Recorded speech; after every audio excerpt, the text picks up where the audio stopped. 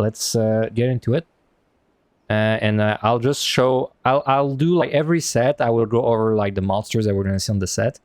Just as a heads up though, from 1 to 15 level high, there's like very little risk of dying outside of traps. Because since the stat squish, like it's very unbalanced. Like since the stat squish from 1 to 50, you just one-shot everything. Like not really one-shot, but it's everything dies like really fast. And things, they just don't do damage to you. So like, especially if you're not doing AoE pulls, like if you're not doing scroll runs and you're just trying to clear normally, like there's very little threats in this entire thing. So anyway, first monster, so it's gonna be very fast as a monster. Yumemi doesn't do anything you need to know.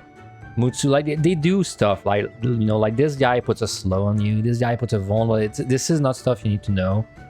Unless you're doing massive pulls, so I'm not gonna really cover it. So nothing important. Shark, not important really. He does a thing called Jaws that hurts, but you can stun it. And I would say like 95% of the time you're gonna kill it before you see it anyway. Bombfish doesn't do anything. Onryo doesn't do anything on this set. The crab doesn't do anything. This guy, only thing you need to know, if you don't kill him fast, he's gonna do some kind of like very long cast. It's gonna push you back after it's done. It won't do like much damage, but it could push you into a trap, so just gotta watch out for that.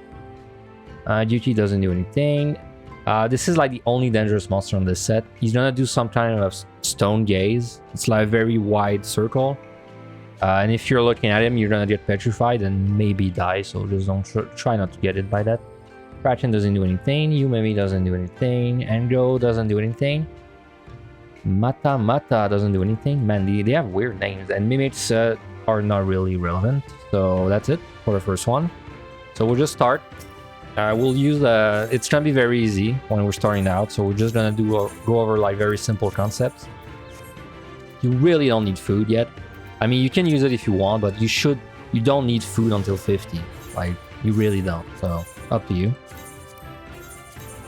Okay, so we are only trying to care. We don't care about score. In this case, scoring is something else basically, because if you're trying to score, it's like you want to optimize your kills and stuff like that. But if you just want your title, which is kind of what this video is aimed for, if you just want your title and you want to know, like, you know, the easiest way, the things you have to know, then you don't really need to worry about score or anything like that. So very simple concept. Whenever you're traveling, always try to hug the walls, because there is less chance to hit a trap when you're on the wall. Like, so you always navigate the rooms towards the walls. That does not mean you will never hit a trap, but it reduces the chances of you hitting a trap. And like I said, the monsters are going to be very easy on the first set. So as you can see, it dies, and it will always die in like a few GCDs, and like, you know, like maybe even 2 GCDs if you have your entire burst. So definitely the right time to just start getting used to your job. You know, if you're not experienced on Warrior, you have about 50 floors to get used to Warrior until it starts mattering. So very simple. All we're gonna do for the first 50 floors, you just only want to find the key, right, and go get the key. Kill like everything on the way. Like kill. I mean, if you're feeling fancy, you can even do some AoE pulls. Just make sure you're never like in the danger of a trap, but you can very easily pull a few monsters if you want to speed things up. Which is never a bad idea, honestly. Like, this is not necessary, but, you know, it gets you used to the job, it speeds things up.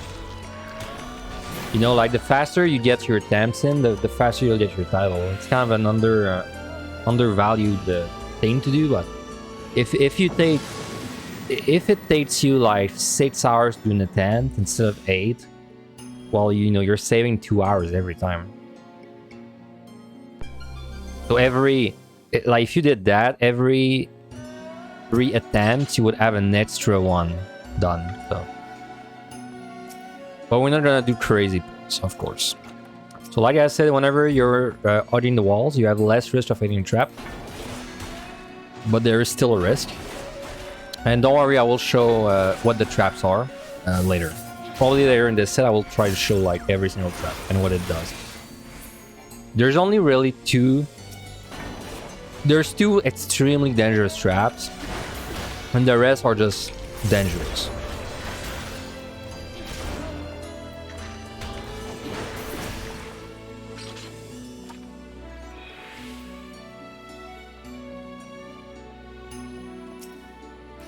So this is the patrol I was talking about. So you're probably gonna kill him before you even see it, but he does something called Jaw, and this is, I'll show you what it does.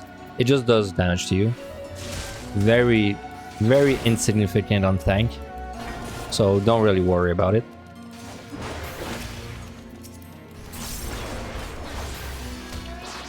Also, because the first 50 sets are very easy and like not really challenging, try to kill a little extra just so you get your level to a nice level.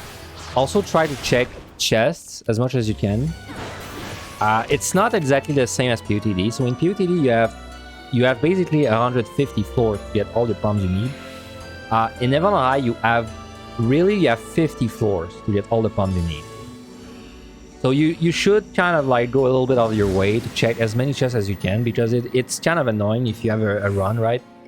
And you're getting to the hard part and you don't even have everything that you need. So just to be safe, like take a little extra minute every set, check like as many chests as you can. Like we forgot one in the room, let's just go back for it.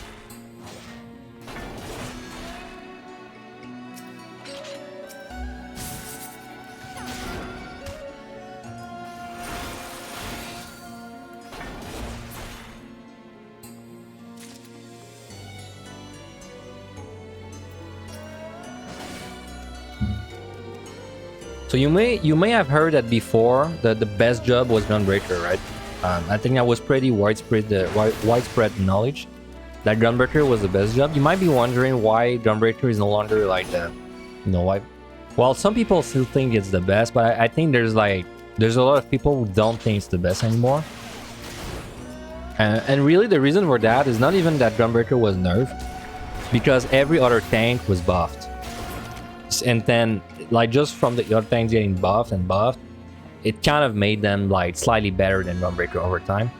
So like for example, Warrior, if we focus on Warrior did not have Run Tuition. Well, no, you had Run Tuition before, but it didn't do the thing where it restores HP with each weapon skill delivered. So this is the reason that Warrior is really strong now.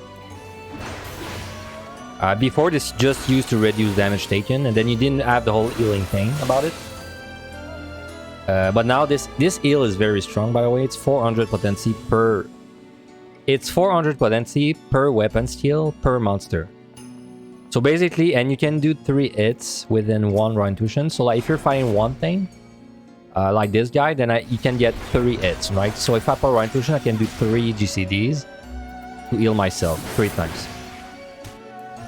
Which, that means I'm gonna heal 1200, which is exactly the same as Equilibrium. So it's basically an extra Equilibrium, but you add it every 25 seconds. Nice. So that's an intuition, by the way, but I just got lucky and stepped on it and found it.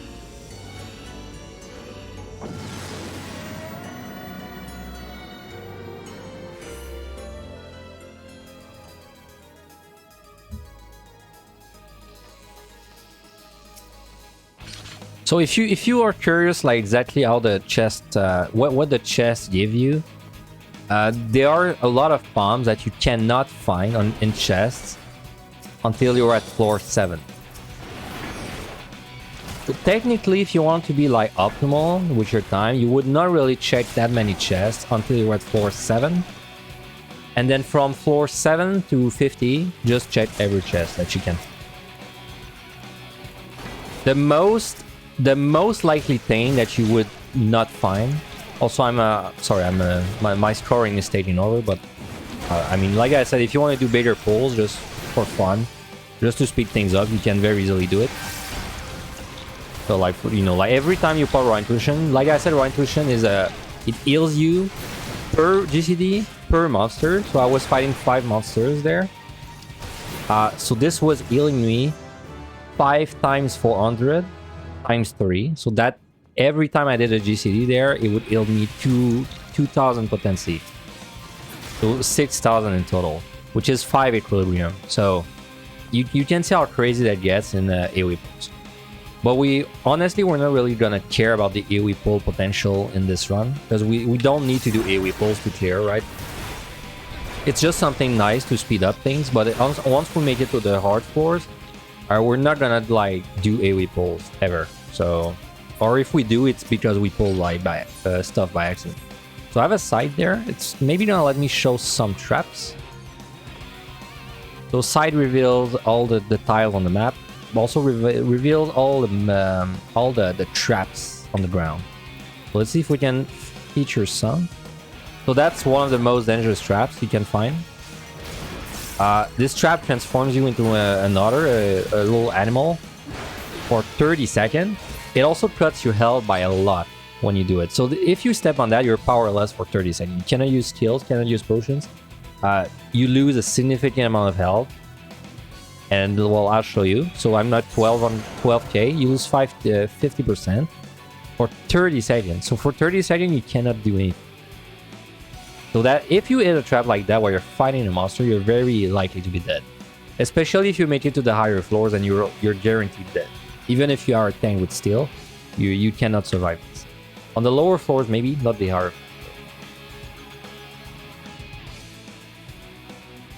This trap is the main reason why you don't really want to be fighting things while you're moving inside of rooms. Because traps can only spawn inside of rooms like that, excluding the one you spawn in. The one you spawn in has always 0 traps. Every other room has 0 or 1 trap. So like for example, this one that I just came from, this room had no traps. Even though this is not the spawn room, it just happened to have 0 traps. This one has 0 traps because it's the room I spawned in. So this is always 0. And then this one has 1 trap. I think. Yeah, this one has 1 trap. But you don't know where the trap is unless you use a side, right? So that's why you have to other walls and just kind of pray you don't run into it. And yeah, so that this one, for example, all the traps, by the way, have different symbols, right? Like they look different on the ground depending on their effect. You don't really need to know that, except one trap that is a landmine that I'll show you later. But you don't really need to know the other trap. So this one, if you're curious, is gonna silence you for 30 seconds. And it will silence your weapon skills as well. So if I step on this, I cannot use spells, but I also cannot use weapon skills for 30 seconds. Which kind of sucks for Warrior, because that is everything. Like, I cannot do damage with this. Unless I have upheaval. Something of note, though, it does also silence a monster, but this is 99% of the time this is irrelevant, because the most dangerous part of the monster is the auto attacks. And so this is actually bad for most of the monsters, because now that means it will auto attack you non-stop. And there is also a trap in this room. This is the second most dangerous trap. This one is called a luring trap. If you can remember like what it looks like, it's not bad, but it's not that important. It looks like some kind of arrow, you know, like it's like shooting an arrow. It's pointy, it looks dangerous. Lurings are usually the most dangerous traps, so that's how people remember them usually. This one is very simple. Let me clean out the room so I can show you better what it does.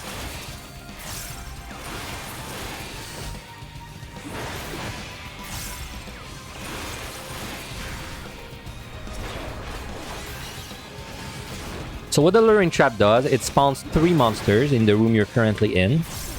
But these monsters are aggroed on you automatically. So like as soon as you step on this, you have 3 monsters that you're gonna be fighting. There's no way you're not fighting them on Warrior anyway. So if I step on this, I am now fighting 3 monsters, and even if I go away, you're gonna see like they're still aggroed on me. They're all gonna come to me, and now I have to deal with that. Which is not an issue on this floor.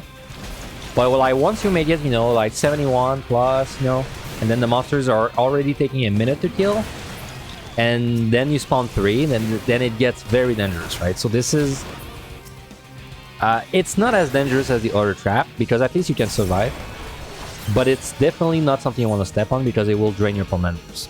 It will almost always require a pomander. So there are still 2 trap types within C. I'll just try to find them. I don't know, I'll try to find them on this set so I can just show them all. So I'm going to be using my sights. Of course, you would not really want to be using your sights. You want to stack all your pumps to 3. So this is the dangerous one I was talking about, the one that transforms you into another. Which that means you never want to step on that while you're fighting a monster if possible.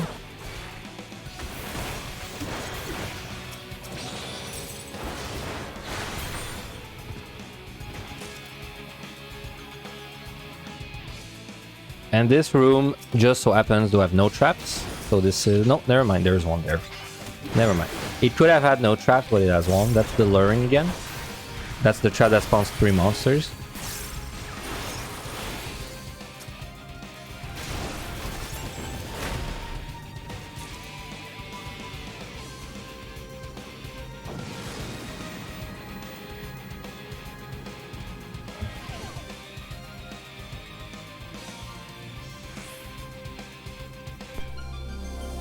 So we have our first debuff there, I believe. No item.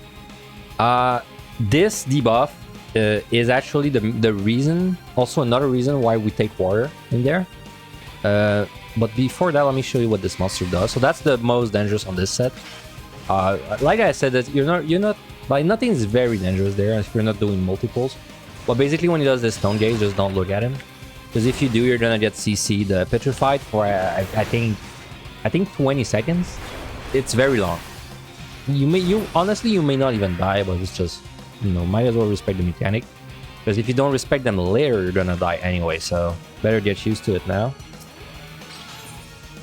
So anyway, this debuff... this monster. This is the one, the other one that like is a little dangerous. He's gonna do something called Shulk, I believe. Shock. This doesn't do much damage, but it will knock you back. So if you were like standing, you know, like on the edge of a room, you could get knocked into a trap and die. Just something to keep in mind. So no item makes it so you cannot use your commanders anymore. Also cannot use your potions anymore. Because by the way, potions are a big part of the dungeons. You must have some empiring potions, which you can get from using potsherds. These things. Each potsherd gives you 20 potions, and these are very important to be able to carry. These basically are potions that heal you over 15 seconds, and they have a 15-second cooldown. So basically, you're gonna drink them non-stop when you're fighting like very tough monsters. But like when you have this debuff, no item, you can no longer use these potions, which is a massive deal if you're playing a DPS job. A massive deal. But on Warrior, you can kind of like get away with it because you have Raw Intuition, which heals basically as like I think even more than a potion. So like you're losing this, but you already have like a very big heal. Plus you have, you know, like Equilibrium, and you have all your tank CDs. And so for this reason, this debuff is not as bad as it would be on other tops. Which means you will not have to like, because there is one pomander that removes all the debuffs on the floor. Very precious pomander. But on Warrior, you can actually do Thors with this debuff on. So like you will not need to Serenity every time.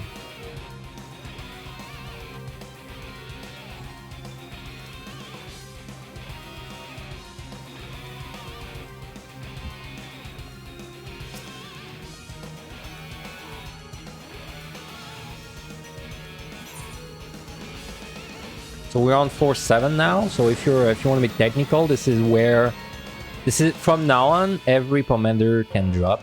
So like now you really want to be checking as many chests as you can, including silvers. If you're coming from POTD, you may think that silvers are useless. Very important MLI to check them, because I believe they have a 10% chance or something like that to contain a Magicite.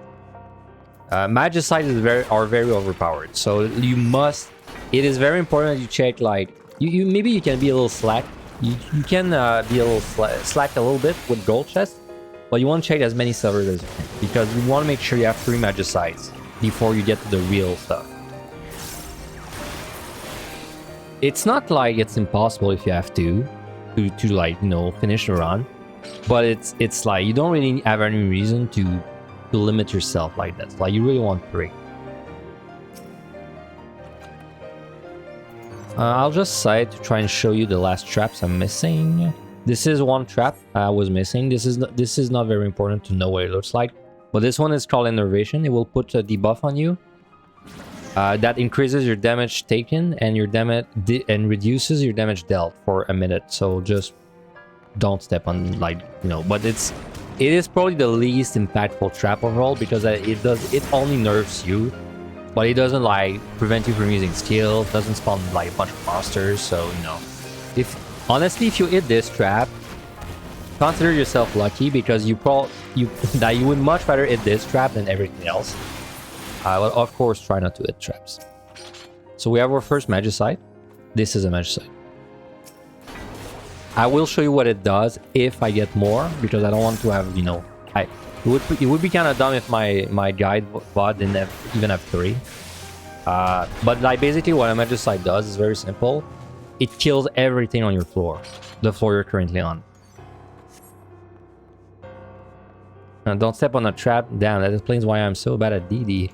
I mean, to be fair, in Heaven on High, it's easier to not step on traps. Once you make it to the higher floors, it's easier than PvP. You have less wall traps to worry about. Don't worry, I will cover all the wall traps when we get there, but there's very few and they're very easy to recognize.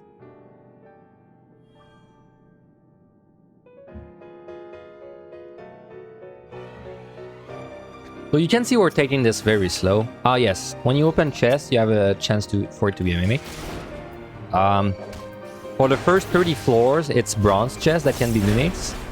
Then from 31 to 60, it's silvers, and then beyond that, it's gold.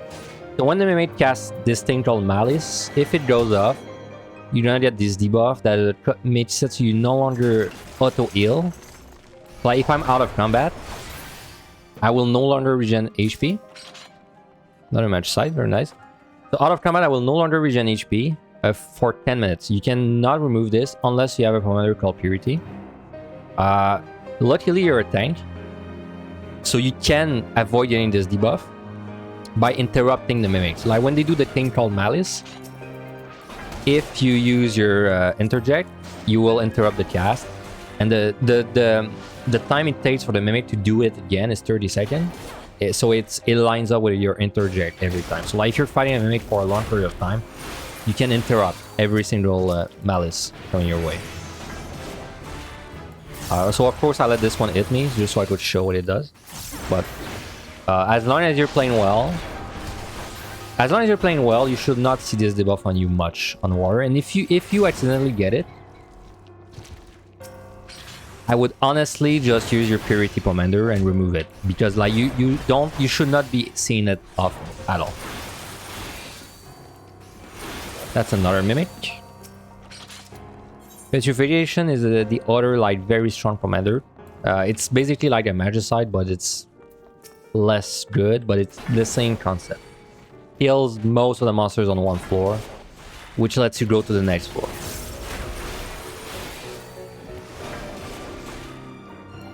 What's up, Kupo? Yes, we're making a guide slash tutorial VOD for Heaven on High because I made one for PvP. No, it's not a score guide. I already have a score guide. Well, written one. This is a clear guide to try and get your lone hero on Warrior, which I consider Warrior to be the best job for beginners. Honestly, I think it's even the best jobs for experienced players. I think it's the most consistent jobs in both PvP and Heaven on High.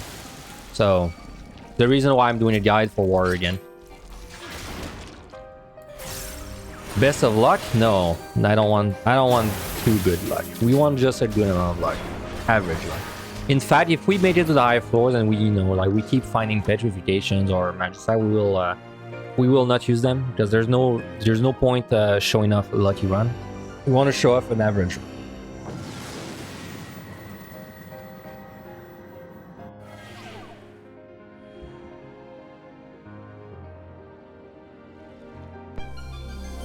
What is next to your server connection icon at the top? So this is a currently playing song. I believe it's a plugin. This is like the song that's playing in game.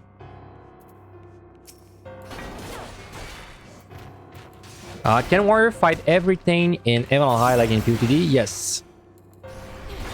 You can fight every single monster without commanders, excluding maybe one on the last set, but everything else you can do it. But just as a warning, it's harder to do the monsters than in PvTD. So you can do them without bombs, but it's trying to require like better usage of your cooldowns. and also like better knowledge of the monsters because they have more mechanics.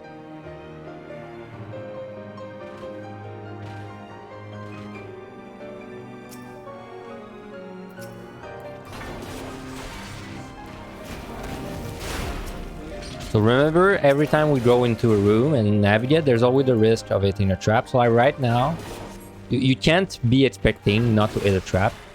I could be hitting another trap at any time and be 30 seconds in my CC. It's just in this case, I know I would survive anyway, so it's why I'm not really being careful about it.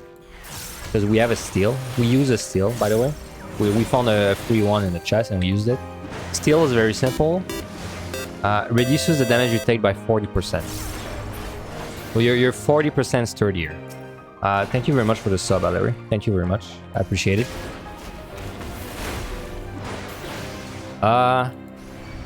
So yeah. So the steal is when you're playing a DPS job, steal is like your bread and butter. Like you need steals to do most things. On warrior, you can, on tanks and warrior specifically, steals are not as required for much. So they're just kind of nice to have at 3, and you know, like whenever you're fighting something you think it's gonna be a little rough, you use a steal to help yourself. Got your first event high clear yesterday. Thanks for all the content I've done. Oh, no problem. I'm glad you got to use my content.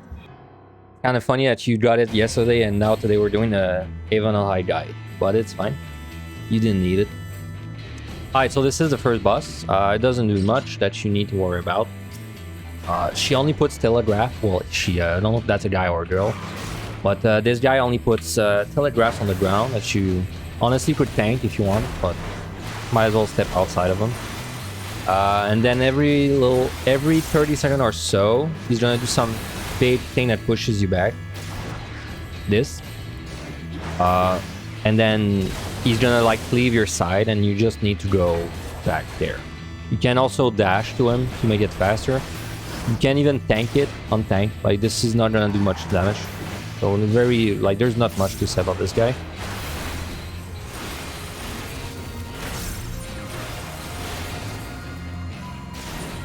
You can even use a strength to make it faster. Your strength and your steel are like not... You don't really need to like hyper focus on like hitting them at 3 for the entire run. Feel free to use strength steel on your sets all the way to like 60. You can go down to 2 and it's never gonna be an issue because you're gonna find plenty on each floor.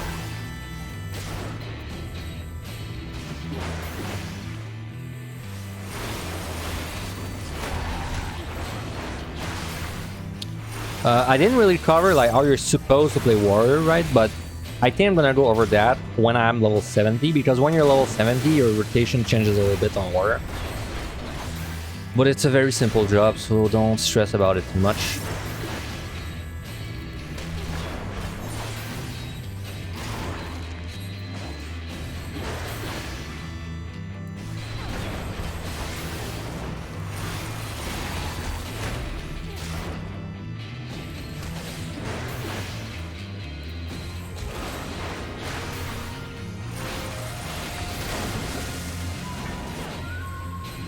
I can show you. This does like with one defensive, this will barely hurt. It really doesn't do much damage. Don't panic if you can't get out in time.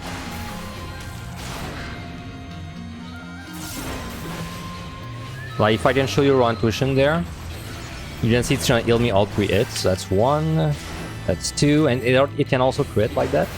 So the heal can crit, even if you're like your ability doesn't crit, you can still heal from the crit, so you can heal even a little more. And yeah, once the boss is dead, you simply can leave through this portal, or you can press U if you're on keyboard and do leave like that. Both work. Up to you. And then every 10 floors, of course, you have like a break room basically, and you can decide to continue or you can decide to go outside. And do whatever you want to do in your life, and then come back whenever you want, and then you can pick up from where you left it. So like right now, for example, we're going to start from 11. Second set, let me show you the monsters briefly. So very not much to say there, but I'm gonna go over them anyway. So the Corpo doesn't do anything. Shizuku doesn't do anything, though this guy, interestingly enough, you can practice a strategy called LOS against these guys on these floors, which is very useful when you're on the later floors, so we might actually do that. But as a monster, he doesn't do anything. Namazu doesn't do anything. Shio doesn't do anything. Hakagiri doesn't do anything. The hand, this guy has an enrage. I think it's a 30-second enrage, but it's very... Like, you're very unlikely to see the enrage, and it won't even one-shot you. It'll just do, like, 50% of your health, maybe. But you don't really have a reason to see the enrage. Ankyū doesn't do anything. Appa doesn't do anything. Doesn't do much. Like, just be careful if you're pulling multiple monsters. Because if you get hit by his gaze attack, he will CC you for a while. So just turn around. Tatsunoko doesn't do anything. Amagoi, the turtle, doesn't do anything. The Hao Mino doesn't do anything. The Shioname doesn't do anything. Mimics are, as always, the same as they are. Okay, so I can show you what I'm talking about with these two. Yeah, these guys. So these are casters. So basically, they're gonna spam something called Water Enemy, and that's it. Like they don't have another attack. Something cheesy can do with monsters that have spells. If you go behind a wall, like if you break the line of sight between you and him at a specific time, he's gonna like whiff the spell. So I'm gonna show you there. He's hitting me right now. If I move and I keep doing this, you can see what's happening, right? Like every time his spell is about to complete, it's actually whiffing the spell because he breaks the line of sight. But here's the thing, I don't care because I can attack, like every time before I go back, I can attack. So that, if you do this, you can basically cheese a monster to not get it ever. If it's a monster that only casts spells. So this is of course not, this is very unimportant right now. But it will become important later, so I wanted to show it off. Very nice, I can show you something. Which transforms the monsters, I will go over it later. So this is a landmine. It does about 70%, I believe, of everyone's HP around, including you, including the monsters. But it will do 70% of your current health. So it cannot kill you. It will always do 70% of whatever HP you're at. So I'm not gonna do it complicated, I'm just gonna show you what it does. So if I step on it, we're all gonna get it. Like that. This will become important later. So, but I just wanted to show it off for now. And so the landmine is the most important trap. If there's only one trap, you have to remember what it looks like on the ground. It would be the landmine, because it's the only one you're gonna use, actually try to use to kill monsters with. So I'll make sure to show you. So that's a treasure room, by the way. Oh, thank you very much, Pomander, for the prime. Thank you very much. I appreciate it. So that is a treasure room. Treasure rooms are basically just rooms that have a bunch of monsters in them. But they also have 4 chests, 1 in each corner. Well, this one is not in the corner, but you know what I mean. It has 4 chests. It's good. It's good for now, because then it means I can kill more monsters. Just to show you the kind of AoE pulls you could do on tanks, it's if you're comfortable with the job, and you can see how ridiculous Run Tushin is, right? You can look how many times Mitchell Tempest killed me in there. But yes, once you get comfortable with tanks, you can do insane pulls all the time. On the once you're climbing, once you make it to 61, you want to slide the AoE pulls, but until then you can do very big pulls like that. And yeah, like I said, treasure rooms are good until you get to the very high floors, and then they become kind of bad, but we can utilize them later also. But it was good that I could show off one right now. So that is the traps that silence you. How big are warriors' time troubles compared to POTD? They're bigger. You have bigger time troubles? But I would say it's easier to formulate a plan, like a plan for the pomander you're gonna use in MML High, because there's less RNG with the debuffs, because you have the magicites to help you with the debuffs. So time is a little tighter, but it's actually more consistent, I would say, than POTD.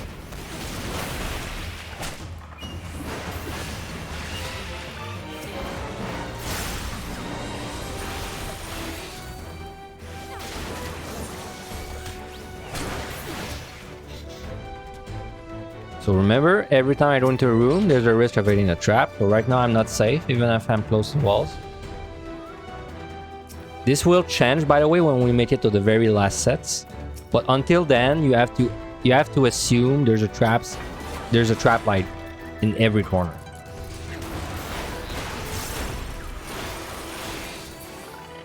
So of course, if you want to do the safest thing possible, and you like never want to lose a run to a trap, simply pull the monsters inside the always, right? Because these always cannot have traps. I didn't mention that, but so the rooms, they can have 0 to 1 trap, but like the always connecting the rooms can never have traps. So that's why these are very safe places. So if you want to save to fight a monster, and that's another thing I can show off. Your range pull on 10 is 20 yards. Your provoke is 25. So if you have a monster that's quite far, but you want to pull it, you can just provoke. You don't need to get into danger and throw your axe. You can just provoke. Pulling with provoke is bad in raids, but pulling with provoke is actually kind of good in POTD and MML High. So.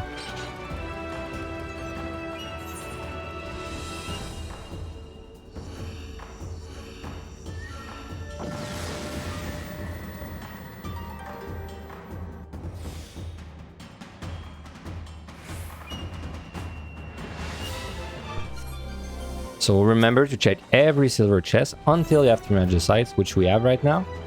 Once you have 3 magicites, I would say that this is the scariest part. It's very unlikely to happen, but if you end up, actually missing palms, once you make it to the high floors, it's almost always going to be a magicite that you're missing. So once you have 3 magicites, you can start breeding again. It would be very unlikely that you're missing something else, except maybe a raising. But it would be very unlikely.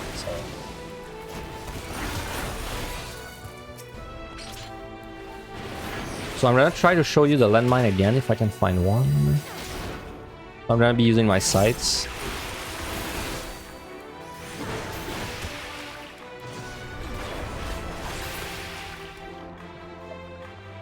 It's not It's kind of tricky, right? So if you've seen my POTD guide, you know I recommended, okay, use your commanders early on, because you're gonna find them back no matter what, and then it lets you get used to using commanders. It's tricky in MML High because you don't have much floors before the hard part, so it's of course you want to get used to using your commanders, but then you don't want to sacrifice your run for it. You don't want to lose the run because you did that.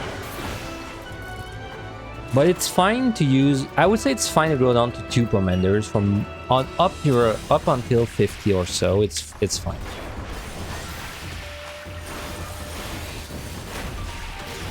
So that's an example of a trap you cannot avoid, for example. So like this trap, if I hug the wall, like I said there, and I hugged the wall and I went to the chest, I would hit this trap. Even if I hug the wall. So hugging the wall is never 100%, but it's usually the best way to avoid most traps.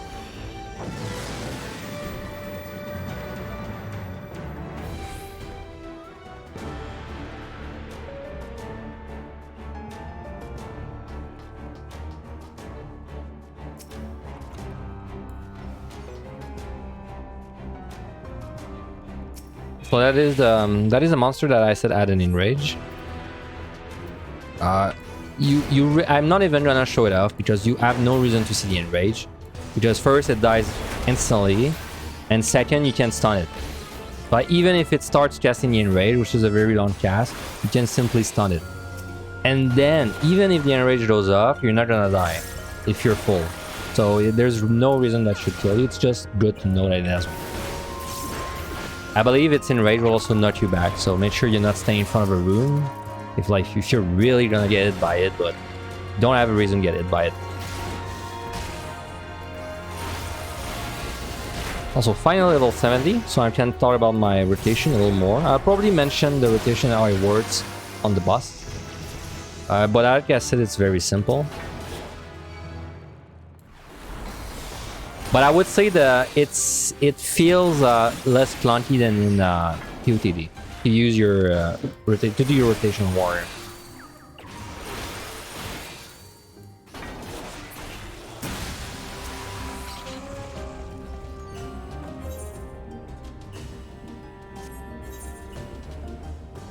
So there is a chance every floor you go in, there is a chance that the big floor, it's gonna be a big floor instead of a small floor.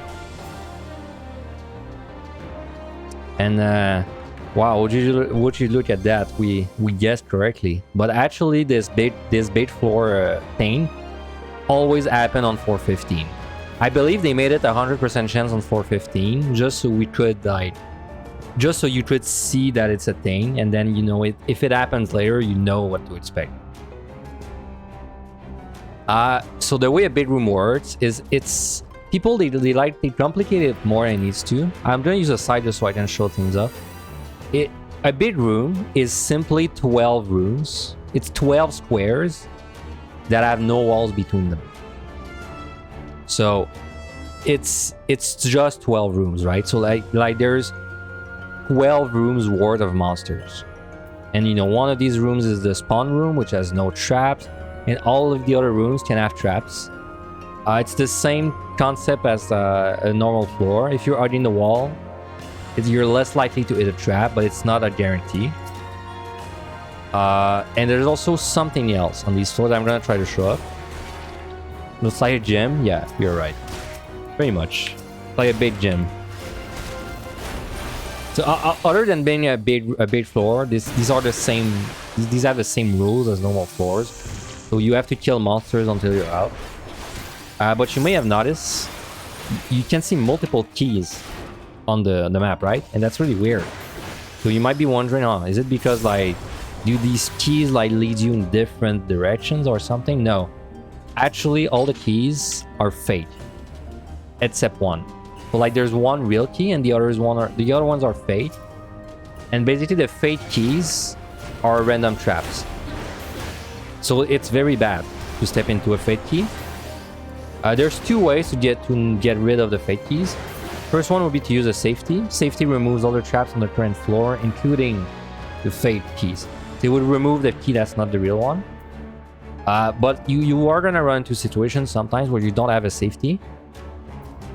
But you have a sight, like right now. So we use a sight, it revealed all the traps on the ground, but it didn't reveal like which one is the real key. So like if I go into this fake key over there, I mean this key over there, or if I go into the other one over there, I don't know which one is the real one. So as soon as I step into it, there's basically a 50% chance that it's going to be a trap. There's a way to work around that, and I'm gonna show you. But before that, I'm gonna show you what a Magicite does because I found a free one. So like I said, Magicite, you're gonna press a Magicite. Very important, Magicite makes you invulnerable when you step on it, when you press it. So let me try to see if I can find a landmine maybe to show that off. Does the big room have the same kill count to open? Yes, big room has the same rolls as a normal floor, so it's from 4 to 11 kills to open. It's not any different. Okay, there's a landmine over there. Can a trap key be in a room that already has a trap? Yes. There's nothing preventing a fake key from being on the same room as a trap. Nothing preventing it. At least not as far as I know. So landmine, I showed it off earlier. This does 70% of your current health and the monsters. So also ingrain into your brain what this looks like because it's important to recognize this trap. I would say it's the most easy one to recognize because it's a very like symmetrical pattern. You know, it has 4 corners. Looks like a square. It's like very pretty. This is the easiest one to recognize, which is nice because it's the one you want to recognize. And yeah, when you use a Magicite, it will actually make you invulnerable for as long as the Magicite is running. You're gonna see in my buffs, I'm gonna gain like an invulnerable buff. So in addition to killing all the monsters on the floor, Magicite also makes you immune to damage when you click it. So if I click it, and then I step on a trap or eat any kind of damage, you see this buff, invulnerable to all damage. Step on a landmine, invulnerable. So if you're ever in a bad spot, you can actually use a Magicite to not die. You know, it's of course it's better to use a Magicite, you know, for its full value. But if you're gonna lose a run, you know, like you're gonna lose a run in 1 second because you know you're gonna get hit and die, you can use a Magicite and survive. That's a play, a very viable play. So let me pick up the Magicite anyway. So yes, the Fate Key. So if you have no safeties, there is one other way to recognize if there's a Fate Key. This pomander is called Pomander of Concealment. It actually has nothing to do with Fate with the keys. It's a pomander that makes you invisible to all the monsters, but also makes it so you don't step on traps when you're when you're concealed. So I'm gonna use a conceal, and you're gonna say I'm not gonna trigger this trap. I'm no longer gonna trigger it as long as I stay invisible. But like the thing that's tricky is this is also true for the key. So I'm gonna so like this one is the real one because it started pulsing, right? But I'm gonna show you what happens if I do the fake one with that conceal active. You're gonna see nothing happens. So I use a conceal, I'm trying to find the real key. I go into this one. Huh, nothing's happening, it's open. Okay, that means this one is fake. And now we know the other one is real. So if I remove the buff and I'm visible again, you're gonna see this is actually a trap. Beacon was fate. So the beacon, the key can be a trap or fate, which fate does nothing. Fate is basically you got lucky and it didn't do a trap effect. But this could have been alluring. Like when I step into the key, it could have activated alluring. Like could have activated the other trap, could have activated anything. It can also be fate and do nothing, but so basically you have two ways to reveal the real keys on these bait floors. Safety or sight plus conceal. Well, no, conceal. You don't need the sight, but it's just usually you would use sight plus conceal, but it's conceal and safety. We have a free flight. Flight makes it so the next floor, not this one, but the next one is gonna have 50% less monsters. Also gonna require 50% less monsters to open the key. I have a fortune right now as well. Fortune is simply all the monsters on the current floor, so the floor I'm on, they have more chance to drop chests when they die. So without pumps, you're forced to potentially eat a trap in the bedroom. Yes. If you don't have safeties or conceals, you are in a bad spot. Like you're in a very bad spot because once we make it to the hard floors, the very high floors, it's not unusual for a room like that to have like 4 fake keys, right? So like your odds of like randomly getting the correct key are small. And then if you go into a fake key and you hit like a luring trap, you're dead. Like you're dead or you need to use a pomander. So it becomes very important to make sure you have like some conceals or some safeties when we make it to the higher floors. I didn't mention it yet, but strength is basically like steel but 4 damage. So like steel decreases damage received by 40%. Strength increases damage dealt and HP recovered by 30%. So speeds things up.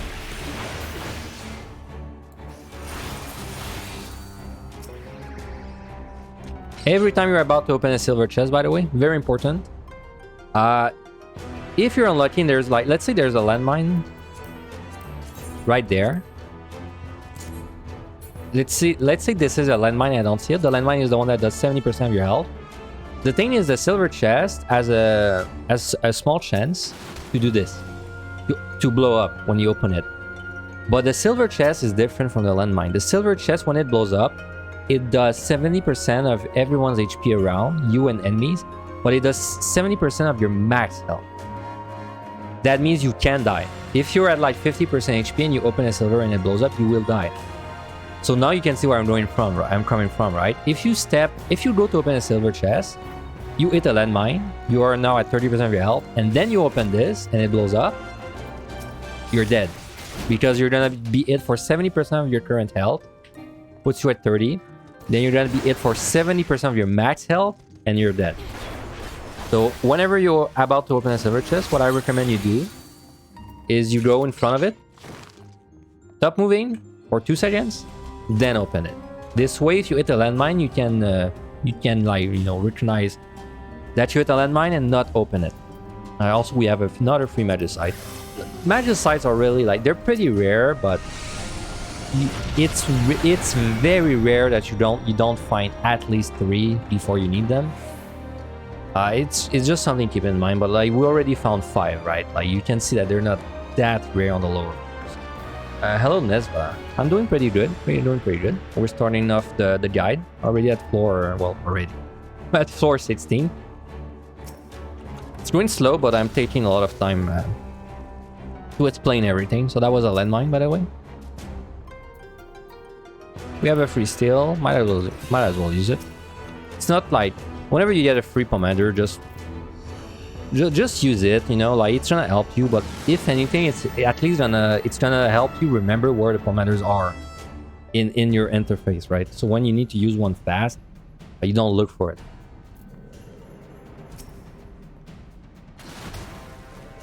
So this one blew up. This blew up for 70% of my max health. So if I opened this and I was at 50% HP, I was dead. But if I stepped on a landmine with 50% HP, I'm not dead. Because then it would do 70% of my current health. Very important to remember that distinction.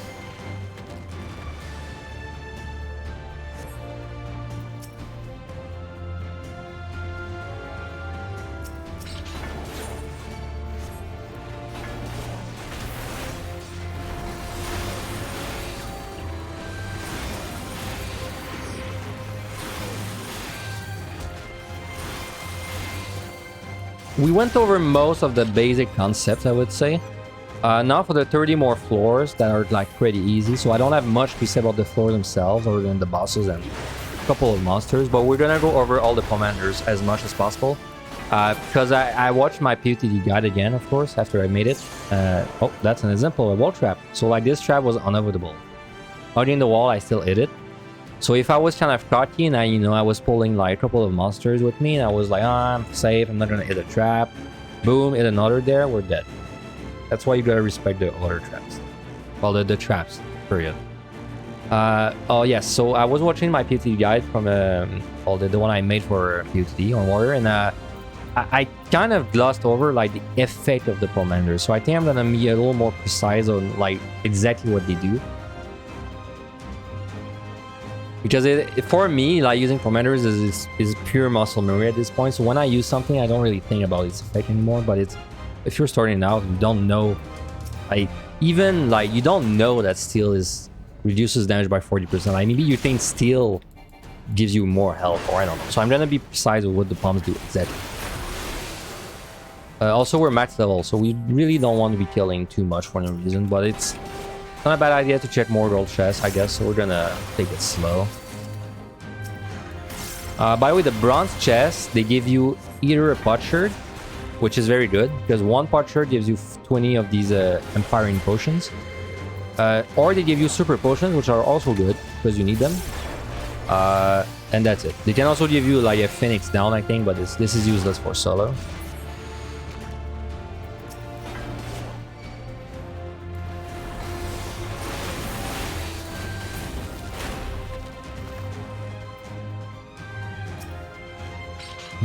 My eyes are...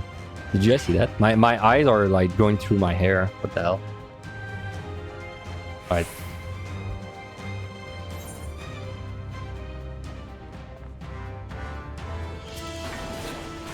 I'm hoping I'm gonna pick up more pomanders so I can show you like what they do without going down in my pomanders, right? Because I want to make sure I have everything when I make it the real floors.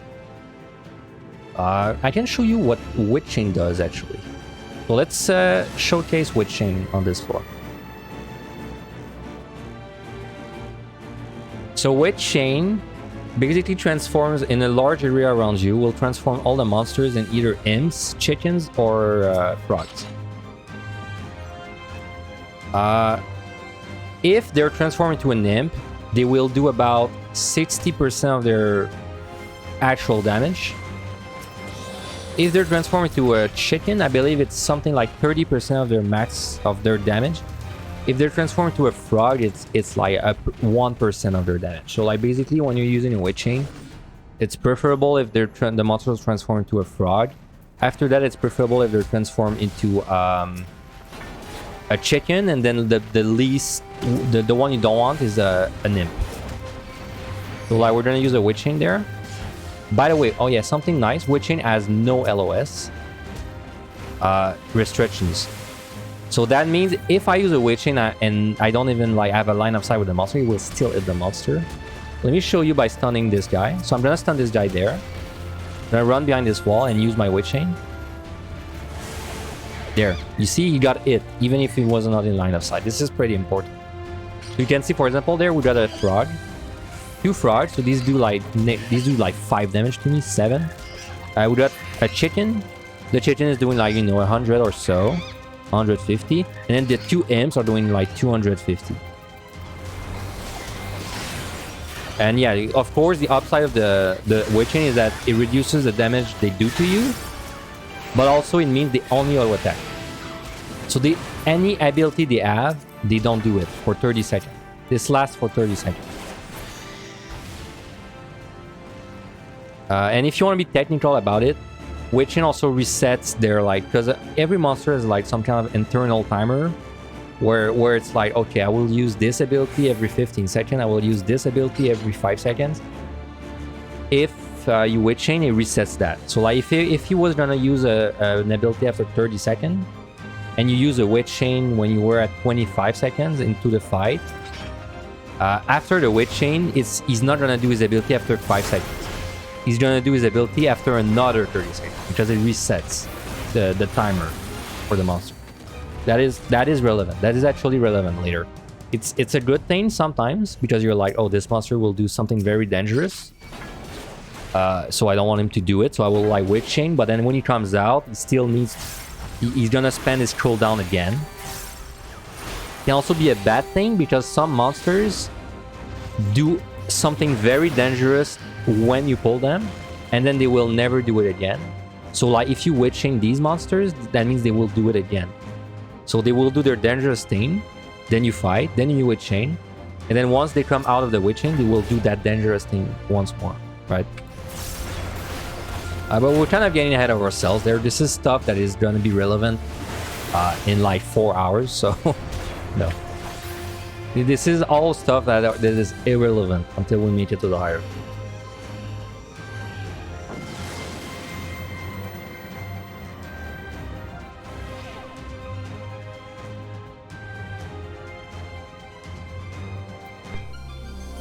So we got 2. You can get buffs and debuffs. You can get a maximum of 3. So we got 2 there. We got a no item thing again. So cannot use pomanders, excluding Serenity. Also excluding Magicites. This is very important. When you have no item, you cannot use pomanders except Serenity, which removes all enchantments. So like if I use a Serenity there, it will remove the no item. It will also remove the sprint. But I can still use a Magicite. That is very important.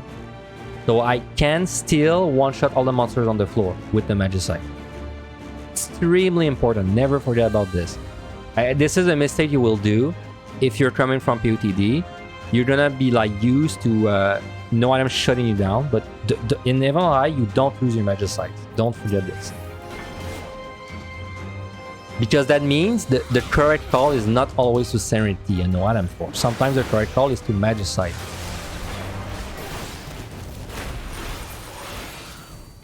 And the buff we got is simply sprint. In POTD, there's the opposite. There's a debuff that makes us you cannot sprint. And I think when they designed Even on High, they felt like that was too like annoying. And so they basically removed that debuff and they turned it into a buff instead. So when you get that, your sprint is like permanently on. That's it. Which it should work like that in Island Sanctuary as well, but this is not an Island Sanctuary stream.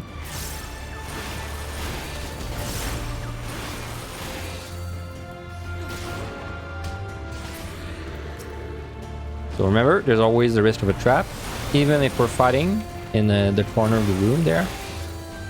But when you stop moving, you're safe. So if you have to go into a room, and then you need to fight a monster, but you want to like minimize your risk, the way you do it is you walk up to the monster, stop moving, then you start killing the monster. So like, at least if you do that and you know he doesn't see you, if you hit like something like another trap, you can still run away. Another strat you can do to minimize the risk of traps, if there's a monster that's quite far and you want to pull him in, this is mostly useful for PC. Okay, so don't move your camera, hold W, move until you're in range, do not move your camera, target the monster, attack, and then press S and move back exactly the same way you came in. If you do this, you're basically like you basically check all the traps for every pixel it went forward, and so when you go back, assuming you didn't move your camera, you're like, it's safe for the whole line, you know, because you already checked it. It's not a bad thing to know. So the boss, very easy boss again. He has a few mechanics. Now I'm gonna teach you how to play warrior in 2 minutes. It's that easy. So warrior is very simple. This guy, by the way, he only does 2 things. He does a telegraph that you don't want to be in, and then he does a gaze attack that you want to turn around for, because it will like terrify you or something like that, and it's gonna make you run into the edges of the arena, and then the edge of the arena is not safe on this fight. You're gonna see some kind of butterfly spawning. I'm gonna explain my rotation after we see one cycle. So when he does that, just make sure you're not greeting, and these butterflies are gonna blow up, so don't be in the edges. So anyway, the way you play warrior is very simple. You 1, 2, 3, and then you make sure you have your buff. It's like your 1, 2, 3 can either be like a damage or a buff. You do the buff. And when your buff is up, you're ready to do your rotation. Your rotation is simply to felt lead before you cap your rage that you get from using normal skills. And then you make sure you never let your inferior get to 2. So if it's at 2, use 1 and felt lead. You have your OGCDs, which is a charge. It just does damage. And then inner release is basically your most important skill. Every minute you want to press this. All this does is it makes it your felt lead plus no rage. And it crits and direct hits. So if I press this, I can do 3 felt lead for free. And you do that. And that's it. That's the whole light rotation. So you infuriate whenever it's up. Make sure you never go above like 100. Do not waste. And whenever you have 50 or so, you use felt lead. And then you use your charge when it's off cooldown. And you use your up evil when it's off cooldown. Because they're OGCs that cost you nothing. And then for the defensives, it's pretty simple. It's everything just reduces damage. Specifically to warrior. Equilibrium is like a fat heal. Just flat, like a fat heal. Very good. Raw intuition makes it so your next 3 weapon skill will heal you for a good amount, which scales with the amount of targets. And then shake it off is simply is a shield on you. That 50% of your maximum HP. So like you're gonna get a 50%, 15% shield. Do Magicides do anything against bosses? They do actually. Magicides do a set amount on the boss. So I don't want to waste one right there, but if I use a Magicide, it will do like a chunk of the boss's HP, which is much faster than doing normal damage to it. This can actually be useful on the later floor, because you're gonna run into time issues, of course, and if you're not gonna make it, like if the boss is not dying at the current pace, well, it's better to use a Magicide than lose your run, right? Like, just to help you. And in fact, as an example, my lone hero player, like when I got my title, I actually had to Magicide the 90 boss twice, because I was like running out of time. So if it's your last resort, yeah, Magicide the boss, get a chunk of its HP off, and then you know, like you're missing a Magicide, but at least you continue to run. You know, like you see that a lot, man, with new runners. Like they'll have to steal, or they'll have to waste a rage, and they're like they tilt, like they become tilted because they're like, oh man, I wasted like this.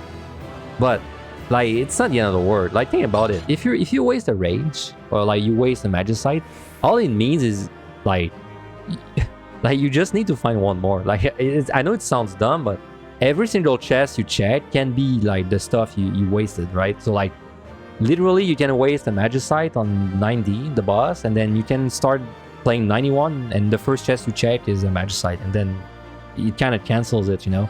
No reason to like get depressed because you use like an important pomander. Okay, third set. So let me open this. Third set has nothing interesting again. Whoops. This. The only B is basically like the water sprite I showed off on the last floor. This is good if you want to practice your line of sight strat where you don't eat any damage. But other than that, it doesn't do anything. It has a gaze attack, but I don't even know what happens if you look at it. So just don't look at it. Algai does nothing. The Kata Sharon does nothing. The Dhruva does nothing. The Saitisui doesn't do anything. The Menreiki doesn't do anything. The Atamoto doesn't do much. When you pull him, he's gonna do some. He's gonna do a cone that pushes you back if you stay in front of him. Just don't stand in front of him, or don't get pushed into a trap. And then he has a very long enrage. Like after you're in combat with him for a good like 40 seconds, he's gonna do like a Midare, which is a good chunk of damage, like probably, you know, 1/3 of your health on tank, but it should always die before you get to this point. Tenaga doesn't do anything. Kurtigan doesn't do anything. Man, I'm gonna be honest, I've never pronounced these names, so it's the first time. The one Yudo doesn't do anything. The Yuki, probably the most dangerous monster. Not really, like if you're fighting him 1v1, but after he's in combat for like 10 seconds, he's gonna do some kind of a, like he's gonna put like some kind of a target marker on you, then he's gonna pull you into him from basically infinite range.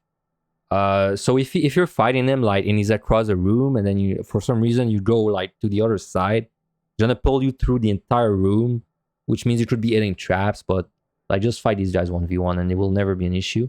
Kroja doesn't do anything. Tengu doesn't do anything. Mimics is the same as always. Alright, so let's go. For what it is, what it's of the... sorry, let me rephrase. So like for the basic mechanics of Deep Dungeon, I don't think there's much left to cover. I think we went over pretty much everything. Something to know in Heaven on High, every 20 floors, the layout is different. Like the maps are different. Now we're on the new map until floor 41. And then from 41 to 61, it will be a new map. And then from 61 to 81, it'll be a new map. And, you know, it's like that. So...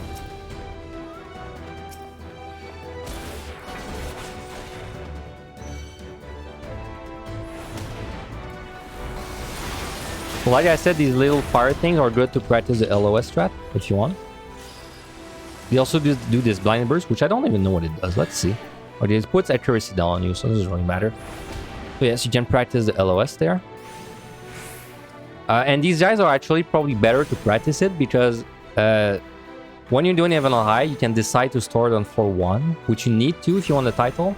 But you can also decide to start on floor 21 right away.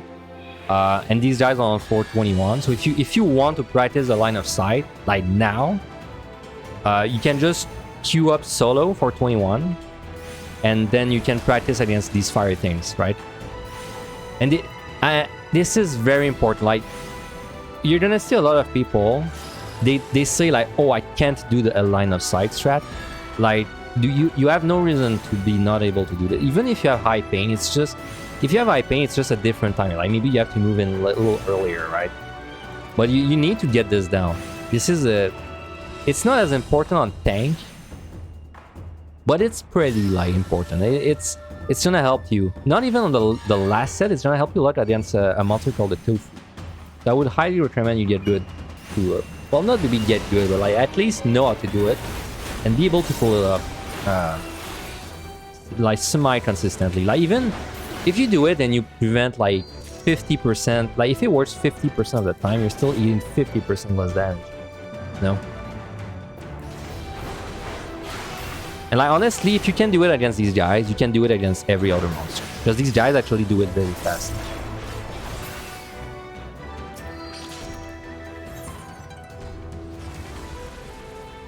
So technically we don't need to check silvers anymore, unless we were missing a pole, because now we have all the magicites that we need.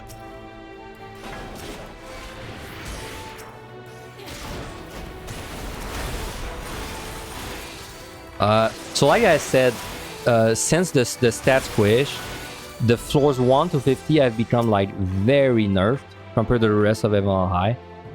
So things may look very easy right now. This will, like, once we make it to 51, a switch flips like this. Like things are gonna get like 5 times as tanky, and like they're gonna hurt 5 times as much. So this is very much so like baby mode until 50. Like the only thing that should kill you down there is traps. Which is why it's very important that you respect the traps, because like it feels bad to lose a run to a trap on these floors where nothing happens. So we have another big room. This one is pure RNG. All the big rooms beyond 15 is RNG. You can't know one is coming. So the best way to get rid of, to deal with a big room, like I said, is use a safety. So if I use a safety, no more traps on the ground. Also, no more fake keys. So now if I see a key, it's the real one.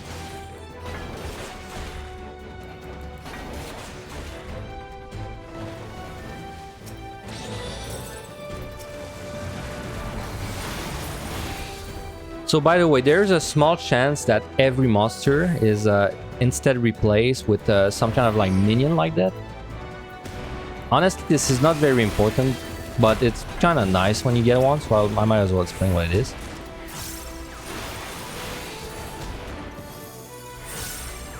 Raising, by the way, is a very good pomander. So what a raising does, it's when you die, you will resurrect. Because usually if you die, if I die without a raising, I lose a run. I have to restart the run from 4-1. It's over. If I have a raising and I die, it's gonna resurrect me. It's gonna be as if someone raised me in a raid or something. But then I lose a raising. So if I died right now, I would actually come back up alive. Let me show you what happens when you die. Might as well, since I have a raising, right? So if you have a raising up, if you die, you will die on the spot that you're on, and then you will resurrect on the spot you're on, and that means you will pull any monster that's nearby. So I'm gonna show what happens. I'm gonna die there, and I'm gonna die over there.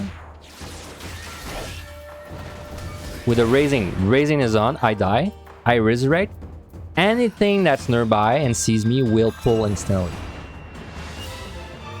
Keep this in mind. So if you die in the middle of a treasure room with a raising and you resurrect, you're gonna like the entire treasure room is gonna be back on you, right? So you have to kind of die in a smaller place if you're gonna die. Also, when you die, you get a weakness, which you should be familiar with that debuff. Some people think that this makes you less makes you less sturdy. That doesn't reduce your defense in any way. This is only your damage that's affected. So I'm not getting damage more because I have this on. I see this mistake a lot, and I think it's because back in Evan's Ward, I think weakness used to reduce your HP or something. But like you don't, it doesn't do anything like that now. Like you don't lose any defensive properties. So if you have a weakness, it doesn't mean you need to steal on the next monster you fight. You know, it's only your damage that's there. So anyway, sorry, I got sidetracked there. So like every monster can be replaced with some kind of minion like that. What these guys do is they kind of run around, and if you're standing close to them, they will sometimes cooperate, sometimes not, but they should do some kind of circle around them that gives you a small buff. Like this. If you stay in this, you're gonna get a small buff. This one, I believe, regens health. So this one gives you a buff that regens your health a little faster. There's 2 more. One of them was gonna make your health... one of them is gonna reduce the damage you take. And the last one is gonna increase the damage you deal. But these are very rare. And they're even more rare when you get on the higher floors. And then the other issue is that they're always hanging in the middle of rooms. So like if you're gonna try to get the buffs from one, it probably means you need to safety or side. So it's just good to know that they're there, and it's good when you can utilize them, but it's not always possible.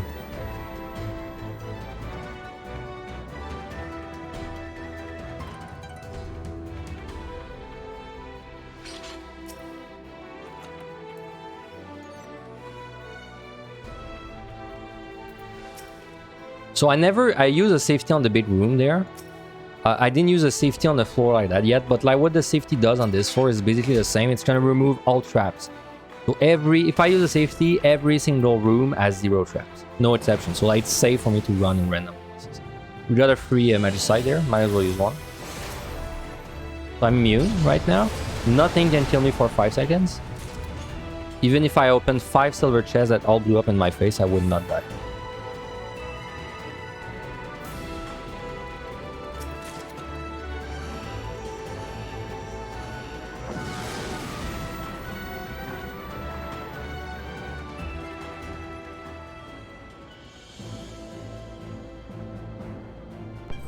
Okay, so we got the first, I would say, one of the worst debuffs you can get. Gloom. It's very nasty debuff. It makes it so the monsters deal more damage, the monsters take less damage, and they also move faster. So if I pull this guy, you're gonna see he's gonna run like freaking train. He's gonna like, look how fast he's gonna go. Like they move much faster. It's not really important on tank. Well, if you're playing something like range DPS, it is pretty important to know. On tank, it's only really the damage reduction and damage taken increase that matters. So basically, whenever you see this debuff, you're losing a lot of time. Like this floor is gonna take you a lot of time to do. Because I didn't mention it much, but you see this timer at the top right. This is the issue on tank. Like it's not gonna be an issue for a while. But once we make it to the higher floors, this is the reason tank is hard. This is the reason like tank is not brain dead. It's because we have to worry about this time. Because we're gonna struggle to do the floors in 60 minutes. By the way, this thing, this is the crown that pushes you back. I'm gonna try to show it next time if I want.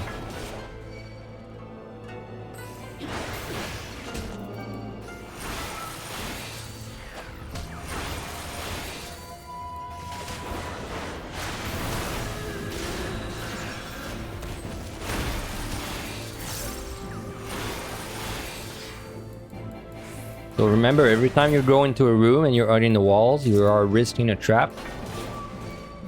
So I'm gonna show you what happens. Like about 5 seconds in combat, he's gonna do this cone.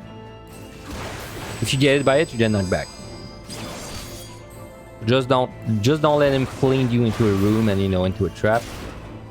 And he has an enrage, very like in 40 seconds or so. So I'm not gonna worry about it. It will not one shot you anyways.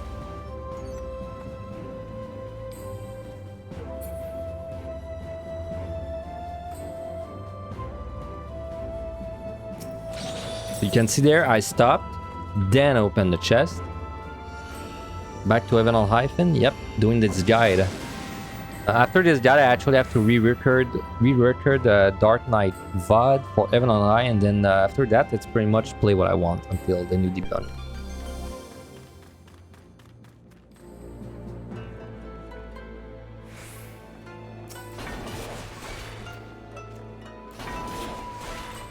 So this chest, so you remember how I said you have to stop in front of every silver before you open it?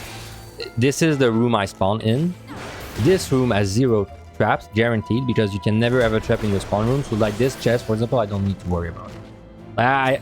I can still stop and open it just to build up the muscle memory, but like this room is safe. I will never hit a trap inside this room. What's up, Bungoland? What's up? Welcome to the stream. So this one, there's a risk of a trap. I don't know if there's a trap. Approach, stop, open. And then if I approach and stop and I get hit by a landmine, of course you don't do the open part. You heal, then open. That's something that's kind of important to know. Obviously, because every room can have 0 to 1 trap, you don't know when the room has no trap. So you have to always assume every room is trapped. But if you do accidentally trigger a trap, that means this room is now safe. Like it works both ways. So if I'm unlucky and I hit a trap there, now this room is safe. Like now I can walk into this room in all the ways I want. So we have a witch chain there. Might as well use it.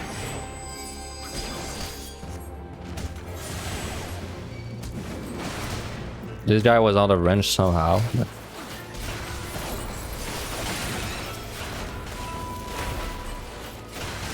You can see raw intuition there is healing me for massive amounts because it's doing the 400 times 4 and then I do it 3 times. So it's in this case it's 400, it's 1600 times 3, so it's a lot of heal. We had a witching, we should remember to pick it up there.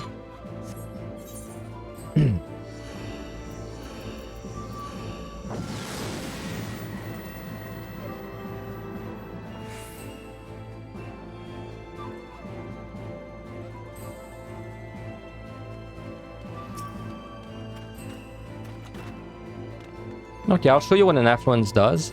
So affluence is one of these kind of commanders that does something on the next floor. It's the same as flight. It does something, it has nothing to do with your current floor, but it's gonna do something on the next floor. And by the way, when you use one of these palms that do something on the next floor, you can tell because if you see this kind of tab called item effects, you're gonna see the pomander is listed there. If it's there, it means it's gonna be there for it's basically its effect is active, and because the effect of this is active, it means the next floor is the one that's affected. But like for example, if I use a fortune, it's still gonna be an item effect, but like the fortune, it increases the chance enemies drop chests on the current floor. So like this one is on this floor. And the affluence increases the number of treasure chests on the next floor. So like this one is active for the next floor. It's active now, but its effect is for the next floor, basically.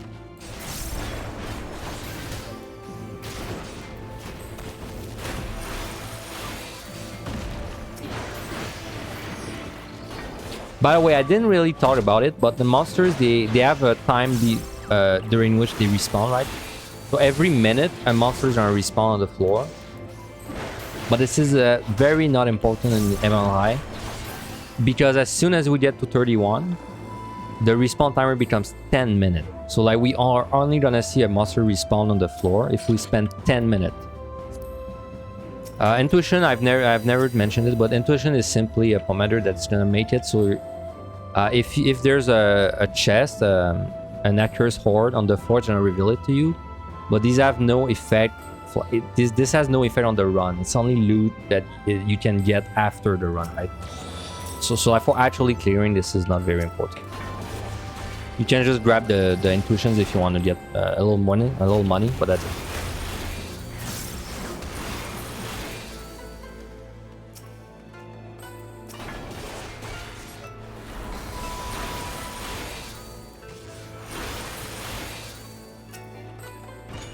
So remember, always a risk of a trap.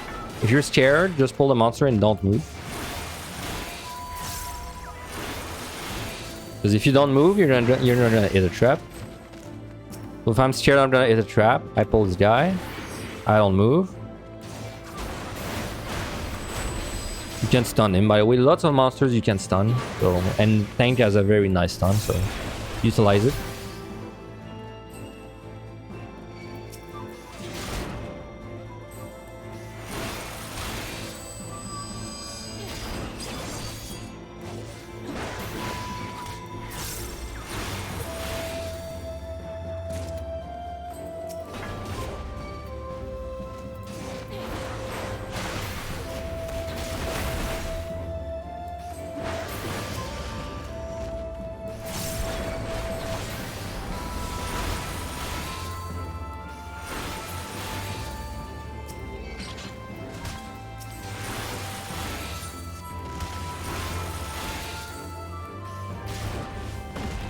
So that is a chest drop.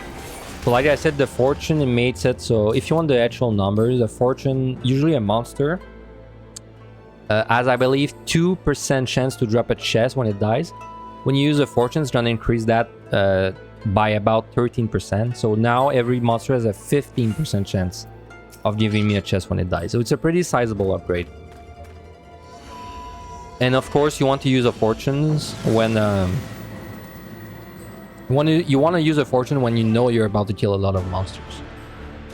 In fact, if you're like on these lower floors and you're missing magicites, you know, like you're missing important bombs, it's not even a bad idea to just kind of use a fortune and kill everything, just to increase your odds. So we have a free sight there.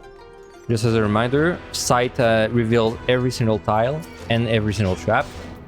Sight is basically a safety, but better, almost always.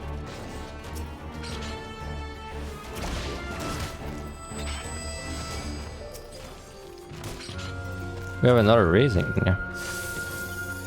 Always use your free raisings. You're gonna regret it. This is a learn trap. It's a pointy like arrow thing. It spawns 3 monsters that are aggroed on you. This is another luring.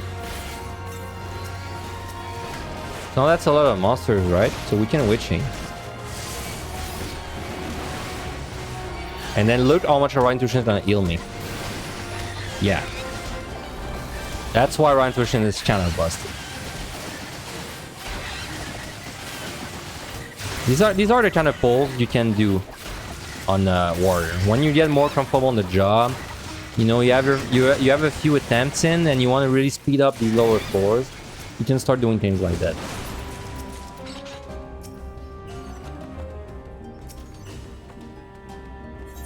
We have another strength. But that's a risk, of course. Like if you like keep doing pulls like that, you're of course a little more at risk of dying. So you know it depends how much you want to be safe when you're climbing. Nothing wrong with just pulling one monster on every single fight. And in fact, that's how I done my first layers. I pulled the monsters one by one until I cleared. So we use the flight. Flight, like I said, is a next floor effect. So on the next floor, flight is active right now, but flight is a next floor effect. So this is active now, but it affects the next floor. So my next floor has 50% less monsters, and I need 50% less to open the key. By the way, this does not change the size of the floor.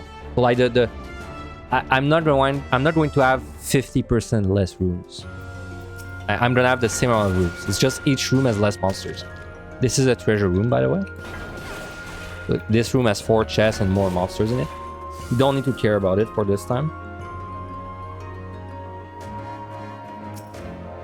Well, maybe we do, because there's not enough monsters to kill possibly there, but I'm gonna go over like the average value, like how much kills you need on average to open the keys and stuff like that. I'm gonna go over that when it actually starts mattering, because right now we're just kind of killing what's in front of us and we go. Like, we don't really need to care about the amount of monsters and all that. I'm gonna use an alteration, show you what it does. Alteration is like flight in affluence. It's a next floor effect. So I use affluence on the last floor. I use alteration on the last floor and it affected this floor. Alteration makes it so that there's one random room on this floor that will contain Corrigans or Mimics instead of normal monsters. I'm gonna use a safety so I don't have to deal with traps. It's gonna make it easier to show you guys. So it chose this room. So this room, every single monster was replaced with Mimics. Could have been replaced with Corrigans instead. So basically, if it's Corrigans are a monster that gets one shot. So basically, you're saving a lot of time if you are lucky and you get Corrigans. It's a 50-50%. So it's 50% chance to be Mimics, 50% chance to be Corrigans. This time we got Mimics. Technically, Mimics are just like normal monsters, except they do the whole like, you know, malice thing. But we're a tank, so we can interrupt it. So for us, the Mimics are just a normal monster, and it's actually a slightly better monster because Mimics have a drop rate of chest. Corrigans and Mimic have a 50% drop rate for chest. So this guy, if I kill this Yuki, he has a 2% chance to give me a chest. If I kill this Mimic, he has a 50% chance to give me a chest. So if I had to choose between fighting the Yuki or the Mimic, then I would fight the Mimic, you know? Because it just makes the most sense because this guy is likely to give me a chest. And then if I was a job that had no interrupt, I would have to, you know, like worry about, like, do I want to deal with the malice, like the pots for 10 minutes? But since we're a tank, we don't care. So it's like almost always a better fight for us to fight a mimic. So like if you use an alteration and you get mimics, like sure you got unlucky because you didn't get guardians, but it's still better than not using one. You can see we already got one chest from that.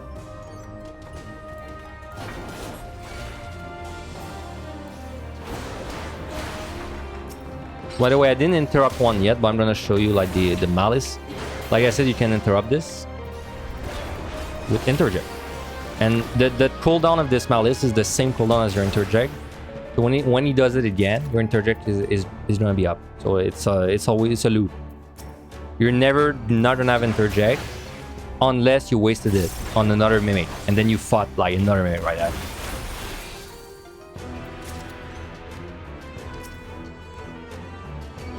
Yeah. So we are already at the boss. Well, already 25 minutes. We took about 30 minutes for each of these sets, by the way. If you're just doing them on like alone on your pace, it's gonna be like 10 to 20 minutes. It's much faster when you're let's playing the whole time. Trust me. Nothing too much about this boss. I mean, he has mechanics, but like the thing is he's so nerfed that they don't really hurt you. So he has a couple of telegraphs. Like this.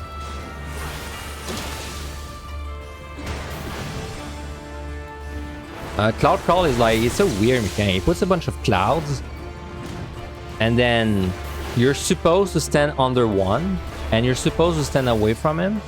And when you get knocked up, it's gonna like despawn the cloud you were under, which means you don't get hit by the vuln.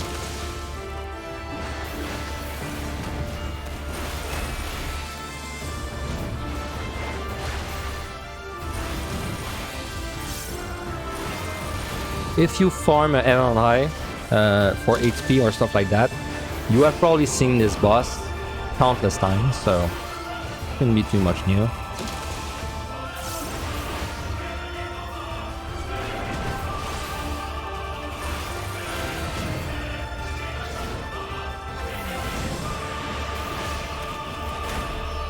Yeah, he will sometimes do this like very big AoE, which I've never been hit by, so I don't even know if it one-shots you or anything. Just step out of it. So this is Cloud Call again. I'm gonna show you how you can actually do it for it to be much easier. Then under a cloud that's right by him, and don't even care about the proximity marker. Just pop like your defensive and stay in it like that. It barely does damage to you. This way you don't lose any uptime.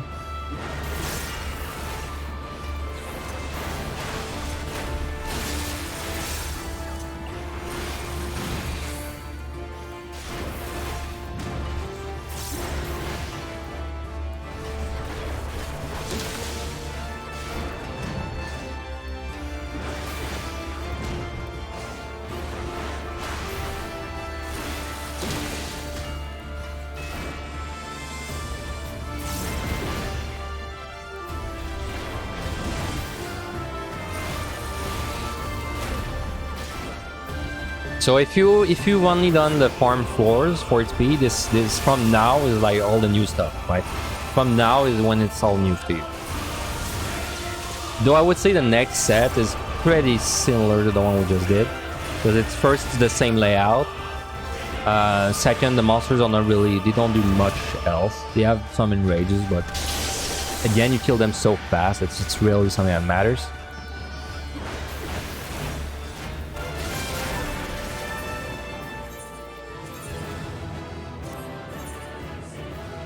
So if you died at any point in the run without a raising, you would get stopped there. Like it would not let you go any further than there.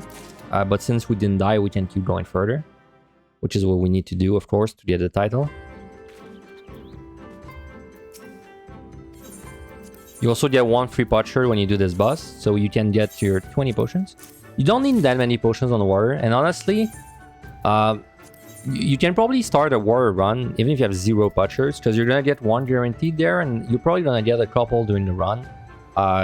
Warrior is a very low potion requirement job, so I think even if I had 0 potions, I would still like do a run on warrior and just see how far I could go. Because you might honestly clear even if you don't have a potion. You might pick up more than you need. Okay, let me be right back. 2 or 3 minutes. I'm gonna stretch my legs, get something to drink, then we'll keep going on floor 31. Yep. So just let me be right back real quick. Should not take long.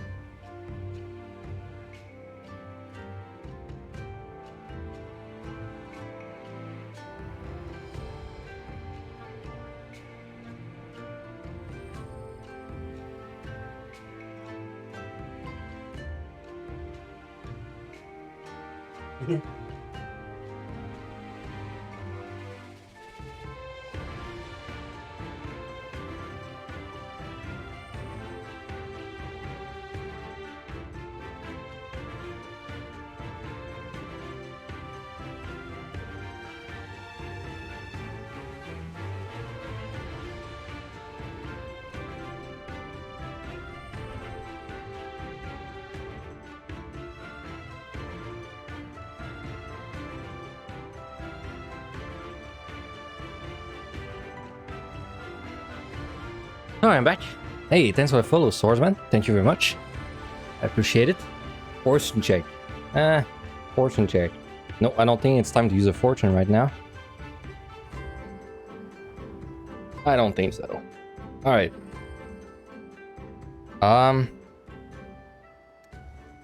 So let's see what we have for the next set. 3140. So the Jidan doesn't do anything. Hornbill doesn't do anything. Yeah, even though it looks like an Enzu, it doesn't do anything. Onmitsu has an enrage when he's low. So just make sure you don't leave one alive with very low HP. Hanya doesn't do anything. This guy is an enrage about around after 30 seconds, or when he's low. He has like a very long cast and he's gonna blow up if you let him finish it. Vanera doesn't do anything. Onmitsu is the same. He has an enrage when he's really low health. It's a very long cast, so you would only see it if you left one alive without realizing it. And Moto doesn't do anything. Moken doesn't do anything. Except he does a circle AoE that if you get hit by it, it binds you. And then after that, he does another one. It's really weird. If you get hit by that second one, it cuts all your buffs by 50%. This is such a weird thing, but it does. So if you had a food buff with 15 minutes, it would make it 7 minutes. Very weird, but it's not actually a threat. Dodu is dangerous, the most dangerous monster on this set. He has a gaze that he's gonna do after a couple seconds in combat. If you look at him during the gaze, it's gonna put you in. It's gonna make you another. It's gonna be the same as if you had stepped on another trap. It's very bad because if you get hit by this, you're likely to die, especially if you're fighting multiple monsters. So just keep your eyes on that. If you just fight them 1v1, you shouldn't not even see the gaze. Kyofusai doesn't do anything. He's scary because he puts a stack marker on you, but it doesn't actually do damage. Ashigaru doesn't do anything. Shishi doesn't do anything. Mimics is the same as always. Just randomly pressing buttons, don't mind you. That's fine, that's fine. Feel free to press buttons. Alright.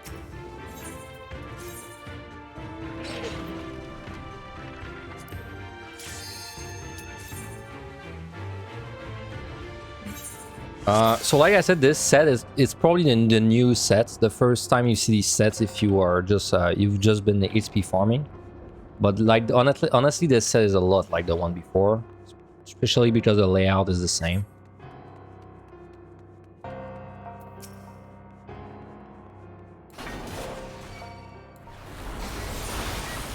So by the way, as you can see right now, we have almost all our funds at 3. We can kind of slack on checking gold chest now. Feel free to check gold chest still if you wanna just like get used to the position of your palms and maybe like get used to using them now and then. Not a bad idea to be checking chests so you can use more palms, but I won't do that just so this doesn't make the guide too long for no reason. So we're just gonna kill the bare minimum and get out.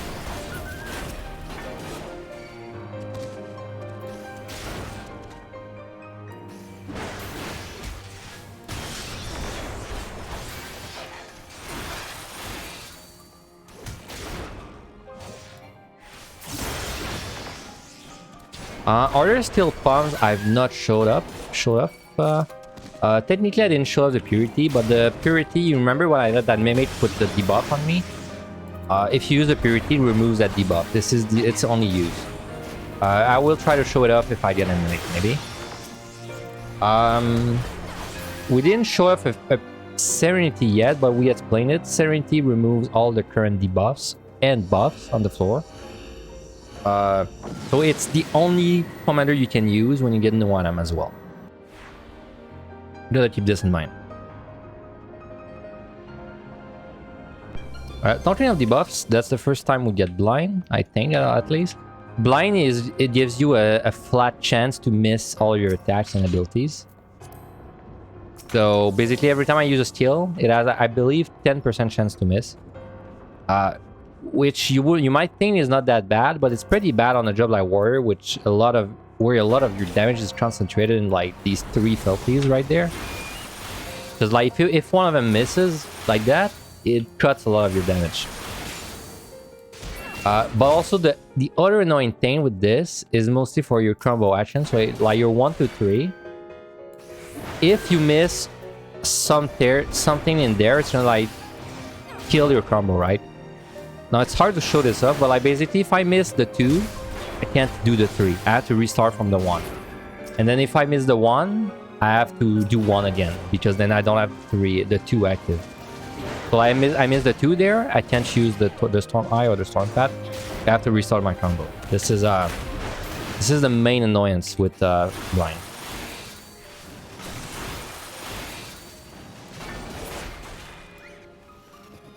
So Pomanders, I've still not showed what a Frailty does. I'll probably show what it does on the boss. I showed what Conceal does for the traps. I've not showed what it does against monsters, but I'll show that off later when I have more Conceals. I've not showed off what Petri does. This is pretty important. As soon as I find a Petrification in the chest, I will spend a good minute explaining exactly how it works. And Magicite, as I explained, makes you invulnerable to damage for like 10 seconds. Also kills every monster on the floor. And by the way, when I say it kills every monster, I mean every monster. Like it's not like it only kills monsters closest to you. So if I use it on this floor, every single room is gonna get emptied out. Like everything's gonna die. No exception.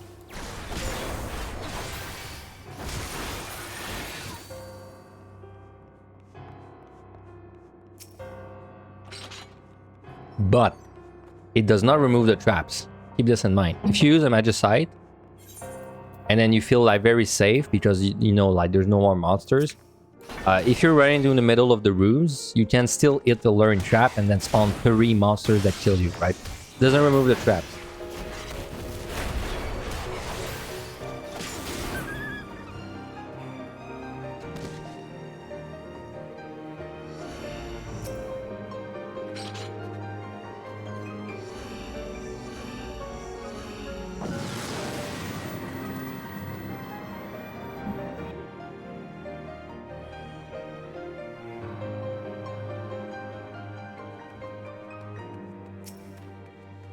Oh, we have an Elder Magicite. That's interesting. Okay.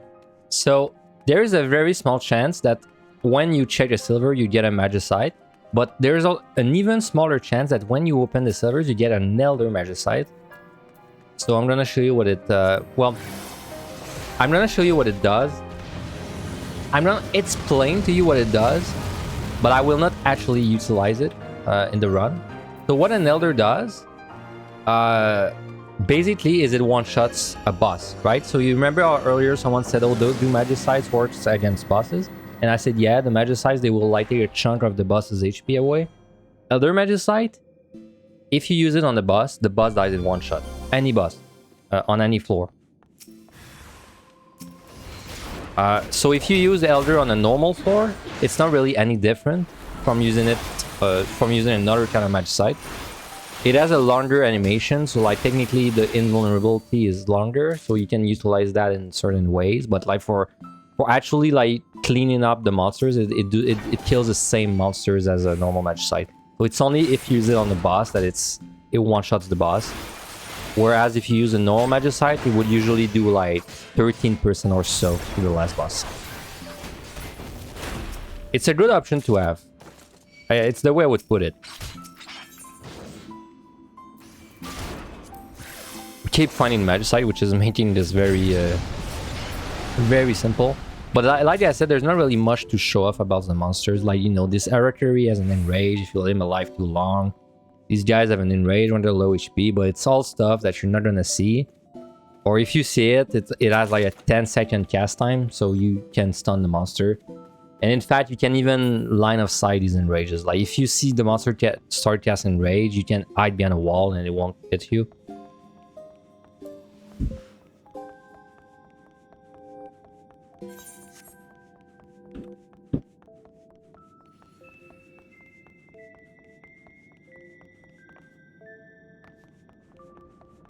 The very last room is the key. Unlucky.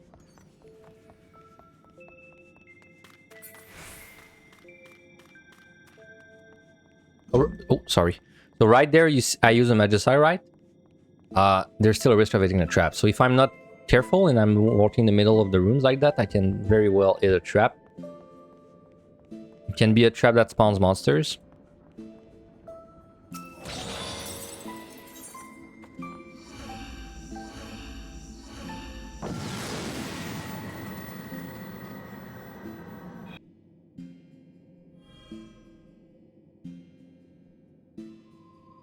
We got another bedroom. So same as always, you have two options. Two main options. You can either safety, remove all the traps, including the faint keys, and then just kill monsters until you're out. You can sight to see the traps, and then conceal once you're done to exit. But what do you do if you have none of these options? Because this might happen, right? You might zone into a bedroom, and you have no safeties, and like no sights. If you have no sight and no safeties, this becomes a very dangerous room because there's no way to prevent hitting traps, really. So if you don't have any safeties or any sights, the next best thing you can do is you can hug the walls as much as you can and try to pull all the monsters that are close to the wall. That is this is a last resort thing, but it's an option, right? I would only do this if you had no safeties and no sights. Just hug the wall. Try to pull the things that are kind of close so you don't have to go too far in. Good morning, Sut. How are you? By the way, there's still a risk you can hit a trap on the wall, but it's less risk than if you're just randomly running into the middle. We're just trying to find monsters that are kind of close to the wall so we don't have to go into danger. Pretty good going on a date tonight. Easy, huh? Good luck on your date. Good luck on your date. Make sure to ask if she's a necromancer or E. We're gonna kill his tiger because he's close to the wall. So we have no clue where the traps are right now, because we are out of safeties and out of sights.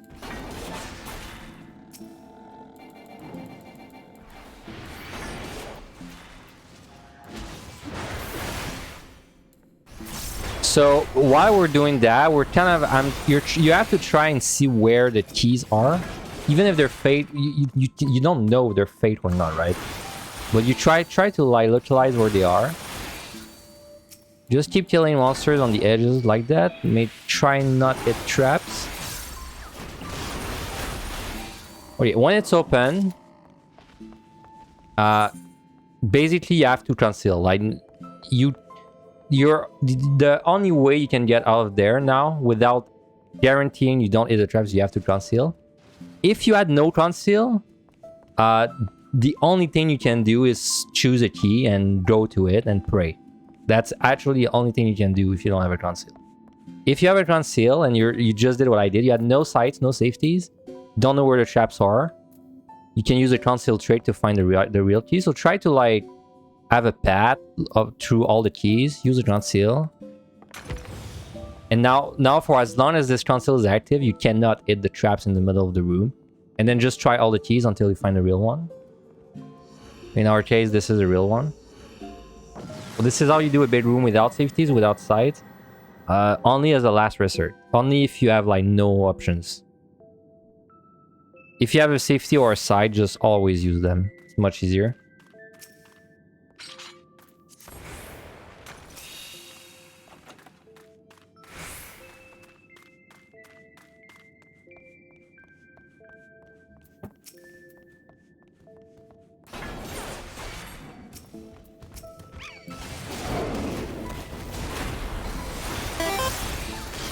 Yep, thanks for the follow, Smola. Thank you very much. I appreciate it.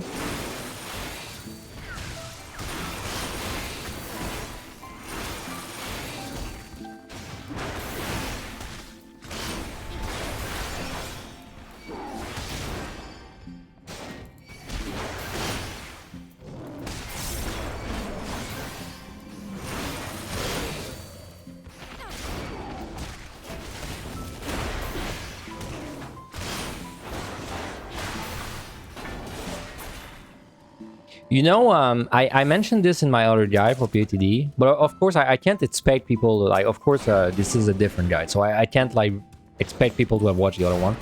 But it's very important to like, it's maybe a little less important in MLI because it's shorter and the earlier floors are easier, but it's important to respect the lower floors, right? And the monsters. At the dog. Oh, you have to repeat the. You have to redeem the pet, the enemy option. We don't give freebies there. Oh, this is the dangerous monster, right? If you kill him 1v1, not really. But if you're killing him in multiple monsters, with multiple monsters, when he does the gaze attack, if you look at this, you're gonna be transformed to another for 30 seconds, which means you cannot use any abilities. Plus, you lose 50% of your health. So this is very bad. Make sure you respect that gaze at all times. I would say this is the first monster against which you might die, like without even a trap involved down there. So anyway, we're gonna pet the dog because we're nice. Hey. No, I want to pet you, not kill you. There. Now you can die.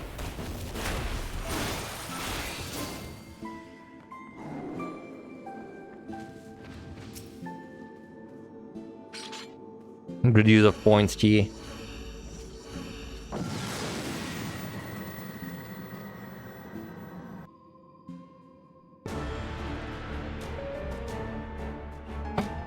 Wow, holy shit, that would be a nice score run. Not gonna lie.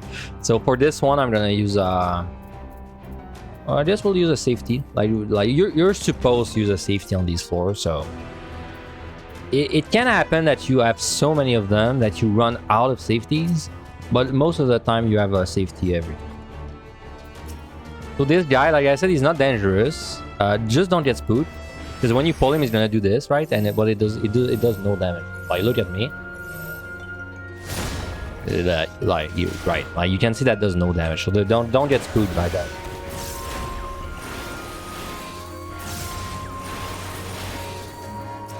I didn't get to show it up, so I might as well. So this guy, like I said, has an enrage when he's low health. About 20% maybe? 10? Yeah, it's below 10. So when he's below 10, he's gonna like do this enrage. I think it might one-shot you if it completes, but it happens only when it's at below 10, and like, you know, it was harder to get him to show the enrage and actually randomly get it, so you really should not see it. And even if you did, you can stun him. Yes, it's the same enrage as the Arakiris, except I believe the ninjas is larger. Like the AoE for it is like twice as big or something like that. But it's the same, it's kind of the same thing.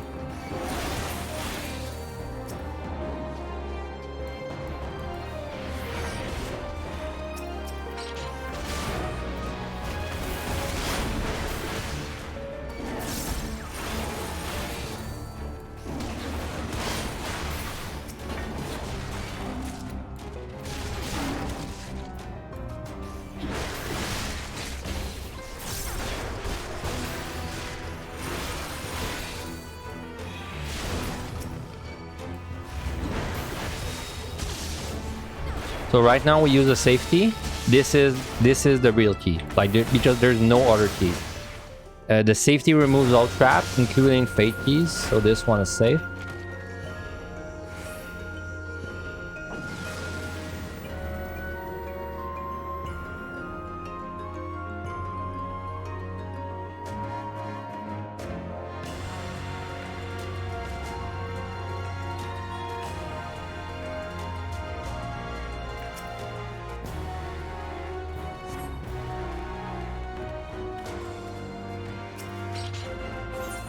Another Magicite. So, you know, I didn't really exaggerate. Like, it can happen very rarely that you have a run where you have like 2 Magicites the entire run, but it's like very rare, like I said, because you can see we already found like, I don't know, like 9 Magicite. Honestly, we probably found a little more than on average, but on average you find like, you know, 6. I would say 6 is a good average. Don't stress too much about it. Just check as many chests as you can until you have 3, and then don't worry about it.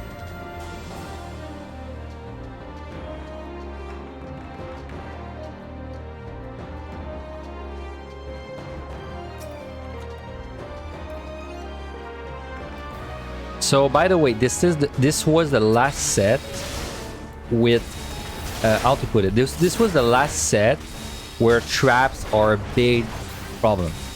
Starting from the next set, the layout is gonna change because it's the 41th floor, and then every single layout after that either has no wall traps or very easily recognizable wall traps. So like we're never gonna run into trap issues again, assuming we know what we're doing.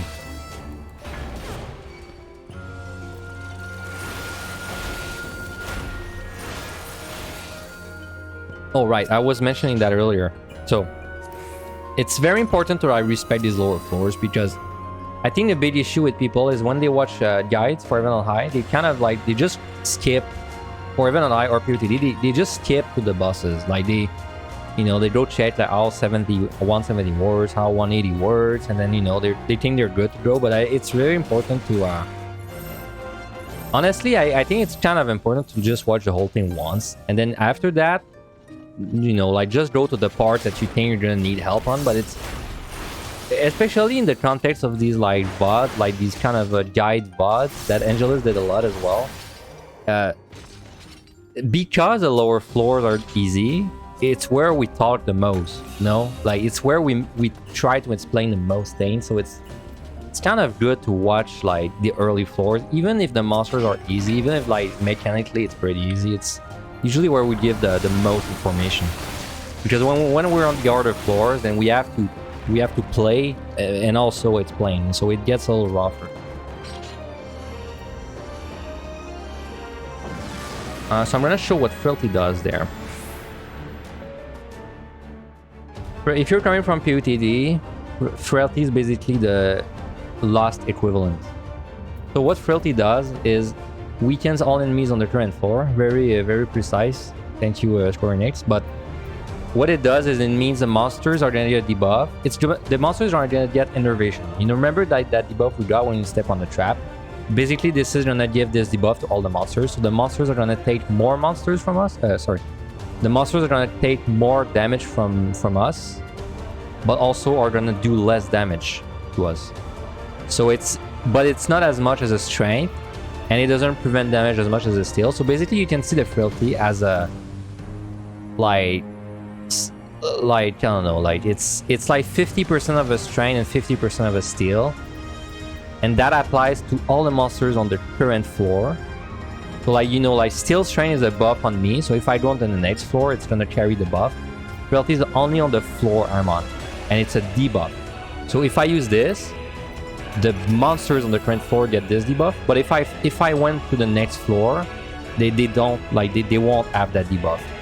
And in fact, if I open, let's say, a mimic, if I found a mimic from a chest, but I found it after I had used the Frailty, then the mimic is not going to have this debuff on it.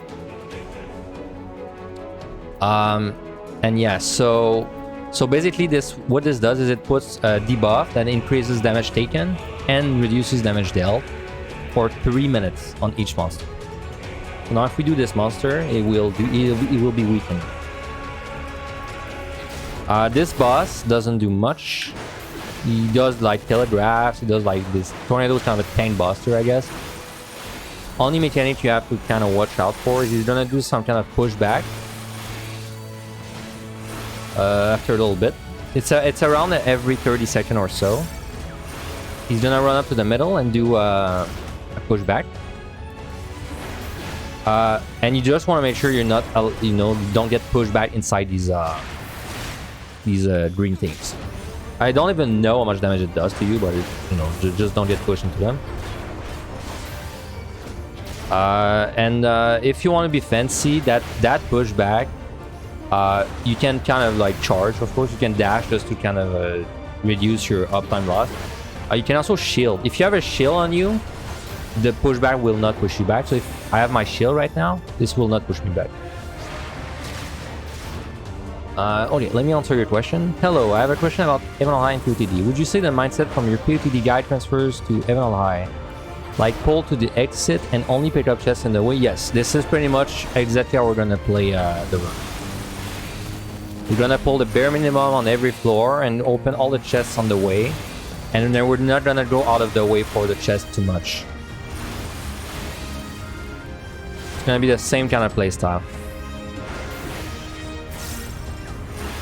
It's the same idea where we don't need steel or strength for almost any monster, and also we don't rely on serenity that much. So it's like we're never gonna be starved for one commander in particular. And it's actually very similar. It's gonna, when we do the 71, it's gonna be very similar to PTD, where we use the landmines to like cut a lot of time used on the first set. So yes, I did pick up an Elder Magicite, but I'm not gonna use it on the boss because it would be stupid to use it on the boss, because I want of course to show off the boss mechanic. So even though we have one, and I'm gonna explain where you would want to use it if you do happen to have one. But since it's a rare drop that you honestly won't see often, I will pretend I don't have it and just use it as a normal Magicite.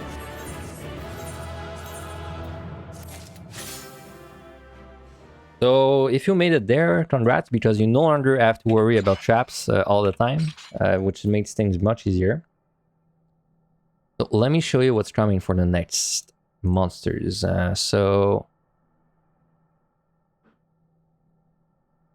Next floor, 31 to 40. No, never mind. That's what we did. 41 to 50. So Ganzeki does nothing. Kuro Zegi does nothing. Dara does nothing. Sekiro does nothing. Sechizo does nothing. A lot of these monsters, they spam telegraphs on you, but they actually do nothing else. This guy, be careful. He has the same name. He's called Sechizo, and this one's also called Sechizo, but he's like green crystals. Also, this one's a patrol. This guy, he after being in combat for a little bit, he's gonna like do a thing that sucks you in, and then he's gonna do a telegraph. You have plenty of time to run out. More something you have to keep your eyes out of if you're like kiting a guy like that, and you're, he's across the room, and then he pulls you back to him, and you run over all the traps. Just don't let that happen. Sekiban is he has an enrage technically, but it doesn't do much damage, and you should kill it before. Iseki doesn't do anything. Akaishi doesn't do anything. Mizu has an enrage that will probably kill you if it goes off. So make sure you kill it. It goes off about 30 seconds after you pull it. There's plenty of time to kill him. Just make sure you don't leave one alive behind you or something. Iseki does nothing. Monoiwa does nothing. And the mimics are the same as they are. By the way, I didn't mention it, but they upgraded to silver since then. Honestly, doesn't change much. Silver mimics you can stun or interrupt on tank. So, all right.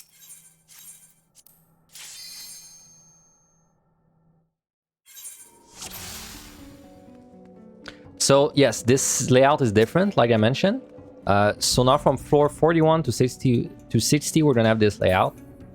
This layout is safe because this layout has basically like no risk of a wall trap.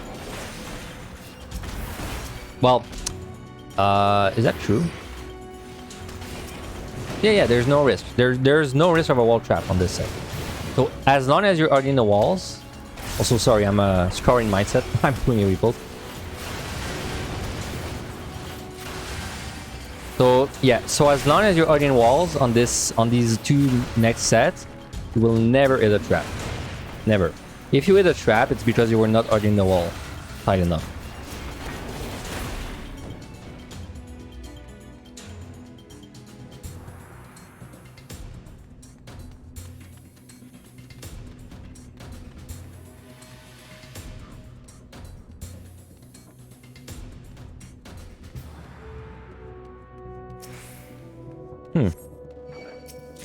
I kind of want to explain the patrols. I think I'm going to use this guy to explain how patrols work.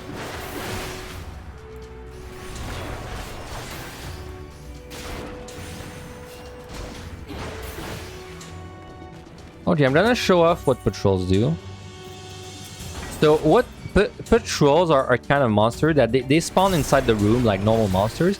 Except it's specific monsters. Like, so a patrol is always the same type of monster. So like this Kuro Uzagi, every time there's a Kuro Uzagi, it's always gonna patrol.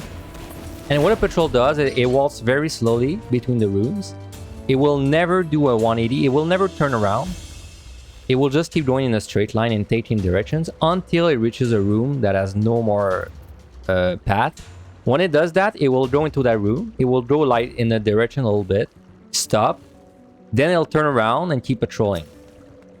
So now what he's gonna do, if he doesn't see me, now what he's gonna do is gonna keep walking until we're gonna follow him. Actually, why not? So he's gonna keep walking. So in this room, he can go left or right. So he will go left or right. He will choose. It's random. He will choose randomly. In this case, he chooses to go right. So what he's gonna do is gonna go. This is a room that has no more rooms connected to it. He's gonna go inside that room. He's gonna go slightly in a direction inside of it. So he's gonna like just decide to go in a direction. He's gonna go forward. He's gonna stop after a random amount of time. So he can go really far into the room. At some point he'll stop. Once he stops, he turns around and resumes the patrolling. So now he's gonna do the same thing. He's gonna keep going.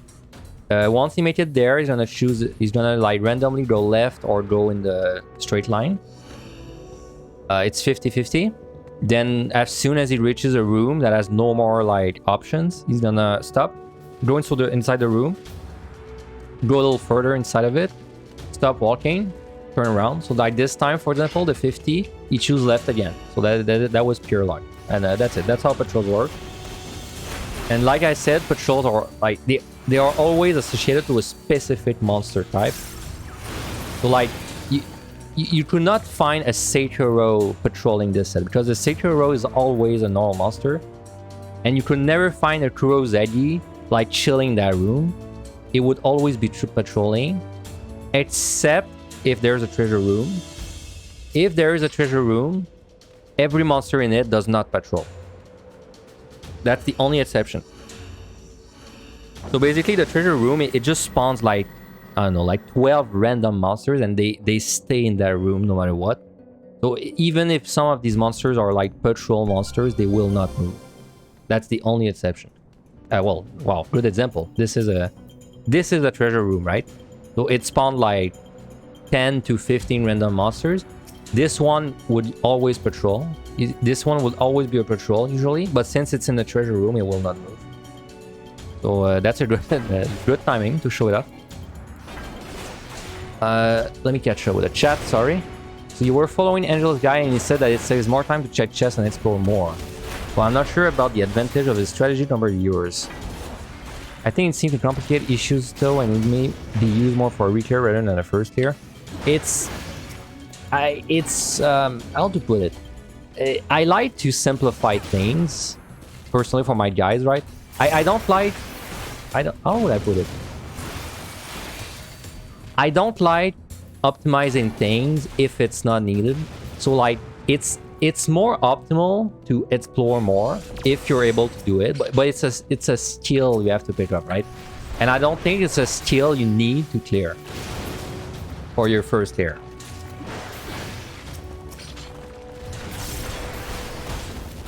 So personally, the way I approach my guides for warrior, so okay, for context, right? I did for both POTD and Evan on High. I did no chest runs. So basically, I did runs where I never opened a chest, starting from floor like 171 in POTD and floor 71 in Evan on High. And then after I did these runs, I realized that it made me realize that you don't need to explore to clear. Like, exploring is nice to if you score. Like, it's nice if you want as many pomanders as you want, but you don't need to do it to clear. And so for this reason, the guides I'm making, I recommend you don't explore. Like, but explore until you find the key, and then just kind of chill. Like, just fight at all times and check all the chests that are in your way, right? That's basically the way I'm doing it. Petri, perfect. So I can show off the Petri as well. So when you use a Petri, turn all enemies on current floor to stone. This is very vague. So what it does is, when we use a Petri, every single monster on this floor And be careful, this is only monsters that are currently existing. So if I do the Petri, then I step on the luring, the monsters that are coming from the luring will not be petrified. Be careful. But anyway, so when you use the Petri, everything becomes turned to stone. And what that does is they basically die in one shot to any attack that does damage. And it lasts, I believe, 20, 30?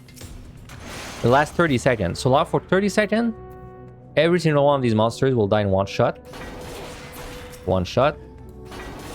One shot. You can use AoE as well to kill multiple. Now, if you use something like Provoke, it will not die. It needs to be something that does damage.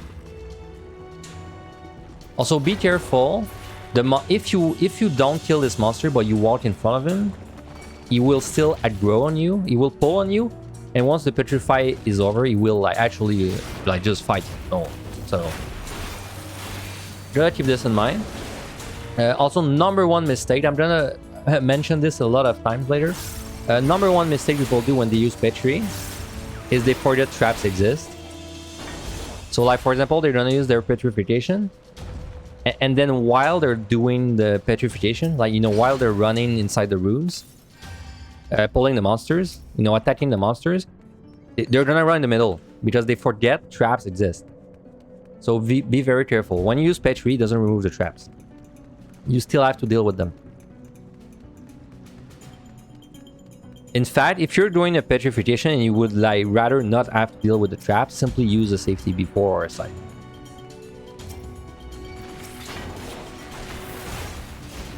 And I believe with that, we have shown every pomander except Conceal for a normal floor. We'll get to that when we have an extra one.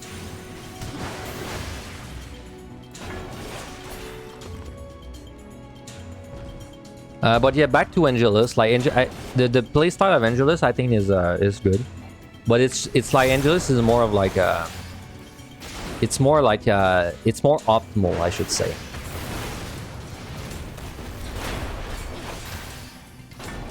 My guys is more like, what is the minimum you need, and how can we work with that minimum to get you a clear.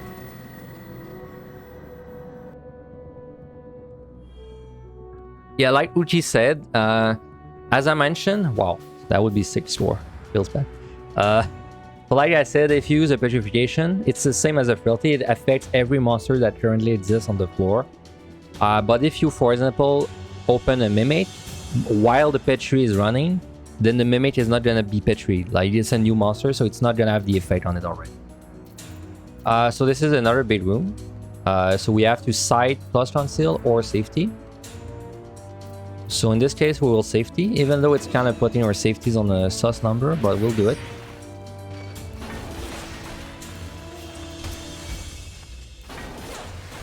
Now, if you're ever in a situation where you're still on the easy floors, but you maybe you find you're feeling like your palms are running kind of low, but then you're scared of actually having to reset your run.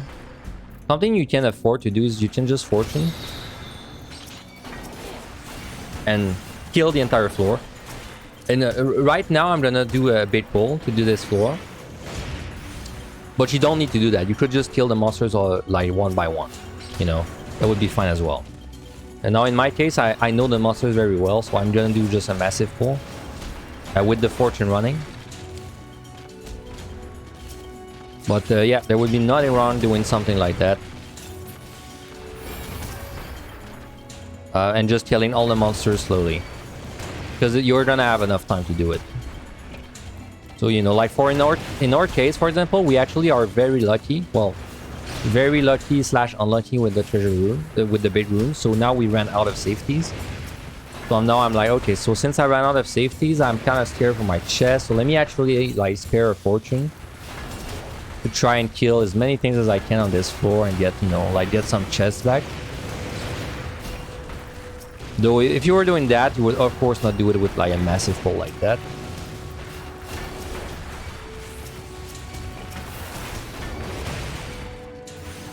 It's only because I know what I'm doing.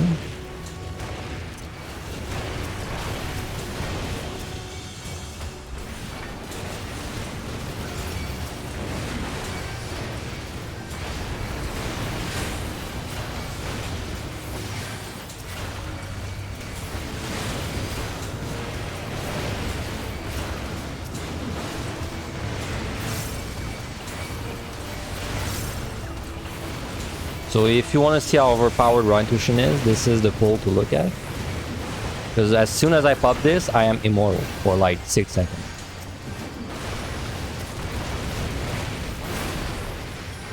And then basically, all I have to do is survive 25 seconds until my Raw Intuition is back up again.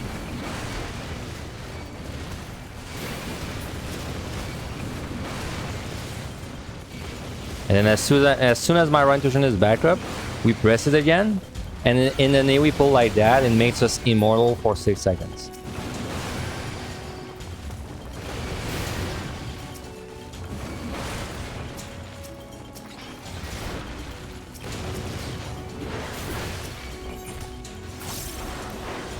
Now I recommend you don't do pulls like that if you're trying to clear, but I do recommend you use the fortune and kill all the monsters if you find that you're running low on some pumps.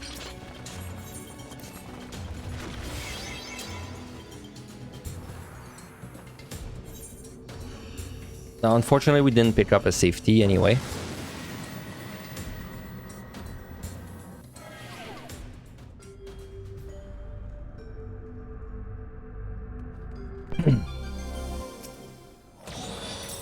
You think you may end up exploring more if you gain the skill someday, but right now you might stick to my strategy. The strategy also really won't just your clear. I mean, if you use that strategy and you got your clear and POTD, then I don't see any reason why you would not get your clear and Heaven Eyes as well. Oh, thanks for the follow, Blasted Moron. Thank you very much.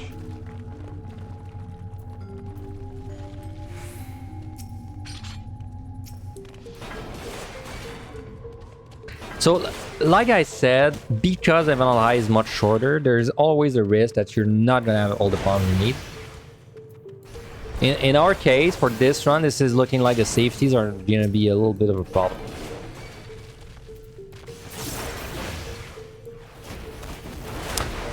You think it's important to use to bigger pulls because I'm thinking you'll be pulling big on 71, 73. Well, you're not gonna be pulling as big as I did right now. But yeah, it may be not a bad idea to get used to pulling a couple of monsters. You have a lot of time to practice it. But you're definitely not gonna be pulling like more than 6, I would say. Like 6 is probably as big as I would make a pull when we made it to 71.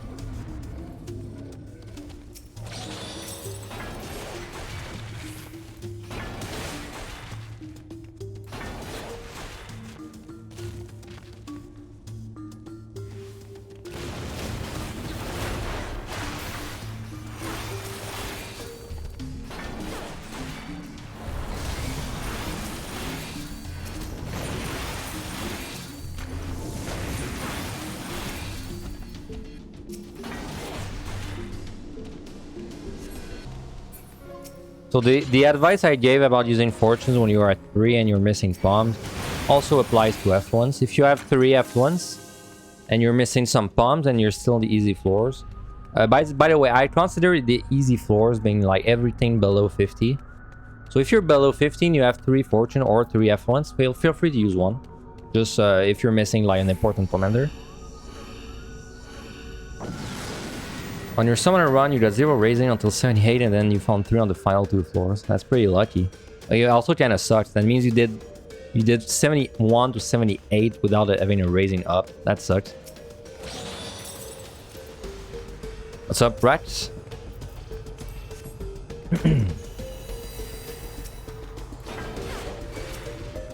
Oh yeah, I didn't mention what Affluence does. So Affluence is a next floor pomander like flight. Specifically what Affluence does, it adds more chests to the floor, like underground. If you want an exact value, Affluence is going to add between 2 to 3 chests extra on the next floor. And that's it. It doesn't do it.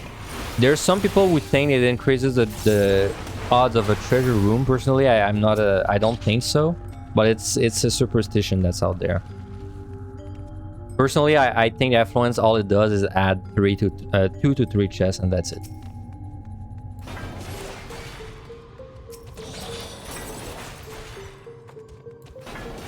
Also, it has 2 to 3 chests, but it's not guaranteed to be gold chests, by the way. It can be bronze or silvers as well. But I mean, it's still, you still getting more chests overall.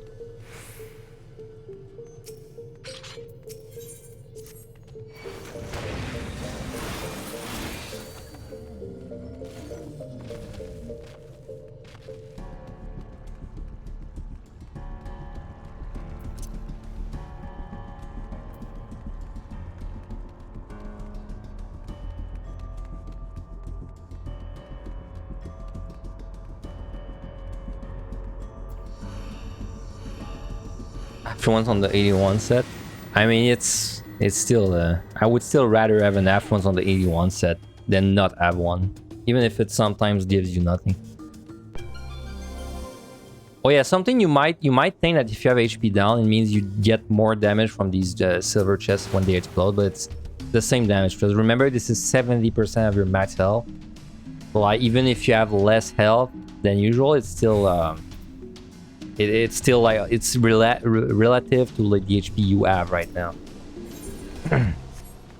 So these guys, Mizu, the Mizu, just don't let them alive too long. They will enrage after 30 seconds. So, but as you can see, they die very fast. So they would only enrage if really you pulled one and you forgot it was on you. Welcome, Hustle. Can you explain the alteration pump? You're not sure when to start using it for both POTD and Nevan on High. So, like I explained earlier, the alteration is when you use it, it's a 50-50% to have Corrigians or Mimics.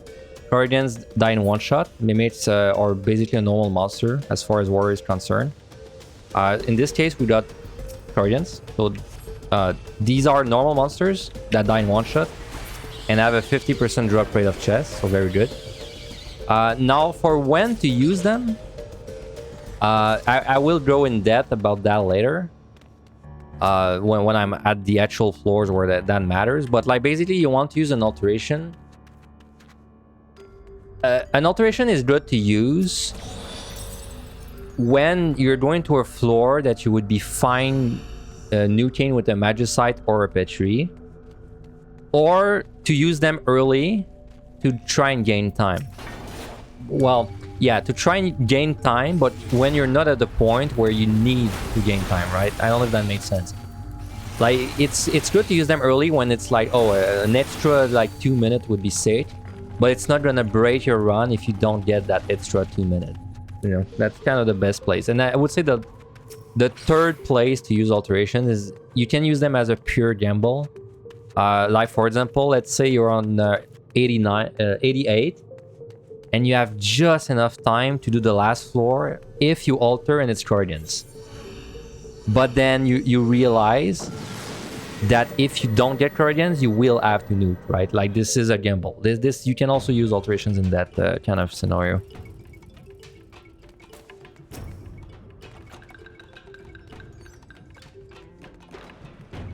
Now, there's a whole thing about tanks. There's a whole thing on DPS jobs where it's like, oh, you can use an alteration to replace monsters on the sets that have like bad monsters. But on tank, this is not really an issue ever. So on tank, we don't need to use alteration for this purpose.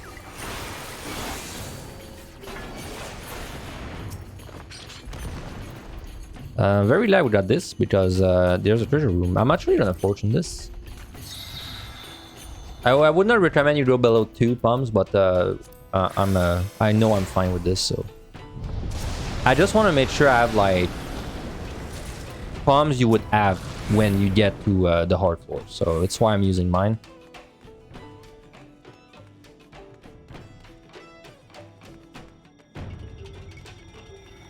Yeah, I mentioned that earlier as well. On tank specifically, if you use an alteration, it's always a gain because Mimic. The Mimic is basically the same as fighting a normal monster. It hurts more, but you're a tank, so you can deal with it. But the Mimics have a 50% drop rate of chest instead of the 2% a normal monster has, so it's always better to fight one as a tank. And because, of course, because you can interrupt the Mimic, so you don't get the 10 minutes of pucks on you.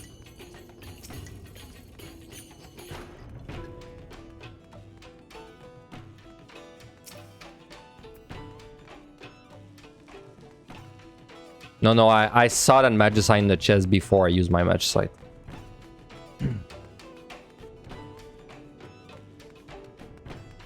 You're so lazy on this set, you just run in the middle of the rooms. I mean, once you're comfortable on jobs, you can do stuff like that, right? Oop. But if you're trying to clear for the first time, you would definitely want to stick on the walls. So that's an example of a trap. And you know why that sucks? Because now I have to wait 25 seconds to open this chest.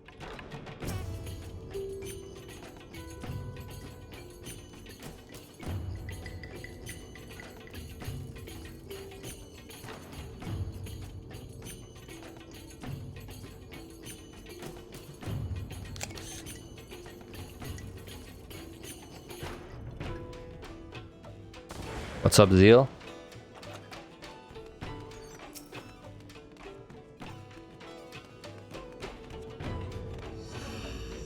Yeah, Auto Trap is the most dangerous trap overall. Well, yeah, it's the most dangerous. Like I would say, like over the entire course of the run, this is the trap that can kill you. Luring Trap is technically more dangerous when you get to the later floors, but on the early floors, it's like the order is still dangerous. So right now we have no Adam plus Loom. This is where it shines to be water, because then we kind of don't care about it. This is one of the worst. This is not the worst, but this is one of the worst combinations you can get on the floor, because now because of the gloom, you're doing this floor very slow, but also you're doing it even slower because of the no item, because then you can't even use a pomander to deal with it. All you can do is a Serenity.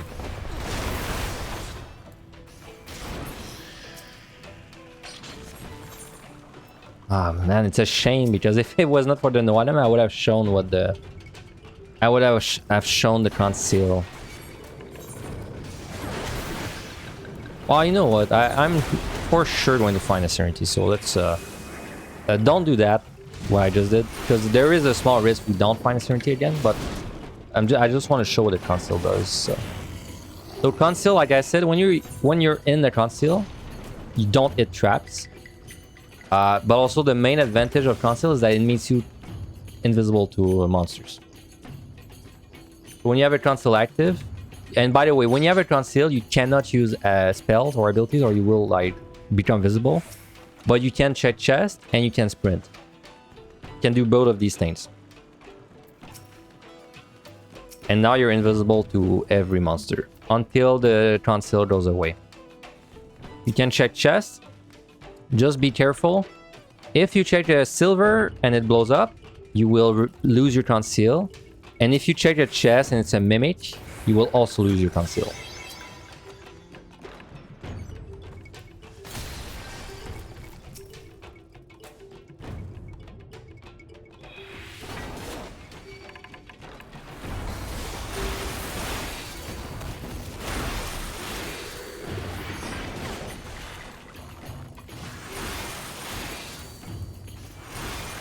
Yes, there are also monsters that can break conceals. I'm gonna show them up when we get there. But certain monsters basically do abilities that do damage in other rooms, or like in the wide area. And if you get hit by this during a conceal, it pops you out.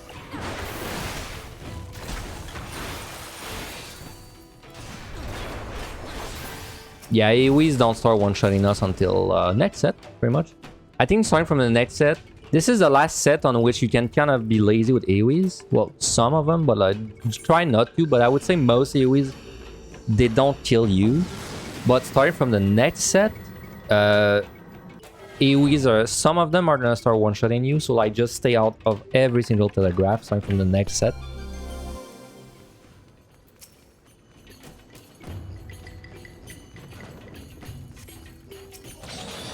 So this debuff means you don't regen health between when you're out of combat, right? It also means you don't regen health in combat, because you do actually regen a small amount of health during combat usually. So it's technically like makes you a little less good defensively, but it's on tank, this is not really an issue. This debuff is a much bigger issue on POTD, because in POTD there's like the whole like transformation pomanders thing, but in Evan High you don't have this concept. So will I do a first-person machinist run after I'm done with this one? Maybe, actually. Maybe. I still have... I want to do a Dark Knight run, because my only VOD where I don't have my microphone is a Dark Knight Evan High VOD, so I have to redo this, and then after that I'm free. I can do what I want until the new deep dungeon.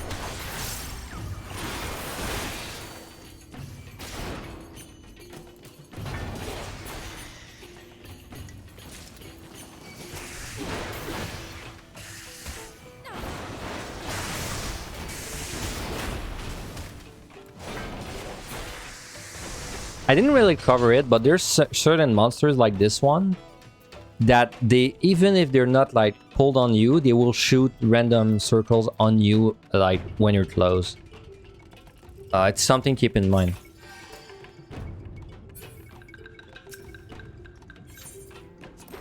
Another magicite.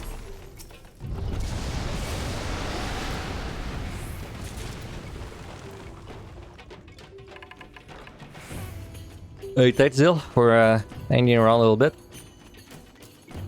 That's fine, yes.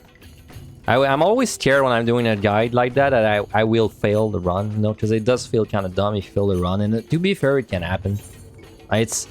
We're getting close to 100% clear rate on some jobs, but it's never truly 100% because you never know when RNG is gonna get you real bad. Well, you know, hopefully we're fine. Okay, this boss, not complicated, but you do have to respect the mechanics. You can die on this. This is probably the first boss against which you can die like easily if you not respect the mechanics. He does a few things. He's gonna open with a frontal cone that's untelegraphed. This. Move behind. This will not one-shot you. It's just good to deal with it. Then he's gonna do a non-telegraphed line AoE. Move behind again. Again, this will not one-shot you. Next mechanic is the important one. He's gonna do a gaze. Do not breathe. Turn around. If you look at this, you're gonna get... he's gonna like put a debuff on you, or you go like near him and you're like, you can't do anything. Which means for this mechanic, you're kind of screwed, because this will do a lot of damage. So when he does this simply like make sure you're away from the circles, the little orbs, and away from him. And then you can... then he's gonna walk up to you, and then he's gonna resume his rotation. So he's gonna do untelegraphed cone into untelegraphed line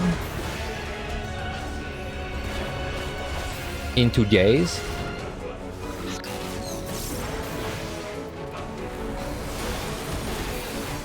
And you must respect this gaze. Into the proximity marker and circles. Now if you're a tank, you can actually cheese this a little bit. You can stay at max melee range. Use defensives. And if you do that, it's not gonna kill you. It'll hurt though, but it's not gonna kill you. You can do that if you want to keep your uptime. It's definitely not necessary though. So untelegraphed cone into untelegraphed line. Into gaze. By the way, thanks for following the stream, Kortia. Thank you very much. I appreciate it. Sorry if I missed it. Into gaze. Respect this.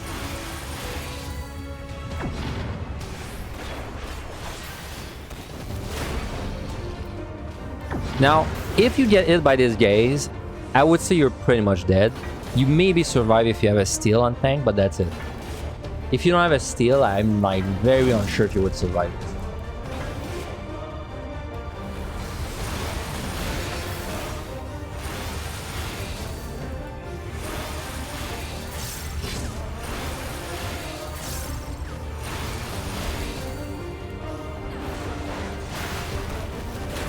Alright, and this was the last, what I like to call the easy set, the last easy set. From now on, things are gonna get gradually harder, and they will get hard very fast. Like, the next set is gonna be okay, and then like very fast after that, it's gonna ramp up.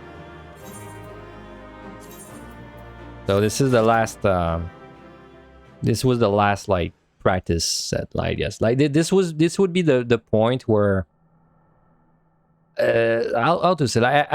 I would say you have no reason to die against the monsters until now. Like aside from 51, there's gonna be some tricky monsters. It's not like too bad yet, but there's still you definitely want to go over some of them. So let's do that. So 5160. Okay, so these monsters are way tankier than the ones we were just fighting, and also they do a lot more damage. If you're fighting them one-on-one on tank, it's usually not an issue. If you pull multiple by accident, it's kind of important to know what they do, to know if you need to witch in or something. But you really should be careful about making sure you only fight one. So I'm gonna go over what they do. Oh, this Red Crush High is 2 months. Thank you very much. I appreciate it. Thanks for the 2 months.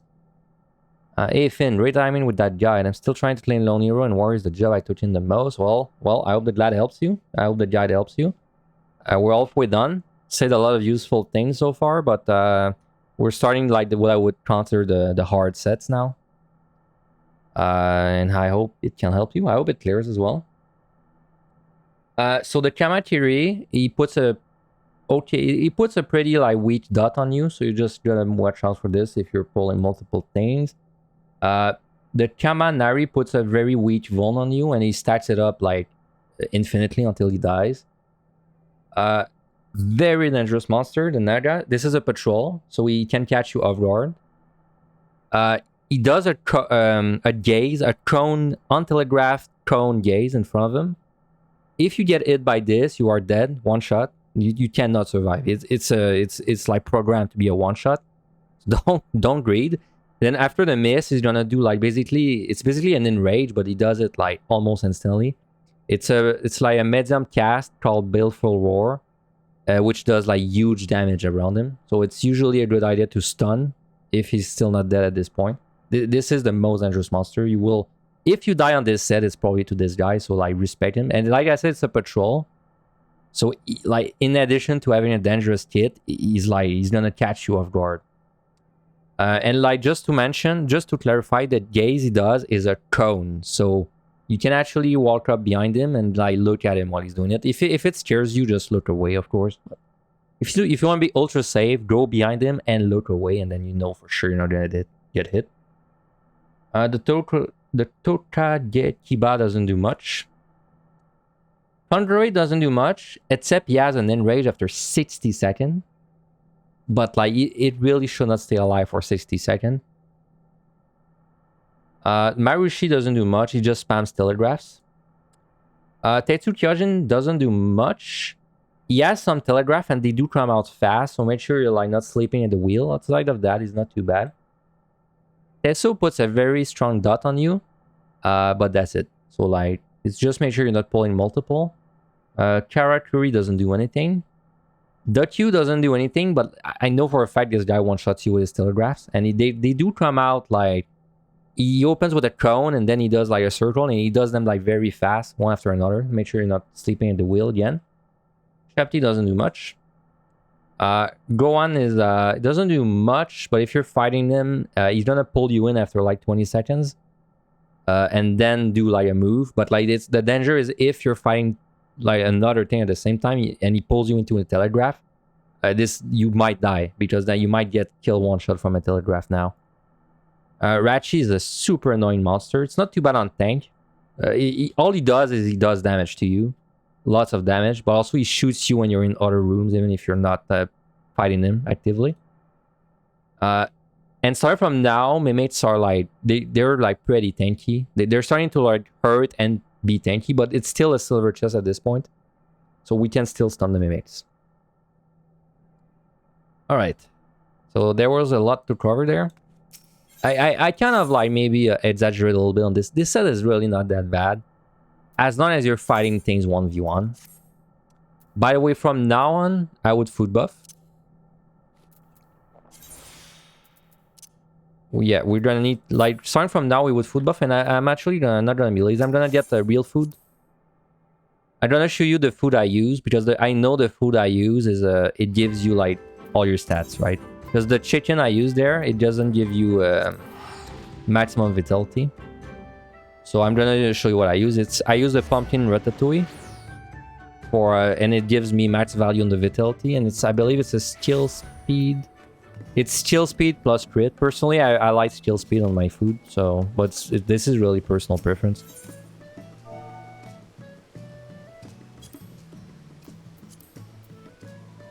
Ooh, it's cheap. Nice. Right.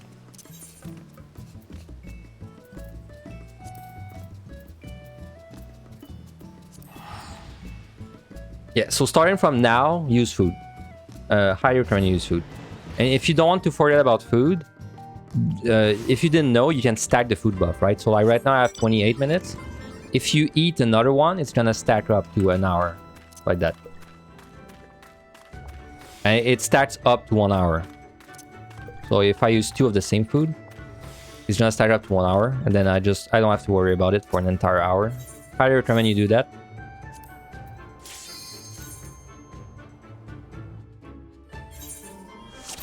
So the monsters are gonna start to get rough a little bit, but we're still not at the point.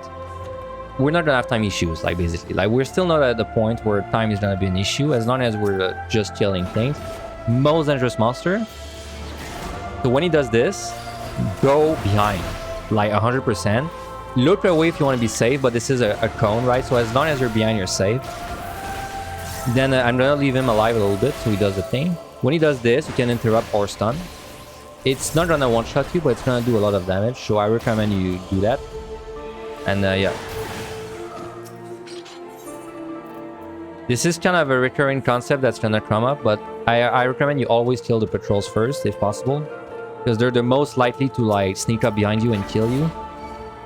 So I would start kind of getting used to that concept on this floor. Like, you know, like killing patrol as soon as you see them. You may, if you have watched other guides, or like other VOD, other runners, you may have noticed they like to sneak around patrols. I don't like doing that personally. If I can kill a patrol, I will 95% of the time kill it. Because I feel like it's too big of a risk to sneak around the patrols. Because it like in the moment it's good, because like you sneak past it. But then it's very likely that you're gonna forget about it and it's gonna come back to kill you later. So this is the guy that puts a weak dot on you.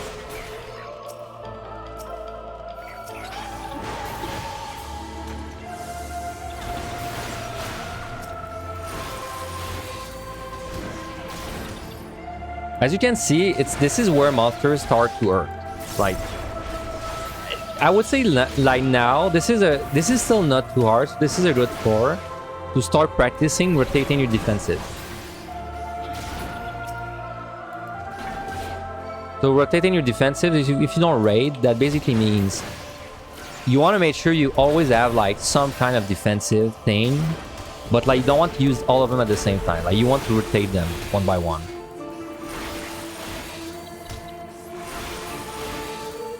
No, you just 90k DC on floor 93. Ah, that sucks, man. Sorry to hear that.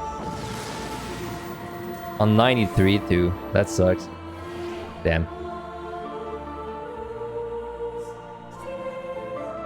Big room again. Okay, this is the most unfair combination of things. Big room plus no item. And do you know why this is unfair? Because you need to Serenity this. Yeah, there is nothing you can do but Serenity this. And I'm gonna explain why. If you don't Serenity this, you have 0 ways to find the real key. Like the only way you're gonna be able to find the real key is if you run into the key and just like basically you're gonna have to gamble, because like yeah, that's it. You're gonna have to gamble. So what you would do there is you would use a Serenity and then a sight or safety, and if you use a sight, then you're gonna have to conceal. In my case, since we kind of wasted that Serenity earlier to show off the conceal, I'm actually going to take the gamble, because I know if I hit a luring trap, I'm fine. But you would 100% Serenity this floor. As soon as you start being like 51 plus, no item bedroom is an automatic Serenity. This is one of the rare cases where you need the Serenity 100%.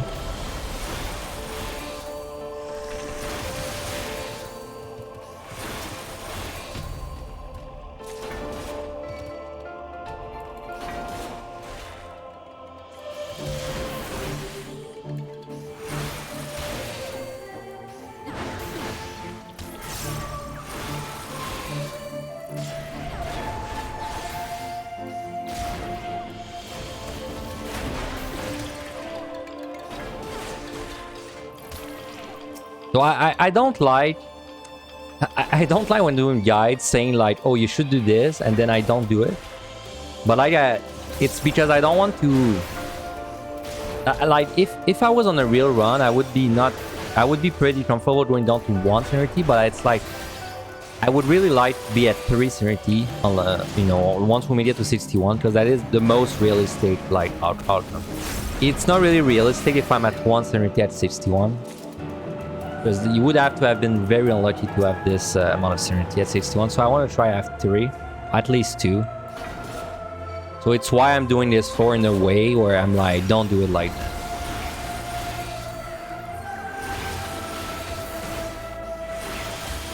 Because basically what I'm gonna do is I'm just going to take the gamble. I'm going to check the keys one by one without being able to remove the traps.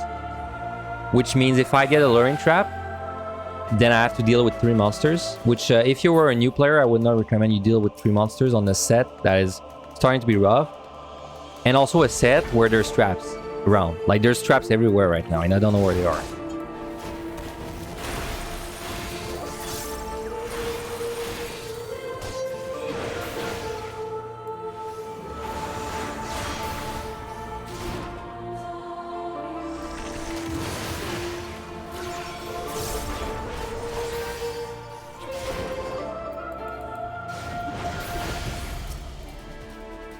So as I said earlier, provoke is 25 yards. Definitely use that to pull whenever something is really far, like this guy.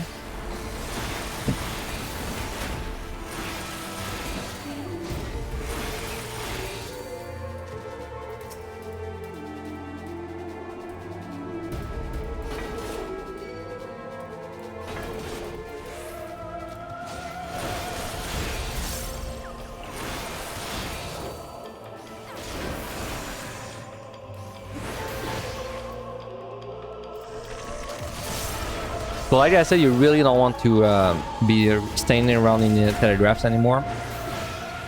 Because even myself, I don't know what one-shots you at this point, but I know some of them one-shots you starting from now. And you really don't want to find out which ones that is. Just make sure you dodge as many as you can.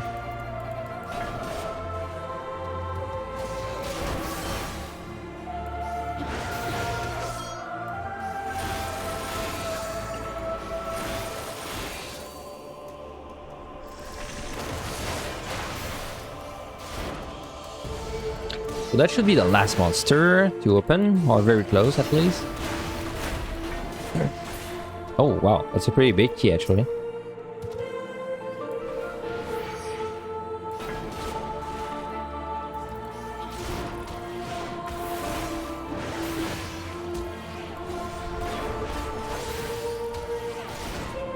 So this is the guy that puts Vuln on you, by the way. He puts it over and over until he's dead. But it's a Vuln that adds like very little damage to you, so I'm not even sure if it's 10% per stack. It's probably like 5%, if even. So keys open. Now the only thing I can do is check the keys one by one. I don't recommend you do this on the higher floor, unless you're like out of options, which I'm not. But basically the way you want to do it, if you have like really no options left, align yourself. Align your camera in a way that like your camera doesn't move. Walk up to the key. Go as close as you can. Do not move the camera. Then step on the key. And then go back exactly the same way you went without moving your camera. This way you're sure you're not gonna hit a trap when you go back. Because if it's a luring trap, you will need to go back and fight the monsters.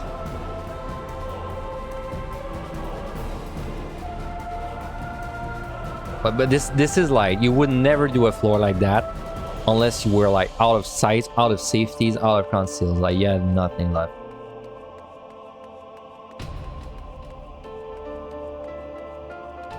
So it's the same for this one. I will kind of like choose a direction. Do not move the camera anymore. I will go forward until I'm close to the key. Then I will stop. Then I will wait for my innervation to go away, because why not?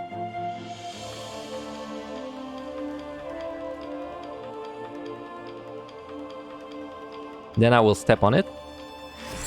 This one was a silence trap.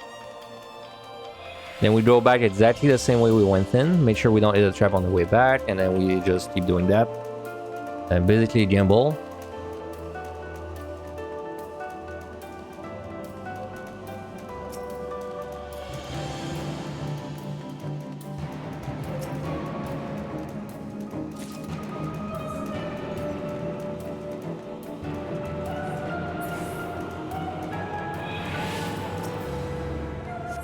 Same thing there. Align myself.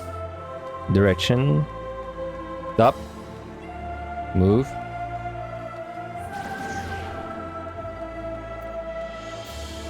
So we were lucky that none of them were lurings, by the way. No, I think there's only one key left, so we should be out now. The reason I did this, like I said, is because it lets me save a sanity.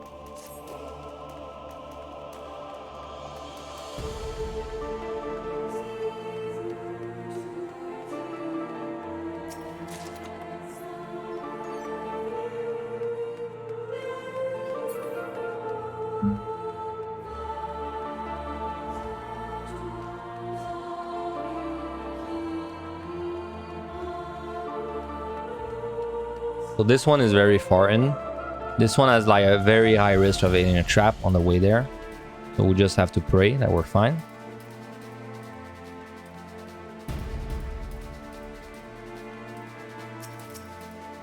Stop when I'm in front. Okay, go in.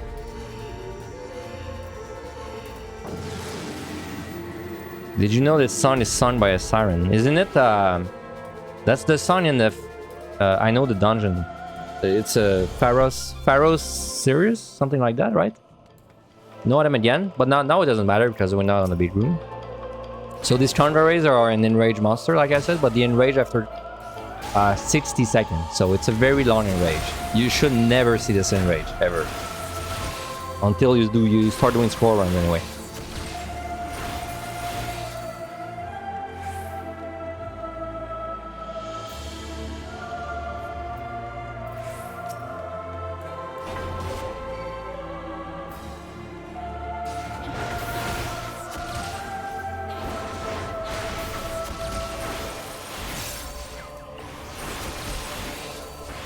So even if we don't need to, let's try and make sure we rotate our defensives, start getting used to it, so that when we get to the higher floors where this becomes necessary, we're able to do it.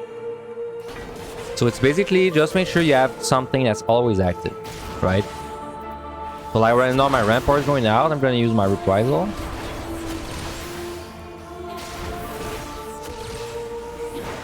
Then once my reprisal is out, I maybe gonna use my raw intuition. Because it's gonna heal me, plus it's a 10%. Then when my raw intuition is out, I can use maybe something else. And it's usually, when you're rotating your defensives, it's usually better to use the stuff that is lower cooldown first. Because you want the stuff that's lower cooldown to come back up, you know, on the same monster. Also for wars specifically, what you can do is you can use no defensive for like a little bit. And when you know the next one is raw intuition, because you know your raw intuition is gonna heal you a little bit, like right there, right? So if you lost a little bit of health, it lets you gain that health during the raw intuition.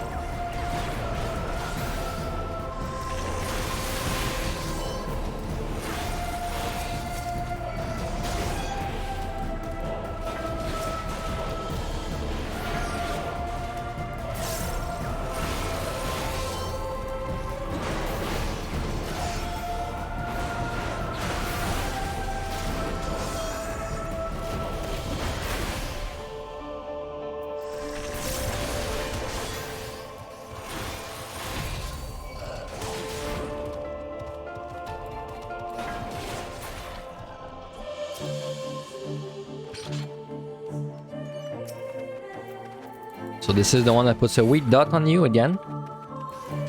None of these monsters are very dangerous unless you are accidentally fighting multiple.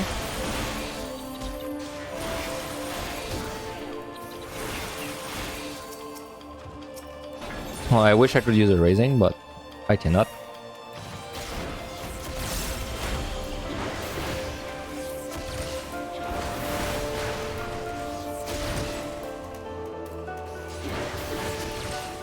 So by the way, our baseline, I would say once we make it to like the 71 plus stretch, even the 61 plus, I would say I'm willing to pick up one Petri.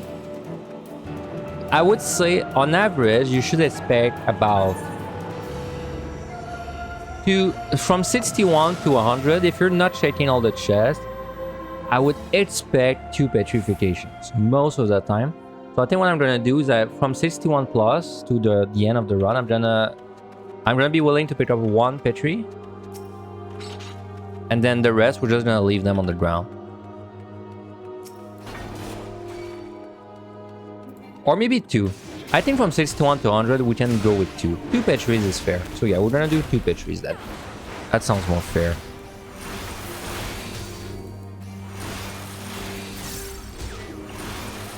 Usually on a score run where I'm killing all the monsters, for a reference, I expect 1 petrification per set on average.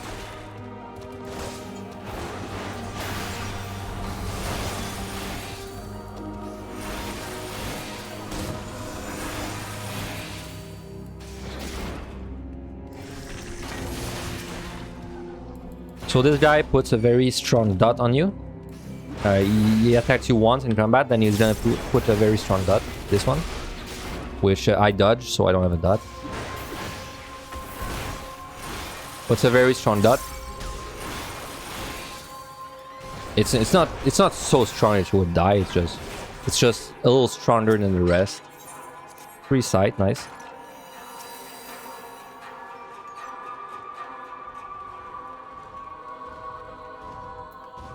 So this is one of the kind of like tricky, well it's not really tricky, but this is a monster that you can't be sleeping the wheel, because this lightning wheel comes out really fast. And then right after that, it's going to do a very fast circle like that, so make sure you move out.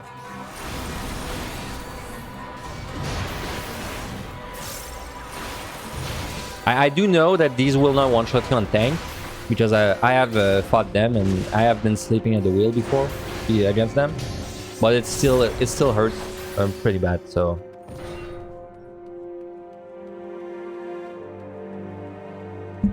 Oh, sorry, hit my mic there. So Naga, most dangerous monster on this set. When he does this, go behind. If you're behind, you can look at him. It's fine. Then if you leave him a little alive a little longer, he's gonna do the kind of like enrage, but you can stun or interrupt.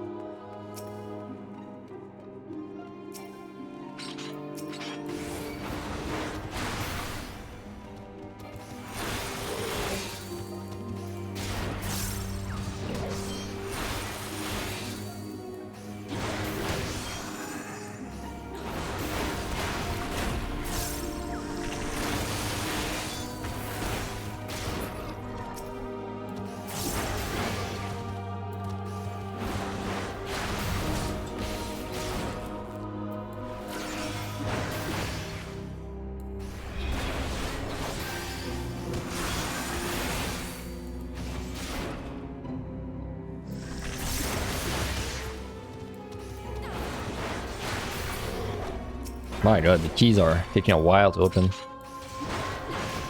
So he's gonna put the dot on me this time? No, I dodged it again. Okay.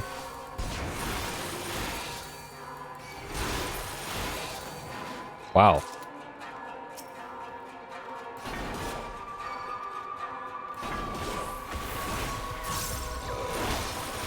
By the way, the more yellow a key is, like the more orange it is, the more kills you have to do to open it, but it's not like an exact science. Like you can't really look at the key and be like, oh yeah, I know this needs like X kills to open.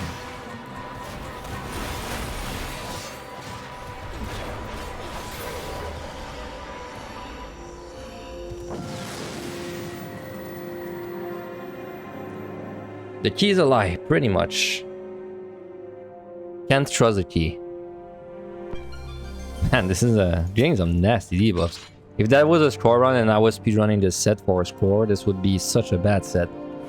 Because we would have had to Serenity no items twice already. Oh, thanks for the follow.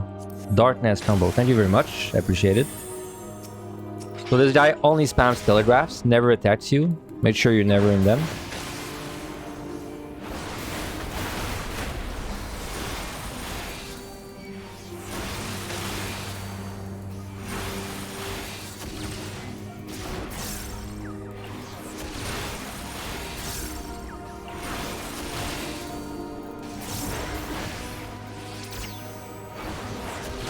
These mobs are annoying on war. You mean the ones that spam the Karushis? The ones that spam the telegraphs? Why do you think they're annoying on war?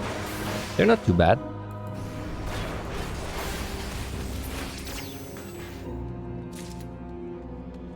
Oh yeah, they're hard to pull out of the rooms. I've not really touched that. You're right. There's certain monsters, like the guy I just fought, that they have a range attack. But they're unwilling to walk up to you, right? So like they're gonna keep spamming their range attack when they're in the middle of the room. And of course, when that's the case, that's bad, because you don't want to run to the middle of the room and start smashing it, because then you're risking traps on the way there.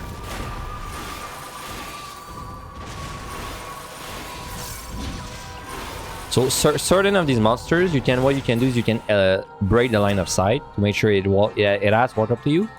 But this guy, the Marushi, specifically, his line AoE does not have LOS. So your only way to pull him outside of his room is you have to run far from him. Then he's gonna have to walk up to you because he's out of range, and then you can go back like that.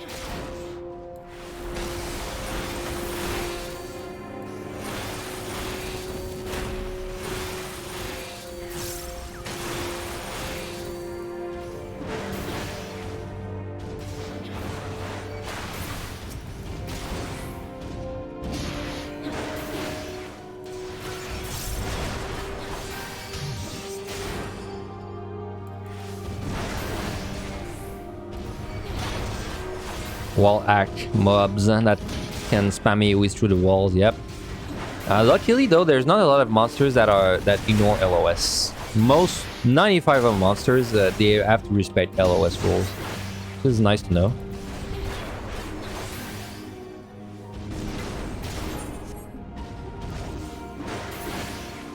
Key's open. It's right there.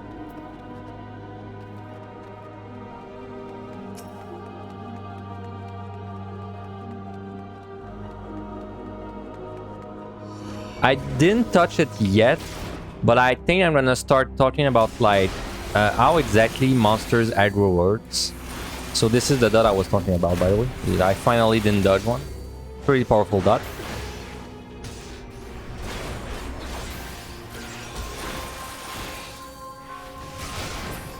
Yeah, I should talk about the aggro ranges now, because on the next set is when we're gonna have time issues. We'll start to have time issues. Jesus, these debuffs. Alright. So, there's 3 kinds of aggros on the monsters. There's sight, which is a cone in front of the monster where it's facing. There's proximity, which is basically if you're in a circle around the monster, it will aggro on you no matter what. And there's sound. Sound is basically proximity, except if you're walking, it will not see you, even if you're close. Unless you're like right inside its hitbox. So, for example, this... I don't think there's any proximity monsters for me to show off. Sorry, I don't think there's any sound monsters for me to show off for a little bit. But just remember that sound is proximity, except if you're walking, like RP walking like that, it doesn't like see you, basically. You have to be running for it to see you. So this Maruchi is a proximity monster. That means as soon as I approach him, about this range, as soon as I approach like that invisible circle around him, he's gonna see me, and then he's gonna like pull on me, right? So this is proximity, which is much more rare in Evan High than POTD. In POTD, there are lots of monsters of proximity. In Evan High, most of them are sight.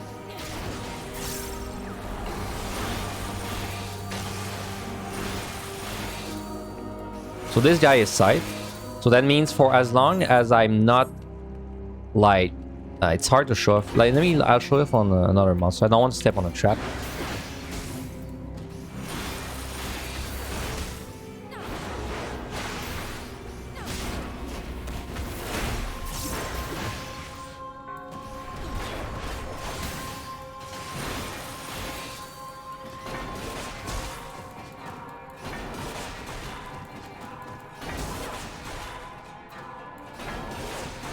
So these guys are proximity. That means they have a sight cone in front of them, and when you are inside that cone, they will see you.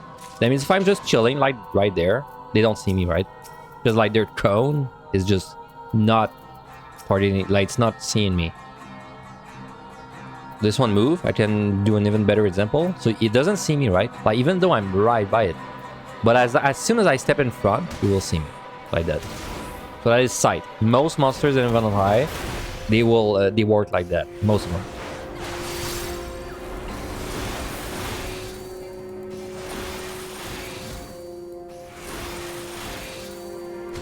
Why do you have a YouTube video that has like 300k views? It's because this was an old league videos that one of my friends posted on Reddit back then, and then it blew up on Reddit, and so because it blew up on Reddit, I got all the views.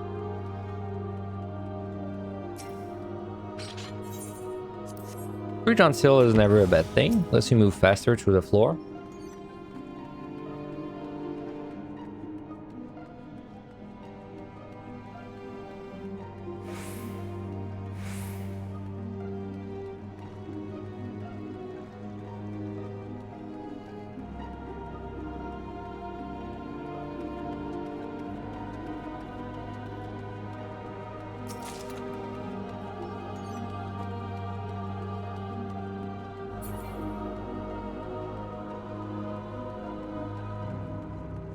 He's there. Like I said, this guy, you definitely don't want to rush him when he's in the middle of the room like that. So just walk him out of there. Should be out now.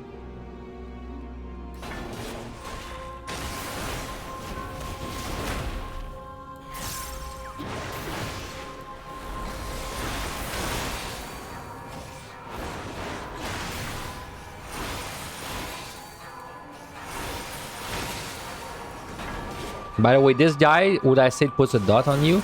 If your shield is up, and the dot does 0, then you're not gonna get the dot. That kind of applies to a lot of debuffs. Usually when a monster debuffs you, if its attack does 0, you don't get the debuff.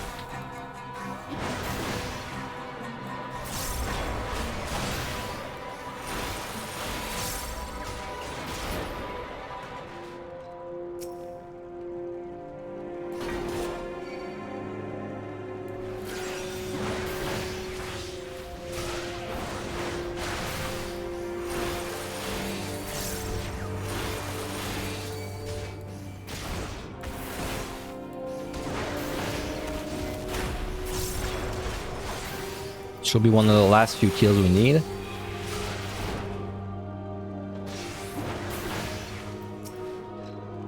So this one is close to the wall. That means I don't need to bait it out.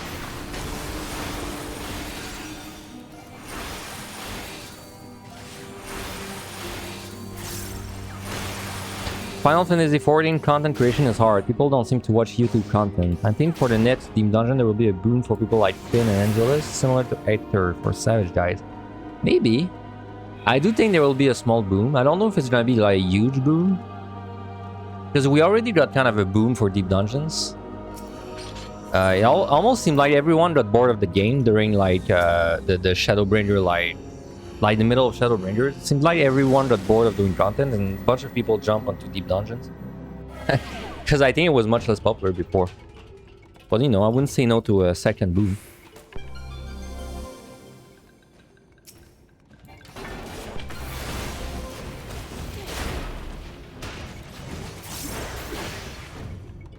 I think that's the first time we get damage down. Damage down is simply lowers your damage on the floor. But it's like, it's not a significant amount. It's, I believe it's like 10% or 15%. Like, it does slow you down, but like you would much rather get a damage down than Gloom. Because Gloom like slows you down a lot compared to that. So this is Arachi. You saw I got shot there even though I'm not in combat. This is what he does. Like every like 30 seconds or so, he shoots you. Even if you're not in combat with him. Not really an issue on tank. It's just you have to be careful. Like if you're fighting a monster and you're keeping your health low for some reason, you can get sniped by one of these guys. Outside of that, he's just like, he just hurts. That's it.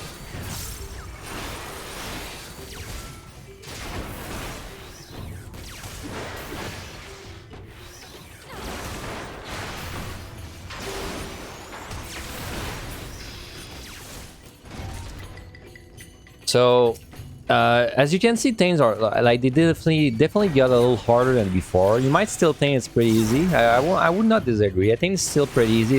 Like, as long as you did your research, looked up like the monsters, then you go in. You know, it's still not that hard.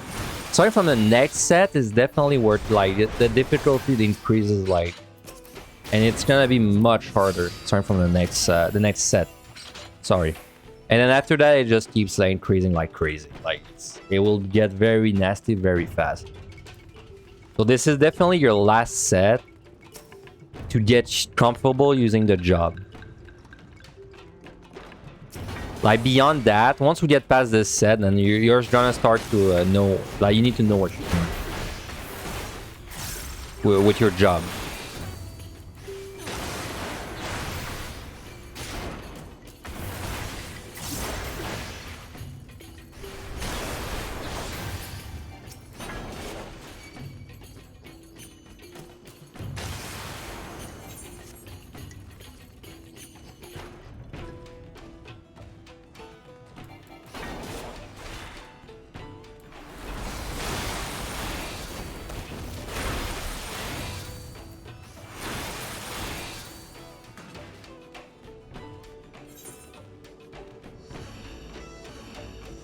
I would really like to pick up the Serenity we're missing, but honestly, 2 Serenities is not that unrealistic. As long as I'm not at 1. Very nasty debuffs, not gonna lie. Ah, so that's a Mimic. So this is the last set on which Mimics come from Silver's chest. Once we enter the next set, then Mimics are a gold chest only thing. So Malice, just interrupt.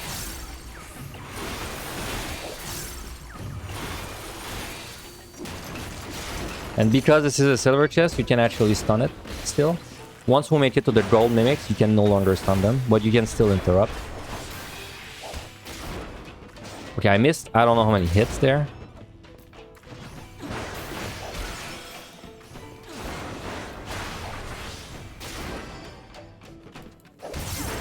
You can see these guys are starting to chunk. Like the mimics usually do a little more damage than the monsters on the set you're on. So like this guy definitely, like, he hurts way more than anything else we fought on this set. And you're just gonna have to get used to that.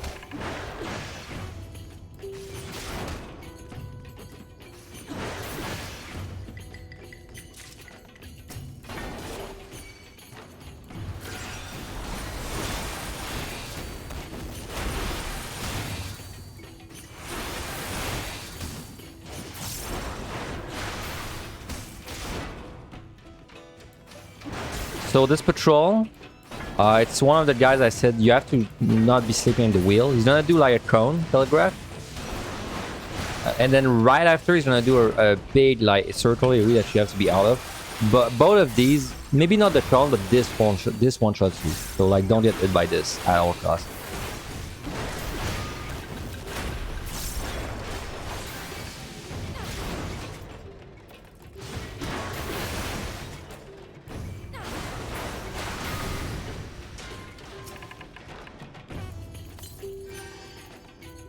So this guy is the one that I said is not risky if you're find him alone. But if you're doing a multiple by accident or like just intentionally, then you need to respect this thing, electromagnetism, because this will suck you in. Well, not in this case because I had inner release up, which prevents knockbacks, but it will suck you in. And if you get comboed by that plus a telegraph from another monster, you're probably dead.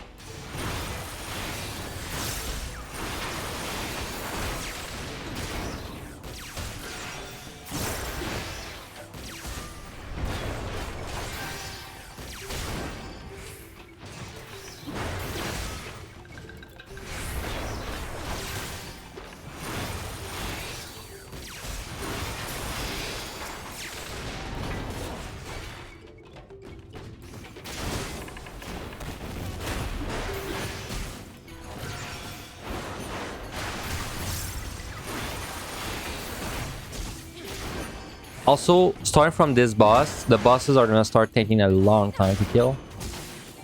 Like a very long time. If you're coming from PvTD, this is much slower than the bosses you find in PvTD. So this one, for example, I believe is around 8 minutes if we use no pumps.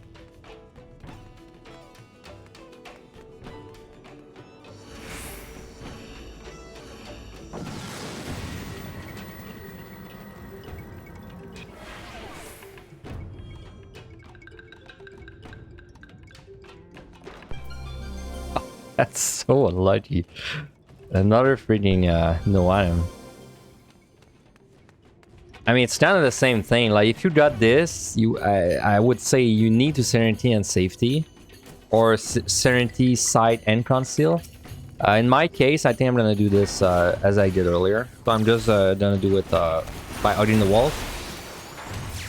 I'm not gonna lie, getting 2 big rooms with no item on the same set is incredibly unlucky. Not sure I've ever seen that, but that's definitely not normal. Don't expect to get this kind of stuff on your run. Like, usually you get, you know, like 1 big room no item combo, like maybe once every 3 run, and now we got it twice on 1 set.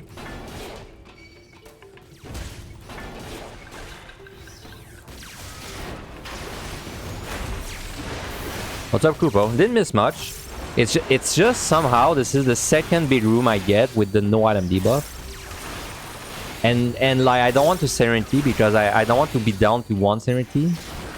Because I don't want to have to do like risky plays later and be like, oh yeah, it's like, it's easy to clear if you do this very like dumb play. So now I'm just gonna do this like the very awkward way to make sure I don't drop my Serenities down to 1. I guess I'm showing off like how you can do a big room with like minimal commanders. It's just I don't recommend doing that. Sorry, I hit my mic there.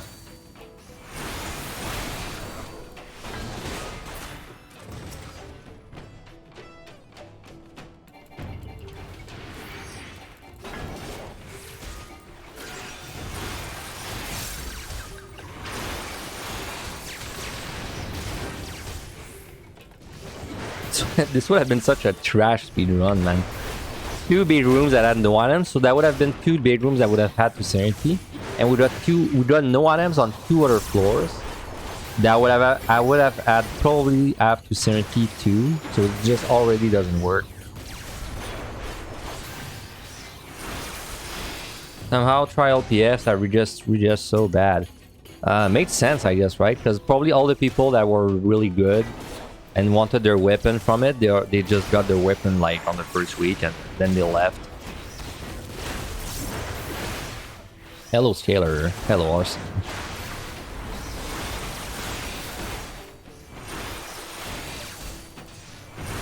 You're getting there where it starts being more fun, because this is the last. Well, it's like this is the first of the hard sets, but it starts for real right from the next one. As far as like time management goes.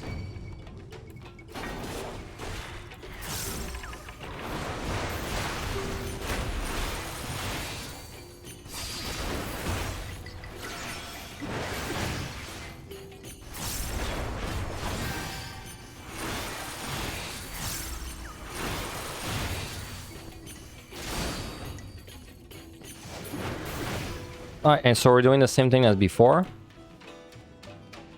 We look at the key, press W to go forward, step on the key, and then we press S to go backward, and we never move the camera, make sure we don't hit the trap on the way back. Or we get lucky and this is the correct key, first try. Nope.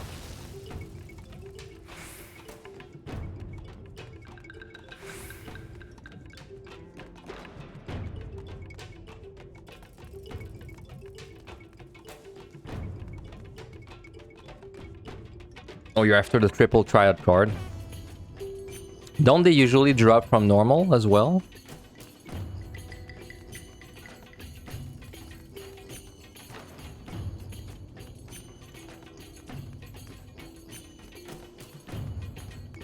Okay, so we're doing the same thing there. We're looking at the key, not moving the camera, go forward.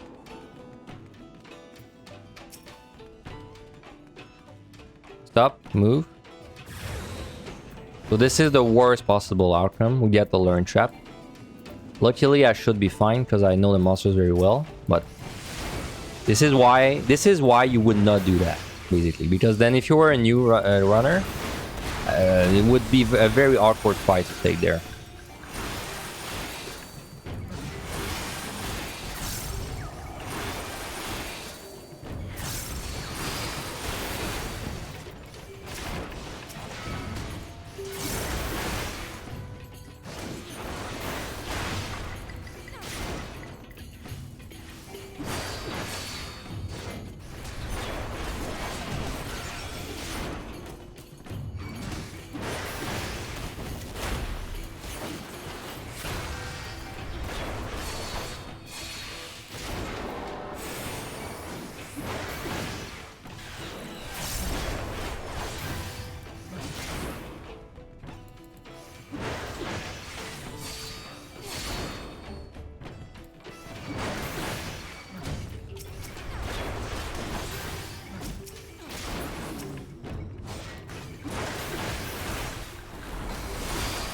A nice miss on the filth leaf. Alright, can I get out?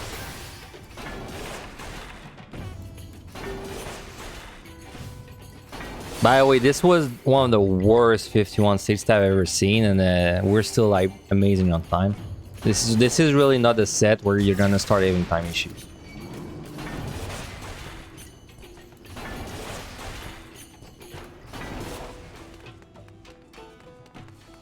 Two keys left.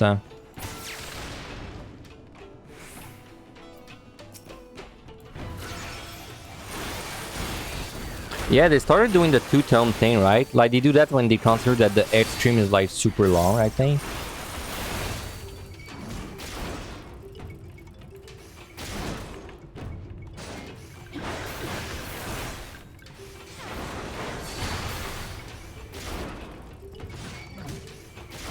Alright, so this boss has a few mechanics. Nothing really that hard.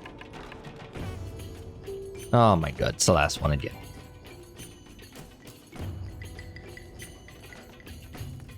The boss is mostly like just stay outside of telegraphs. There's just one part of the fight where you have to know like how he does the things, because then you might accidentally get yourself stuck. Yeah, I don't disagree with you, Crest. Like, if they were gonna make 2 totems drop on everything, they should probably just cut the cost of everything by 50%. Alright, so this boss is just he just spams telegraphs non-stop. He's gonna open it with a cone attack. Just make sure you don't stand in there.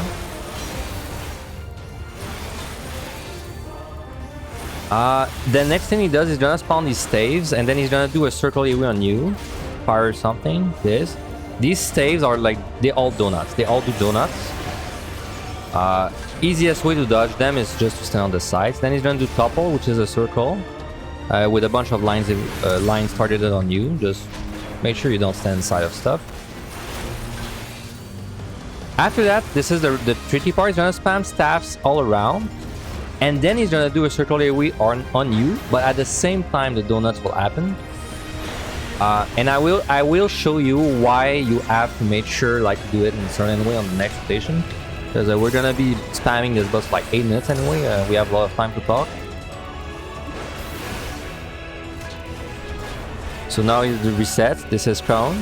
The rotation just reset. It's the cone into the random staves. The random staff, which do donuts. Then he's gonna do a circle on me. And then if you want to dodge this easily, just make sure you're kind of close to the wall. Then he's gonna do topple with the lines AoE started on me. And then the next part is the tricky one, and I'm gonna show you what happens if you stay in, because you know the safe spot I know is gonna be there, so I can stand there, but look what's gonna happen. Oh no, like, you know, you see? Like, the circle AoE is inside the safe spot, and so I can't stay there.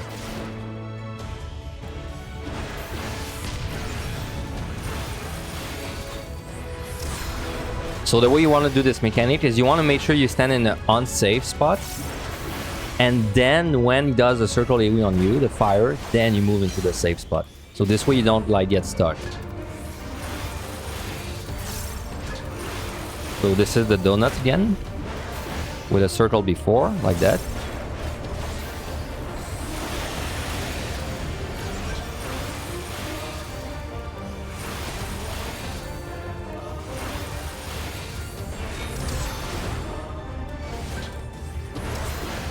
So now it's the donuts with the safe spots again. So make sure you just don't stand in a safe spot. Like stand somewhere like there.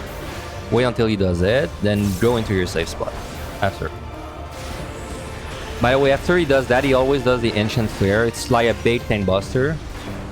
That also makes all the lines like target you. So just move out.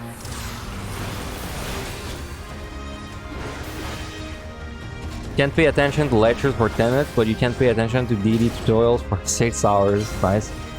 Kind of the same, honestly.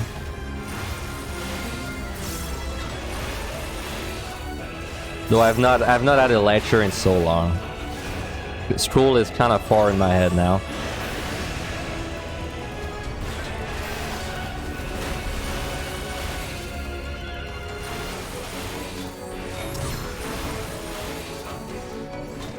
This is a very long boss when you don't use pomanders, by the way. But I mean, it's the most efficient thing to do, to not use pomanders there, because you don't need them.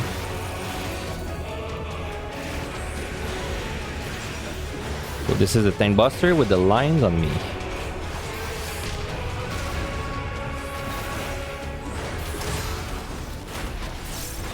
That's the thing with the even high bosses, like they are all very simple. But they are super long, right? And then the way it works in Level High is if you get hit by a telegraph, you're usually dead. So all you need is just to like stop paying attention to the boss for like 5 seconds because it's kind of boring. And then you die and then that's it. Like the run's over. Very easy way to lose a run. So by the way, the pattern with the safe places for the donuts, there's also a safe place, safe spot in the middle if you prefer that. Right there. Personally, I always use these triangles, but I know some people they like to use the middle as well.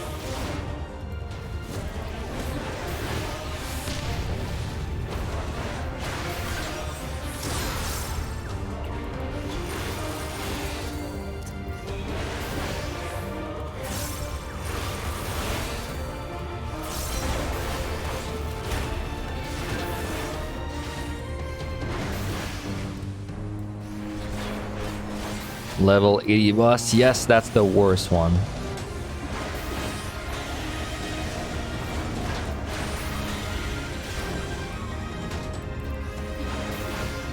What's the MLI equivalent of a 3.4 PUTD?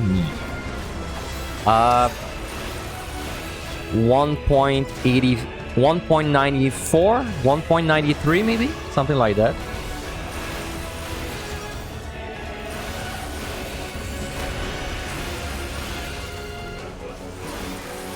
No, 1.9 million is way easier to get than 3.4 in QTD. It's closer to like 1.93, I would say.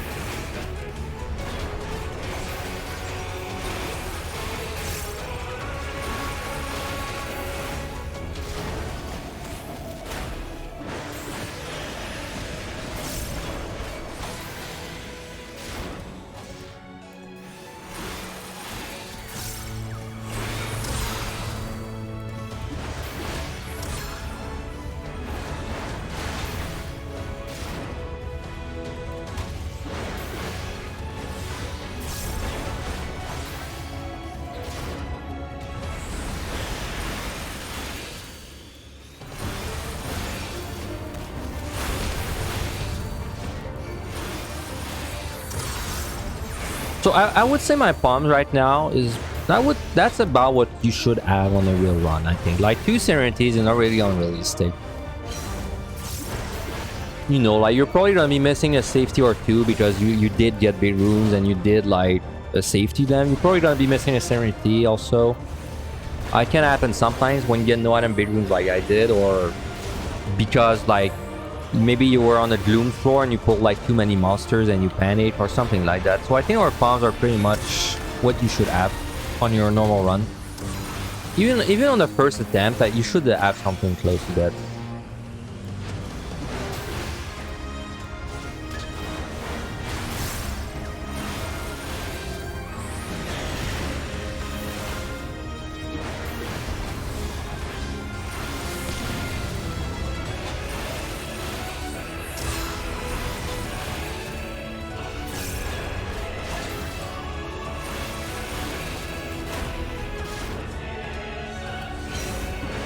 Alright, so this is dead. So starting from now is when things they get like significantly more serious. So before we begin though, let me take a small break again. I'm gonna run a quick 2-minute ad as well this time, so I can remove the pre-roll, because now it starts to matter more, at least mechanically. Yeah, so just give me a small break. It should not take long. Then we're gonna go over the monsters when I'm back. So be right back.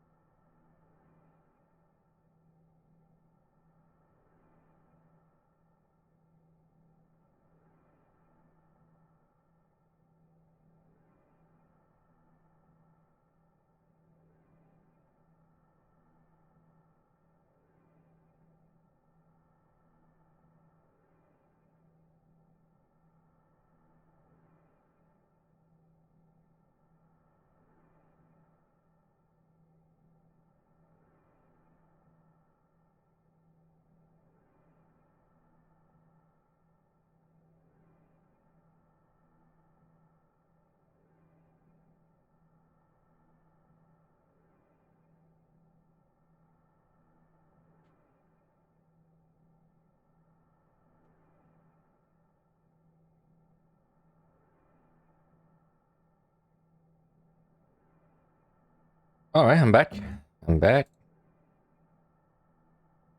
When are you going to bring Zarin out of retirement?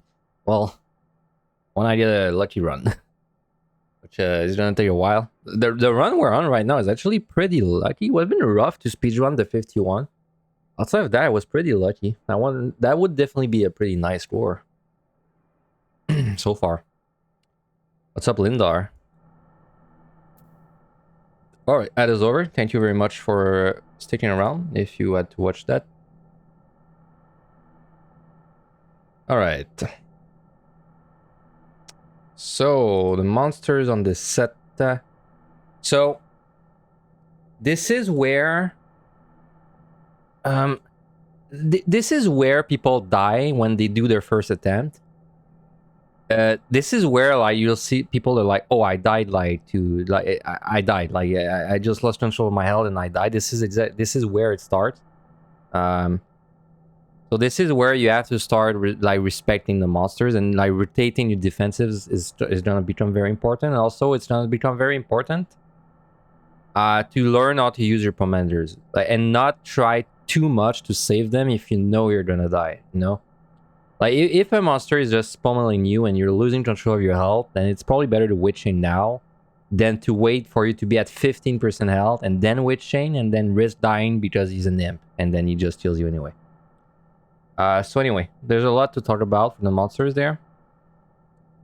So the Menanso hurts pretty bad. He puts a Von on you.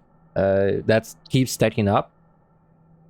The Wakakusa puts a pretty powerful poison on you that also stacks up until he's dead.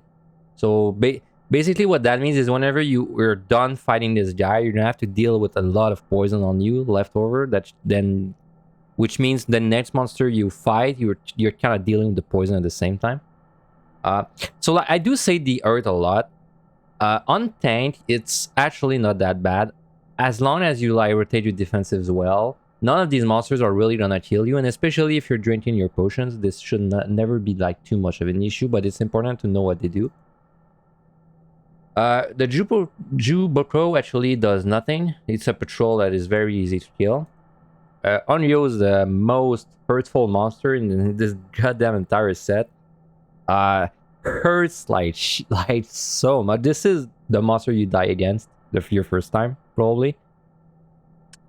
The thing is this monster has a tank buster that puts a dot on you, but this tank buster has like a 5-second cooldown, so he's gonna spam it non-stop on you, and it hurts a lot.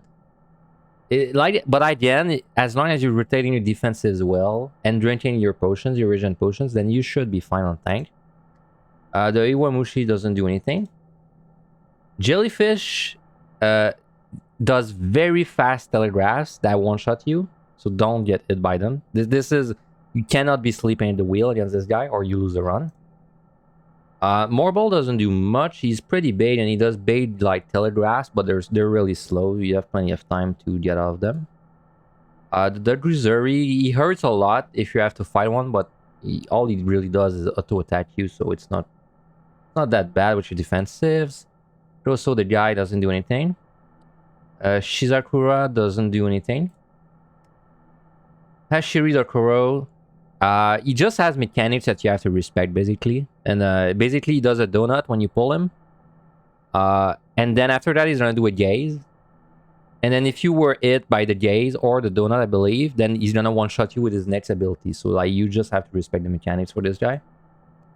The Shitai Bana just hurts a lot. Also puts a poison on you if you don't know how to avoid it. I will show you how.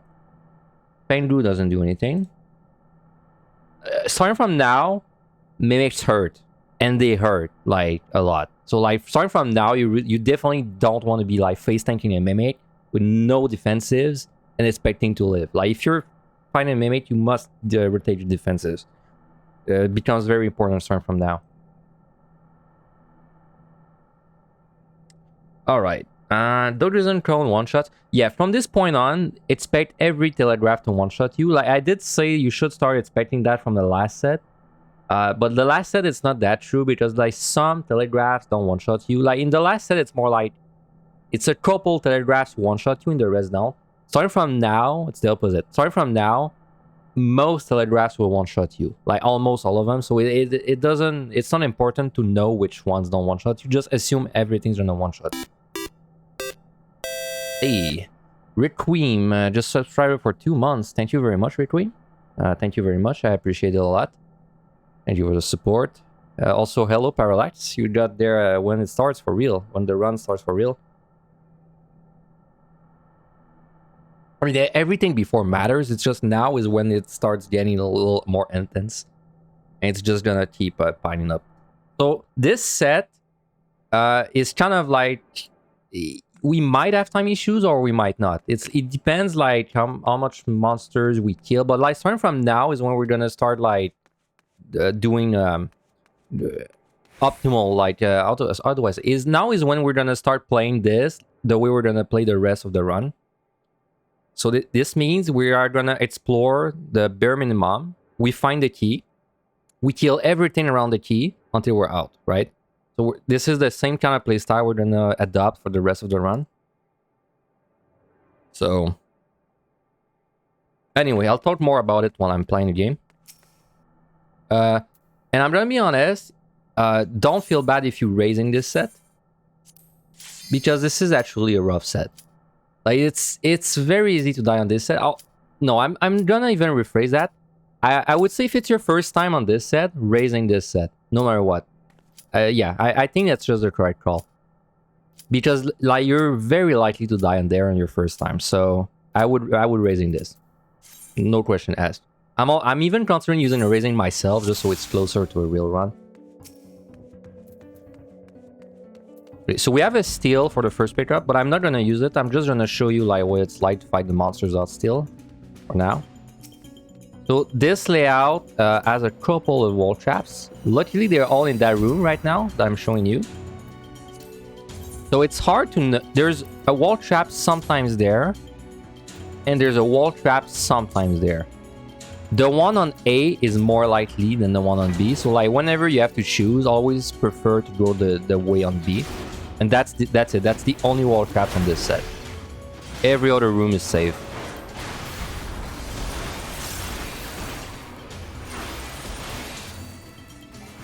So this guy puts a very potent poison on you. Starting from now, by the way, I would recommend you just drink your potions on cooldown whenever you're fighting something. You don't need to, but it's like if you're like starting out, it gives you one less thing to worry about. So as you can see, when we kill this guy, he left us with a nice present, which is 6 types of poison, which means the next thing we fight, we are kind of like carrying the damage with us. So now, and this guy is the one that puts Vuln on you non-stop. Been working on getting a clear on this place on the warrior. Thanks for doing this. Hey, no problem, Root Queen. I hope my guy can help you, assuming we clear today.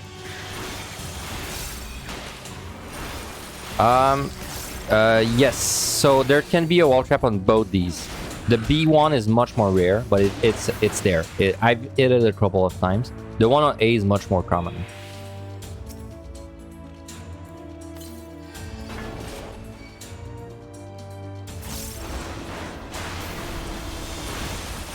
Okay, sorry, I'm playing like a score run again.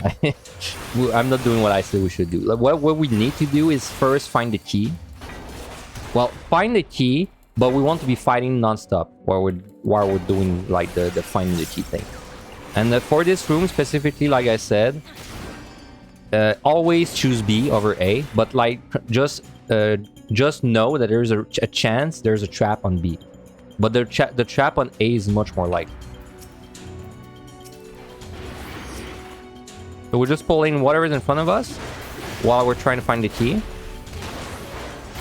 Now, I'm not gonna go exactly over like what each monster is, like well, this one's proximity, this one is psi. I'm gonna go like over the, I would say, the annoying ones.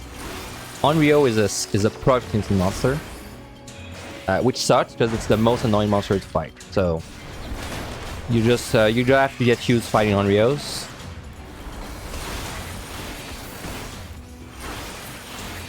So again, we're just looking for the key. About there. And we're try to have a countdown in your head.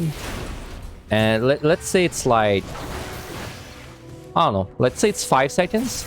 And try to make sure you're always fighting something. Like, make sure that whenever you're done with a monster, you're fighting something else within 5 seconds. Food check, you're correct. Always have your food for this set. And like I said, just eat twice so you have an hour. So you don't have to think about it in the middle of the set. Thank you for the food check.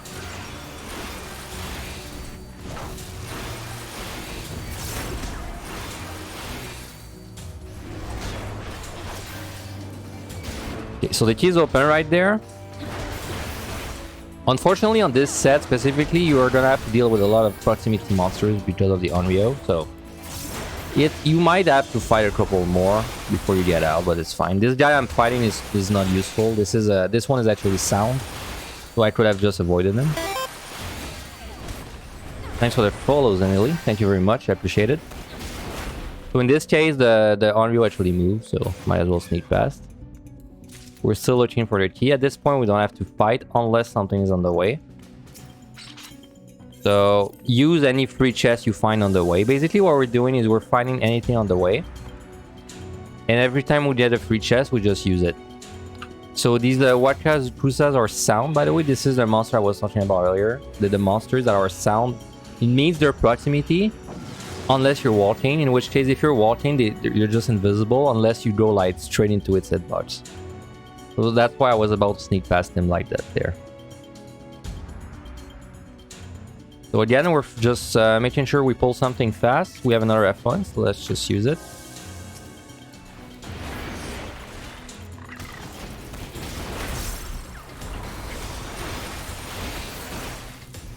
Well, what these guys do is all they do is a bait telegraph after being in fight for like 5 seconds or so. Like that. Yeah, if you play on controller, I heard it's much more annoying to RP wall past monsters. And I actually cannot help you because I've never played on a controller. So I'm still gonna not use a steel just so I can show what the monsters look like without steel.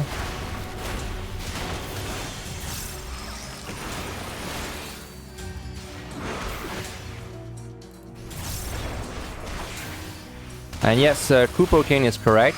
Most important thing on Warrior is to make sure your inner raise is always on cooldown. But I don't want you to fall into the trap of like, you fight a monster, and then your inner release has a cooldown of like 30 seconds left, and then you're like, oh, I can explore for 30 seconds. No, that's not what we're doing there. You fight. Like, even if your inner release is 30 seconds of cooldown and you're like, oh, I have 30 seconds to explore, that's not correct. We fight anyway. But definitely make sure you press inner release whenever it's up. But this is different from the Angelus way, okay? Like, this is not, we don't explore if we don't need to.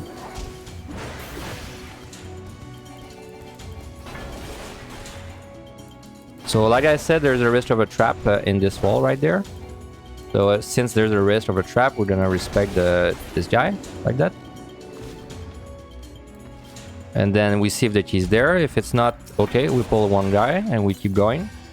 Now we know there's no traps there because we already passed this.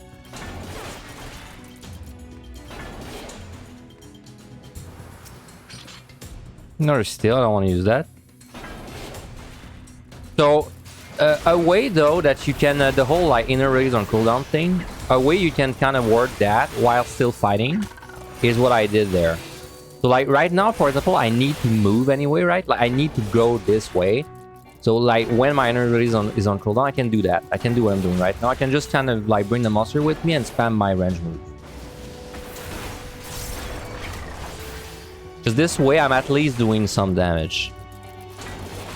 So of course you would check the silvers on your way, because if they're a magicite, it's free, right? Like you just use it. In our case, I think we can just do this set using nothing. So we're just gonna keep doing things like that. But like we'll use like, you know, like affluence, flies, plus strain. But like I don't think I want to use Petri or like magicite on this set if possible.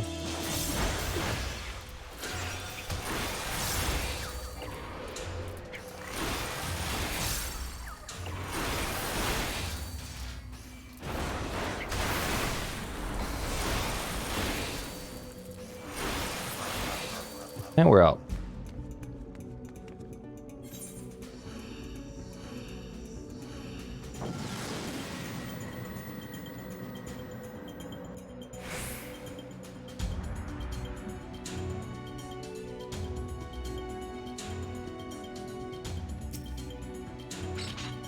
Unfortunately, why not? So again, we pull the first thing we see. Well, the first thing we see that is the most annoying. So let's do this guy. Our inner release is on cooldown and we need to kind of move anyway, so might as well use that time to spam some range move. I'll use an alteration. Just want to find the key as quickly as possible while we're fighting.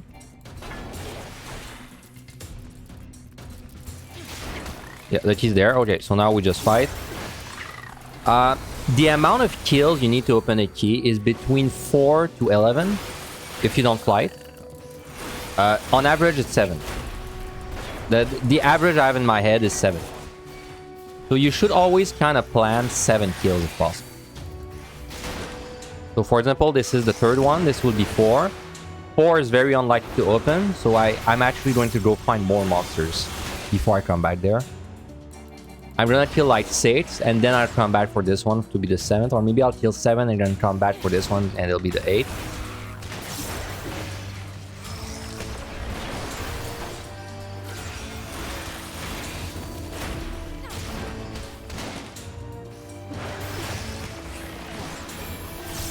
So there's a patrol there. You would of course try to avoid it while you're fighting something. But if your monster is almost dead, you know, might as well just pull it.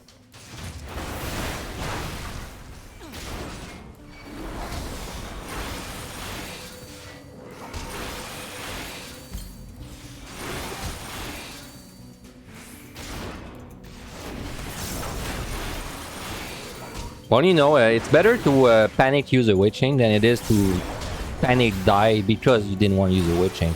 I always encourage people to use a witch chain at the first sign of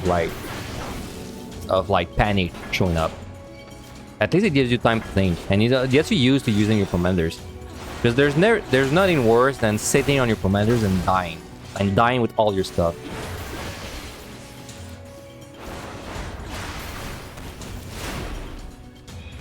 Now, in our case, we're gonna prioritize the patrols every time. So, like, every time there's a patrol, we will kill it above almost everything else.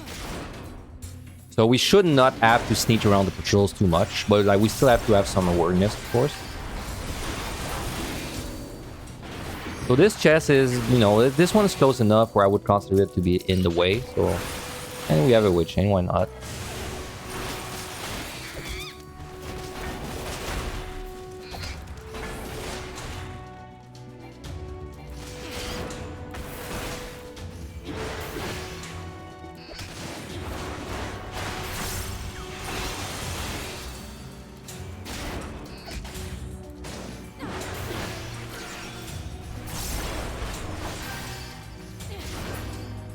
Let's kill one more patrol, then we'll go back to the room and kill the guys that's left.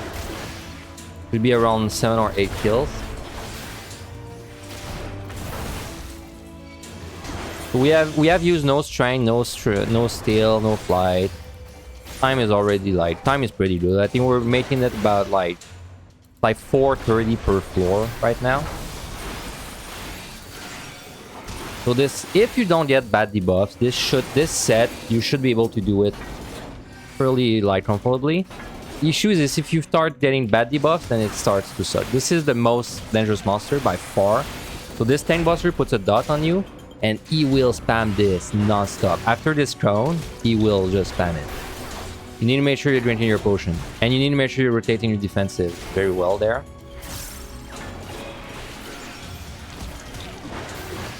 You must be able to fight an Onra without steel, because if you're not able to fight an Onra without steel, it's gonna be way too hard to fight anything else later. So it's not too bad, right? Just rotate your defensives, and if you want to be fancy, utilize your stun, because you can also stun the Onra easily. And the pattern of attacks of the Onra is very simple. When you pull it, it's gonna do the tank buster with the dot. Then he's gonna do a cone. Then he's gonna spam the tank buster on you like 5 times. And then he's gonna do the cone again, and then he's gonna spam 5 times, and he just keeps repeating that. So we did alter this. Like I said, alters are never a loss on tank. Worst case scenario, you get mimics, which is fine because they have a higher drop rate of chest. In the best case scenario, you get Corrigan, which you kill instantly. So this monster is very dangerous if you're not paying attention. So he does very fast squares, like rectangles. And you just need to make sure you're not stunning them. And he has like basically 2 of them that he alternates. So it's like, there's not really a pattern, like, he's just like throwing them out randomly. Because he has like 2 abilities on a different cooldown. Let's pull something while I'm moving around. Always be fighting.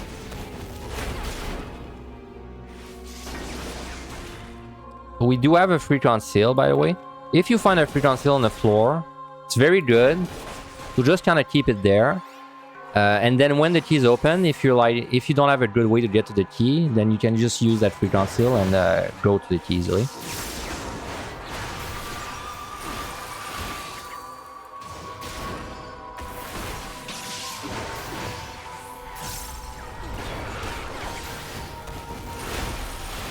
Yeah, this monster is the easiest and the hardest. Easiest because he does no damage. Hardest because like you just stop paying attention for 1 second and you lose your run. I'm gonna pull something again.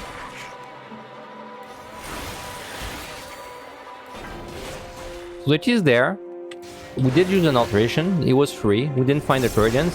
Now, if this was a higher floor, if it were like a little higher, I would actually go out of my way to go find the altar bloom.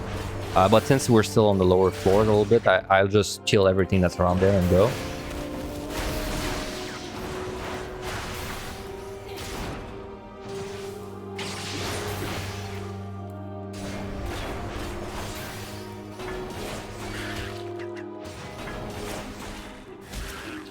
Oh, first mimic. So like I said, mimics are getting pretty rough now. You definitely don't want to face tank without defensives.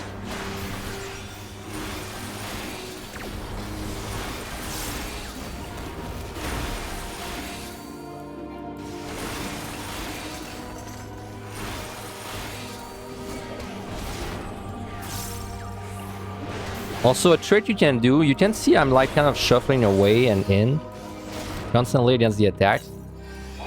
That's because if you're like, while your GCD is like rolling down, the best thing you can do is kind of step away from the monster, because if you do that, he's gonna lose some uptime on you, and then you're not missing anything because your GCD is on cooldown anyway. I'm gonna wait for this Onryo to move. Unfortunately, he's on the key. We'll just kill him.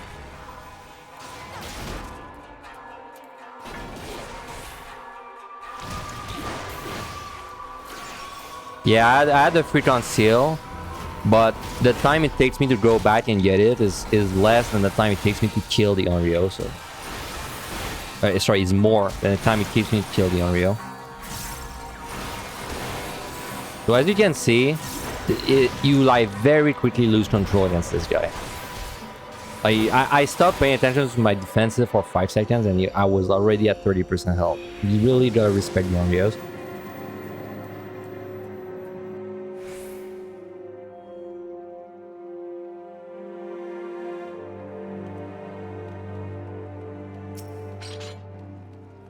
Free strength, sure. I'm willing to use that because you are definitely going to find some strength in your run. So this guy, you can stun for the uptime there, but make sure you don't stand in his AoEs because they one-shot you. I can confirm that they one-shot you because I've greeted before.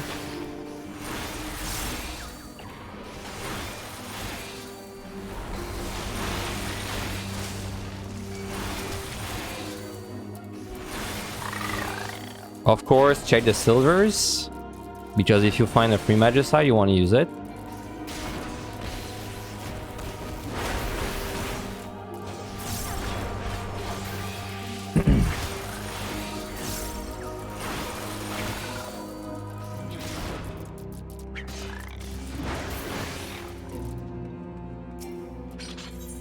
Sanity is back, very nice. The key's right there, so we can just kill everything around.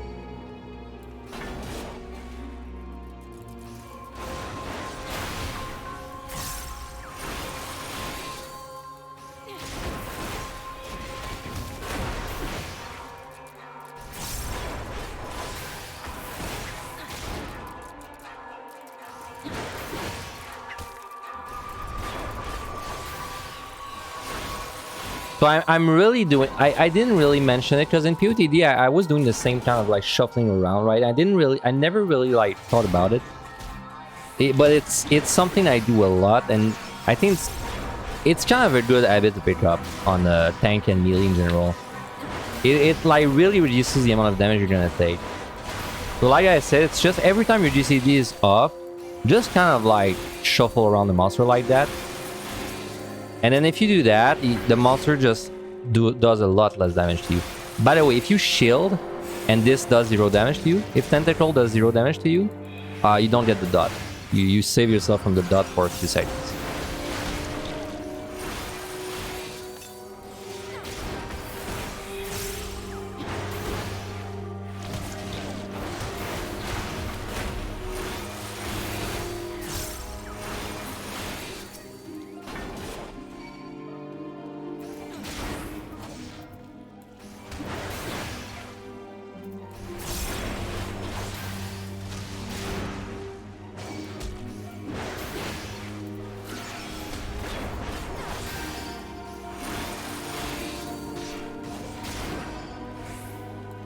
So your inner release is coming up. You might be like, oh, I don't want to use it because the monster is low. No, just use it, and then we wasted the charge there. Who cares? We're out. Like, it's gonna take down while we're running down. Just really want to use that on cooldown. So we're already on floor 66. I am not even sure if we're at 40 minutes left. Yeah, we're at like 39. So as you can see, time is really not an issue. No, I don't need to use that flight. You would use that flight on a normal run. Just use like whatever you find in the chests. Everything you find just gives you help. Now, if you are doing this set and you are having time issues right now, because the pace you're looking for. So yeah, the pace. I didn't really mention the pace. A good pace is 6 minutes per floor, something around that. If you're not on that pace, first make sure you notice like early on, because you don't want to notice that you're not on pace when you're on the last floor, because then your only option is gonna be petrification or magicite. Like look at your pace. If the pace is bad, use a flight early on. Like use a flight fast, because it's way better if you do it this way. This guy he hurts. He's gonna put a poison on me. I'm gonna let him put it on me for the first time. He puts a poison on you after a little bit. That lasts for 30 seconds. It's just kind of annoying. But next time I fight one, I'll show you how to not get the poison. This guy is the one I said you have to respect mechanics. He's gonna open it with a donut that you will die if you don't respect, so stay close. Then after that, he's gonna do a gaze that you cannot read, or you die. Respect. Then after that, he's gonna do Soul Vacuum, which will one-shot you if you're hit by the gaze. Unless if you didn't get hit, it only does damage. And he just repeats these mechanics. Still looking for the key. He's not there. I'll fight one of these guys and check this chest because it's right there. So this guy doesn't do anything. He only hurts. He does a cone, but just be out of it. He's technically attacking you twice because he has a range attack, but also like a melee attack. So it's why he's doing a lot of damage. Now, every time we have to run to somewhere and we're fighting a monster, it's usually better to do what I'm doing right now, which is just kind of kite while you're spamming your move. Because why not?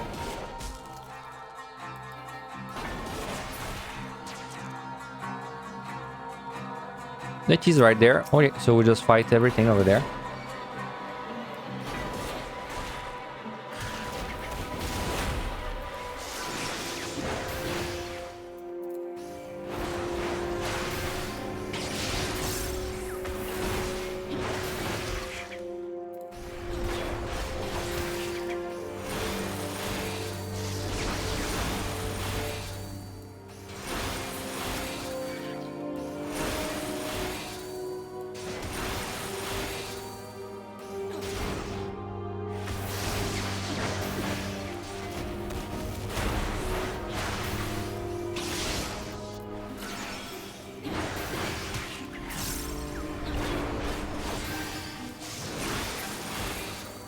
Still not open. Oh yeah, fight something. Chest is right there. Might as well get it while we're fighting. So my like kind of point of reference for a chest, like when I say no exploring allowed, well, I mean, when I say I don't want to explore once I find the key, basically if a chest takes me more than 5 seconds to reach, it's in my head, it's like, it's not worth it.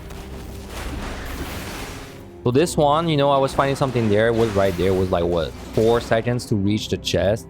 Plus, I was fighting a monster anyway. So this was, in my head, a chest worth checking. Now, if it's not open, we fight this Ashiri, of course. Well, it's open. So we go. I mean, free raising, I can't say no to that.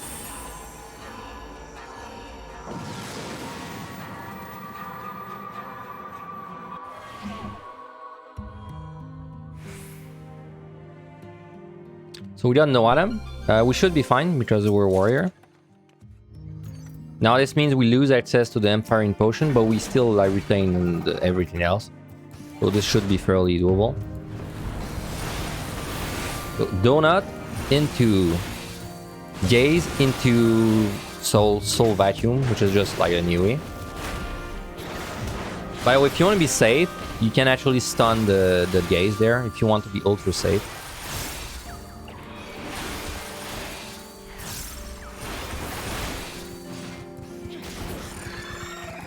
Free raisings are the best. Yep, they are.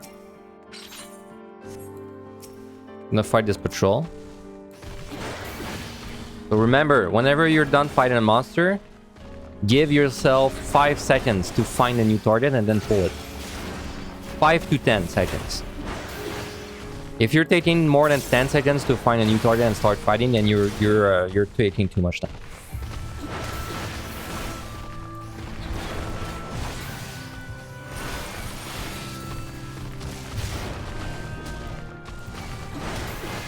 We pulled 2 there, but we're fine.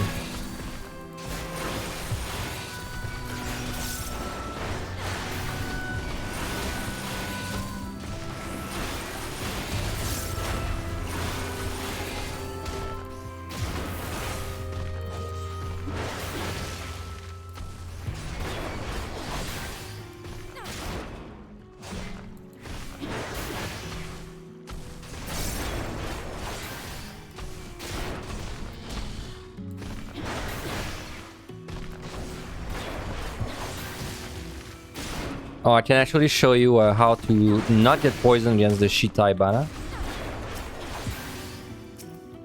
So this guy does a poison. He's gonna open with Tank Buster, then he's gonna attack you a couple times. So Tank Busters now. Double crit, nice. Then he's gonna attack you a couple times. Count about 3 auto attacks. That's 2. 3. Stun him. Then before the stun runs out, move away from him. And then he's gonna waste the poison right there. And that's it. That's how you dodge the poison against him. It's just a... You don't need to dodge the poison to kill it, but it's just a nice way to avoid getting damaged. Because this is a poison you're gonna carry to the next monster. What's up, Zofir? This is exactly what you need. You're currently doing a warrior run. Well, I hope the run... I hope the guide helps you. Assuming we can clear today. But I'm like fairly confident we can clear.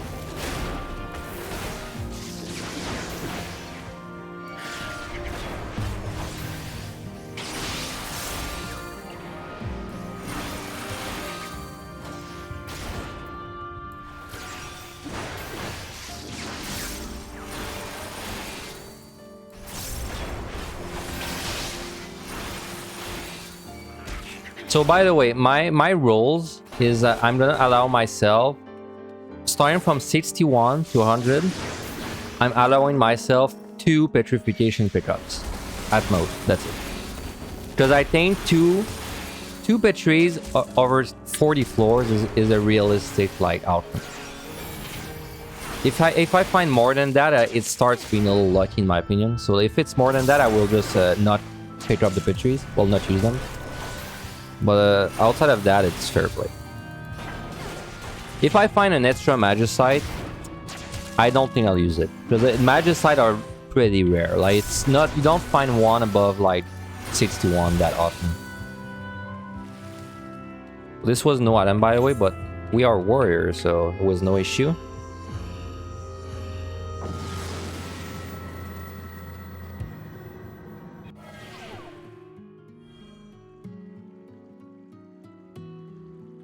HP down doesn't matter on tank. Check the chest because it's right there. Find something to fight. This. Close first. Why not? He's right there, but I obviously don't have enough kills there, so I'm gonna have to kill a little more.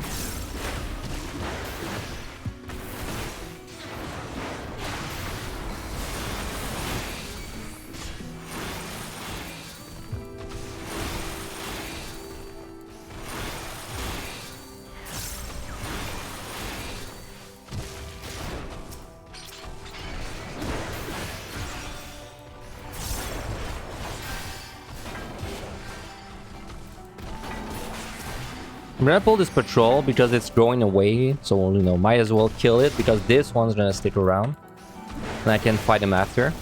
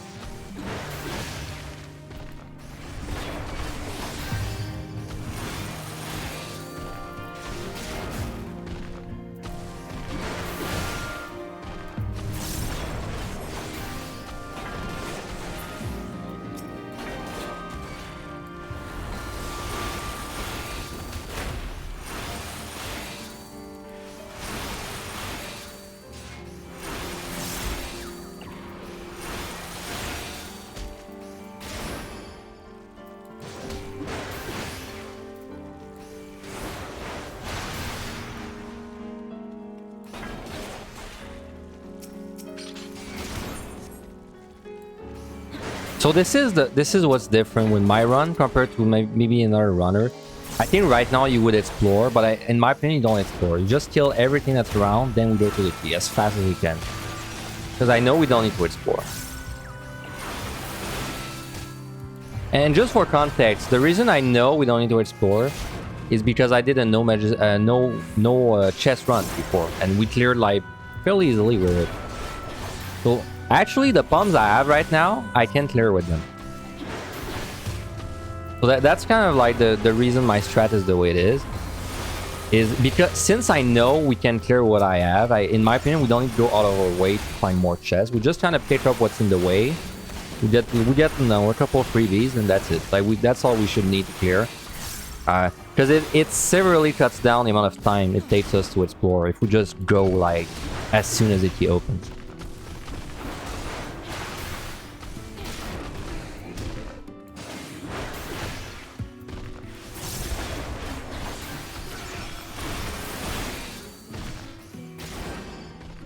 We killed a few things there.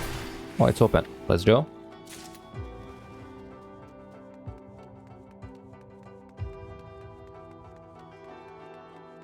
Now, preferably when you find a key, you want to kill things. You want to try to time it so that one of the last things you kill are close to the key, but it's not. You don't know exactly when the key opens, so it can be rough. Well, usually it's gonna be something like, you know, there's like 2 monsters in the key room. You're gonna leave them there. You're gonna kill like maybe 5 around, and then once you think the key's gonna open within like a range of kills, you go back to the key room and then you kill these monsters. That's usually the way you want to do it if you want to be optimal. By the way, I didn't mention it at all, but Vengeance, this is a defensive, actually like reflects, well, it doesn't reflect, but it does like, you do 55 to anything that attacks you when it's up. So this is actually a small damage gain. It's small, but it's something. So this chest is in the way. Let's check. Fight is always good.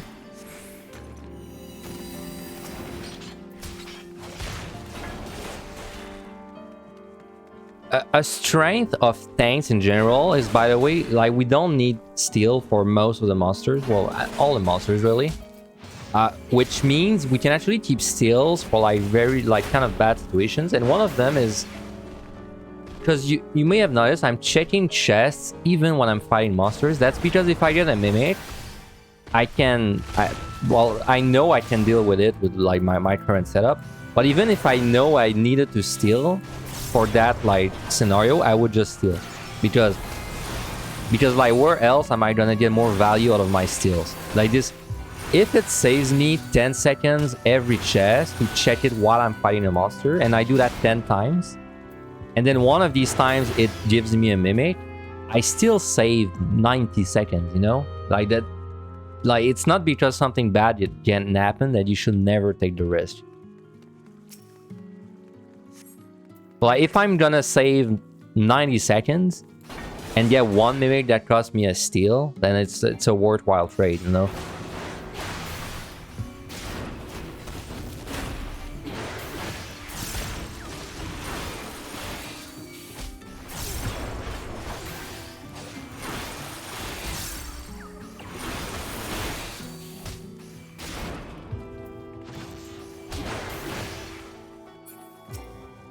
So again, same concept there. I'm fighting a monster. I know I can handle a mimic plus a monster. Either like just with my cooldowns or a steal, so I just check the chest. Like admittedly though, this is like this has to do with your comfort level with your job. Of course, the more comfortable you are with the job and the monsters, I would say, like the more you can take small risks like that. It can be a little hard sometimes for me to like try to remember, you know, when I started out.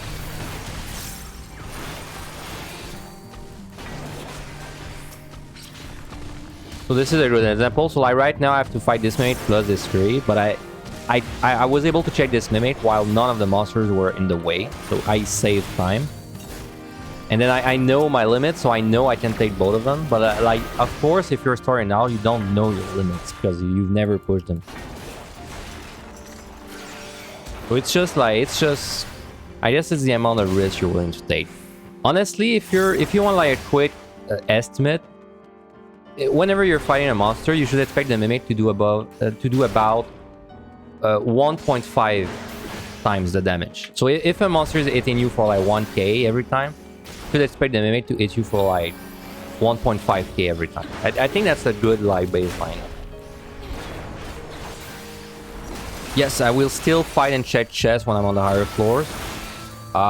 Though, when we get to the higher floors, generally what I will do is I will wait until my monster is at like, you know, like 20%, 30%. I'll wait for my monster to be close to dying. Then I'll check the chest. Because then if it's a mimic, it gives me just enough time to finish off my fight and then handle the mimic.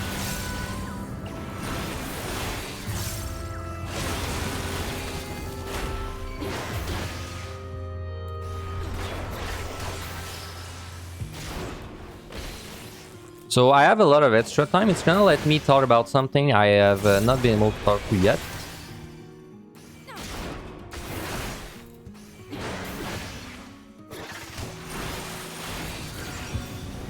So earlier I did mention how patrols work. Now I'm gonna explain to you how monsters work when they're in rooms, you know, like not doing anything. So let's see.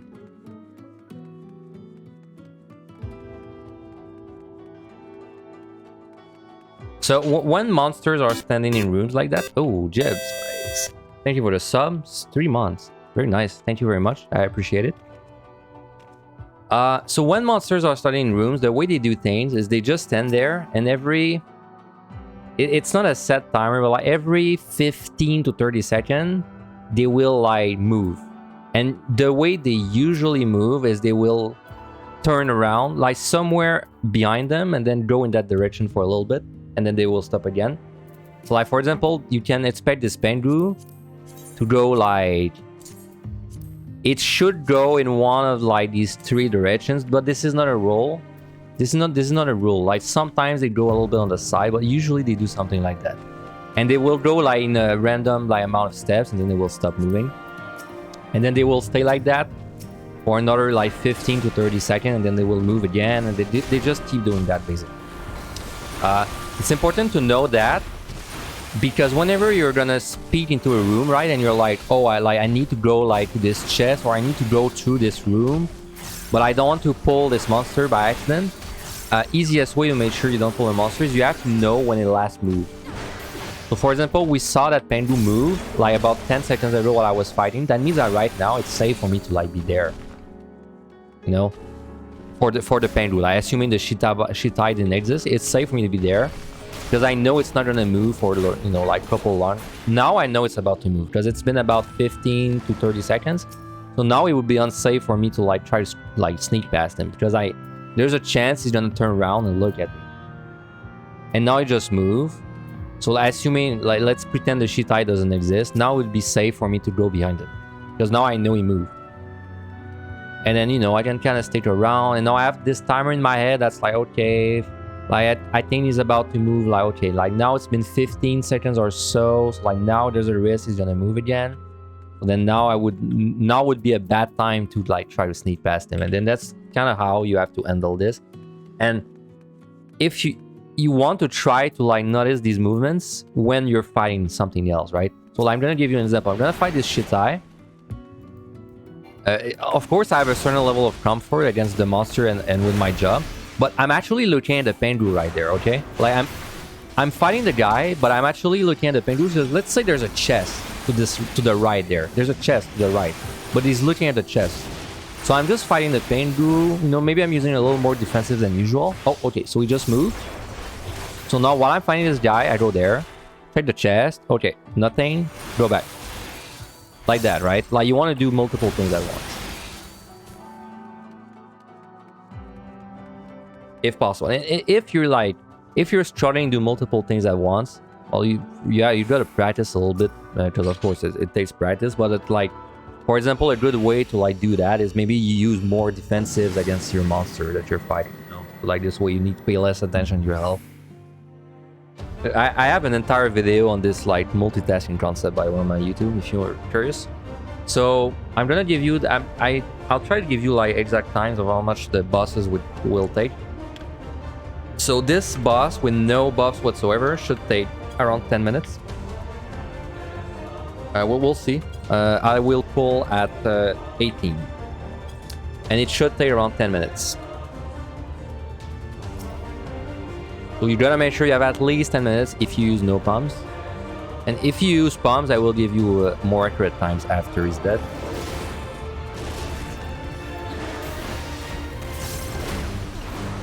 So this guy opens with a non-telegraph cone. Don't be in front. After that, he's gonna do a big circle on you. Just move out. After that, he's gonna attack you like once or twice. Then he's gonna do some kind of like targeted thing on you, which you cannot avoid. But this will put a puddle on you, and you want to move out of this, don't stay in. He's gonna do this, which means nothing. Okay, after that, this is the important part. He's going to do a charge on you. You must be in the circle when this goes up, or you're dead. So be in. You're dead if you're not in the circle. He's gonna devour. After devour, you can move out, and in fact you must move out, because if you stay in the puddle and this goes up, then you're dead, right? So basically you have to be inside the puddle for when he devours, and then you have to be out at all other times. And then after that, he just repeats this cycle over and over. So he's gonna do the cone again.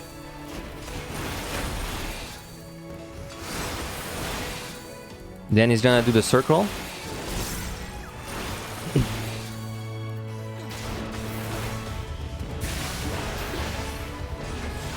Then he's gonna do the puddle.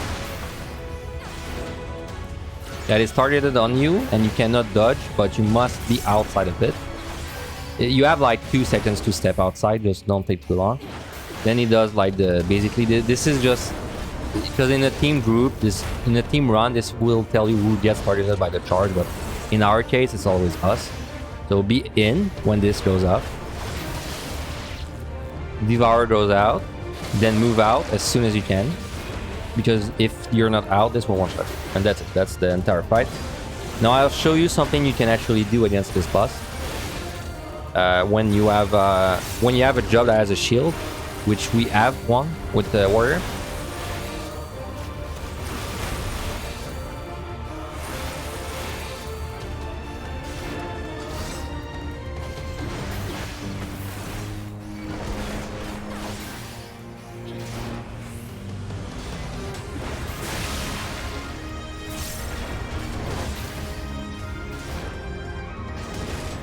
So you may have noticed when I stepped inside the circle and he did the charge devour, it stunned me, right?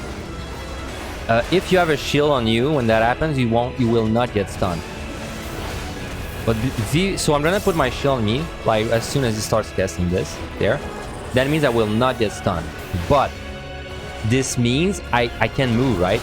I can't. So you have to be careful, because what may happen if you do that, because you gain uptime, but what may happen is you may move out of the puddle before you devour it.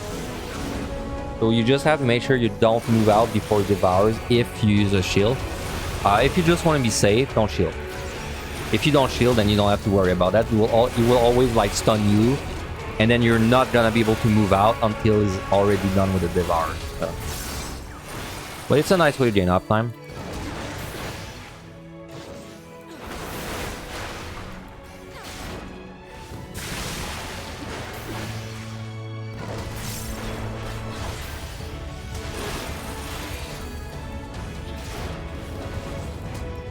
So move out of the puddle.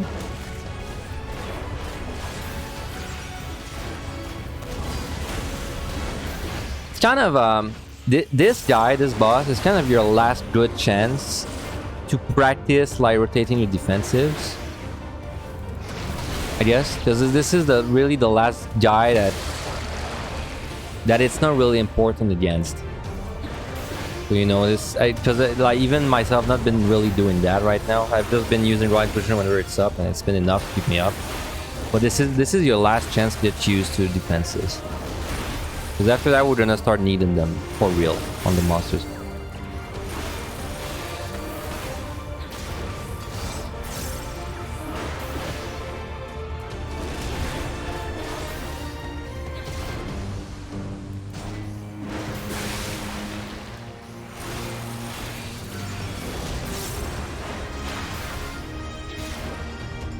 So this thing move out. Like I said, if you're not moving, you have like an extra like 2 seconds or so to actually move out, because you will die if you stay inside of this.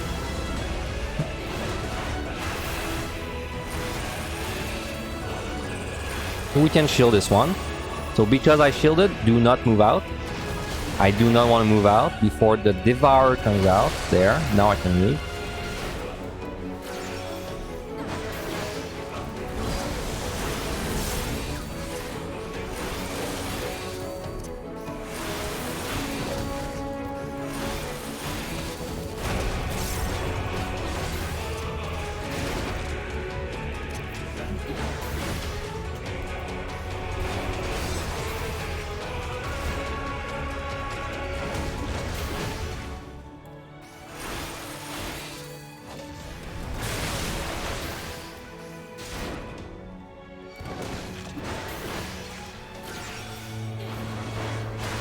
And like I said, the bosses are very long, especially on tank. Honestly, the biggest issue against these bosses, yeah, it's like it's because you're gonna repeat the same mechanics like over and over, and they're like pretty easy mechanics. So like it's very easy to just lose focus for like a rotation, and then you die.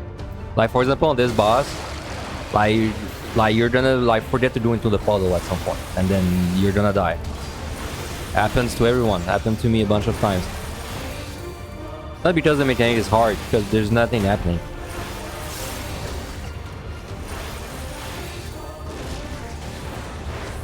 Yeah, hardest mechanic against this boss is staying alive. Honestly, it's the hardest mechanic against most Heaven on High bosses. In POTD, the bosses are quite challenging. In Heaven on High, they're really not challenging.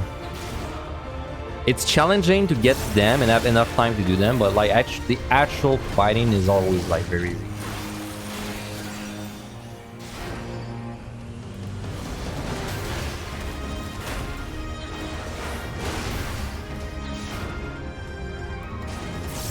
We're gonna shield this one again.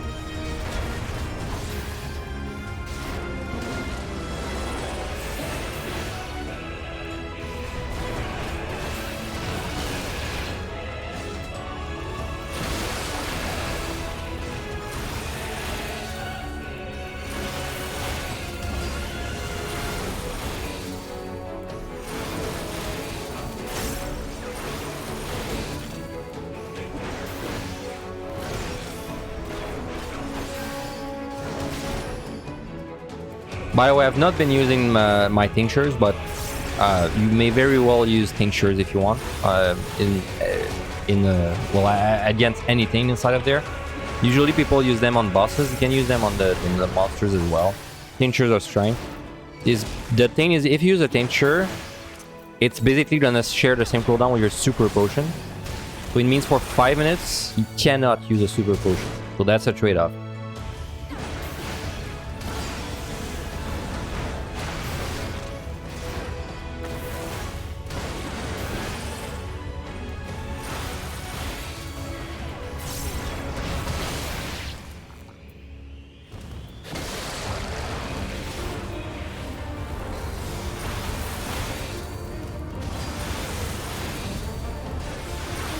It was about 10 minutes, and I was pretty sloppy with my rotation in general.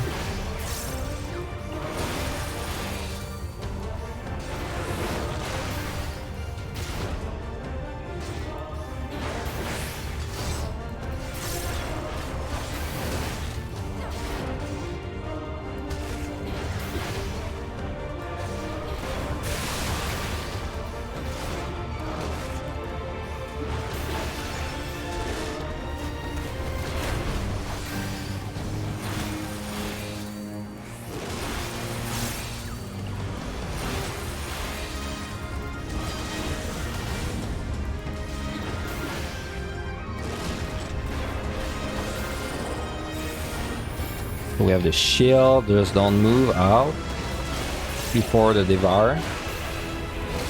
There.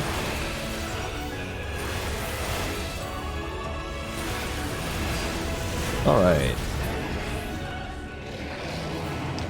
So, starting from the next set is when... So up to this point, it's like, it was easy to have a plan. It's like, oh, always do this when you get this. Like, oh, okay, if you're missing, like, maybe on the last set, if your time is kind of struggling, you can flight once.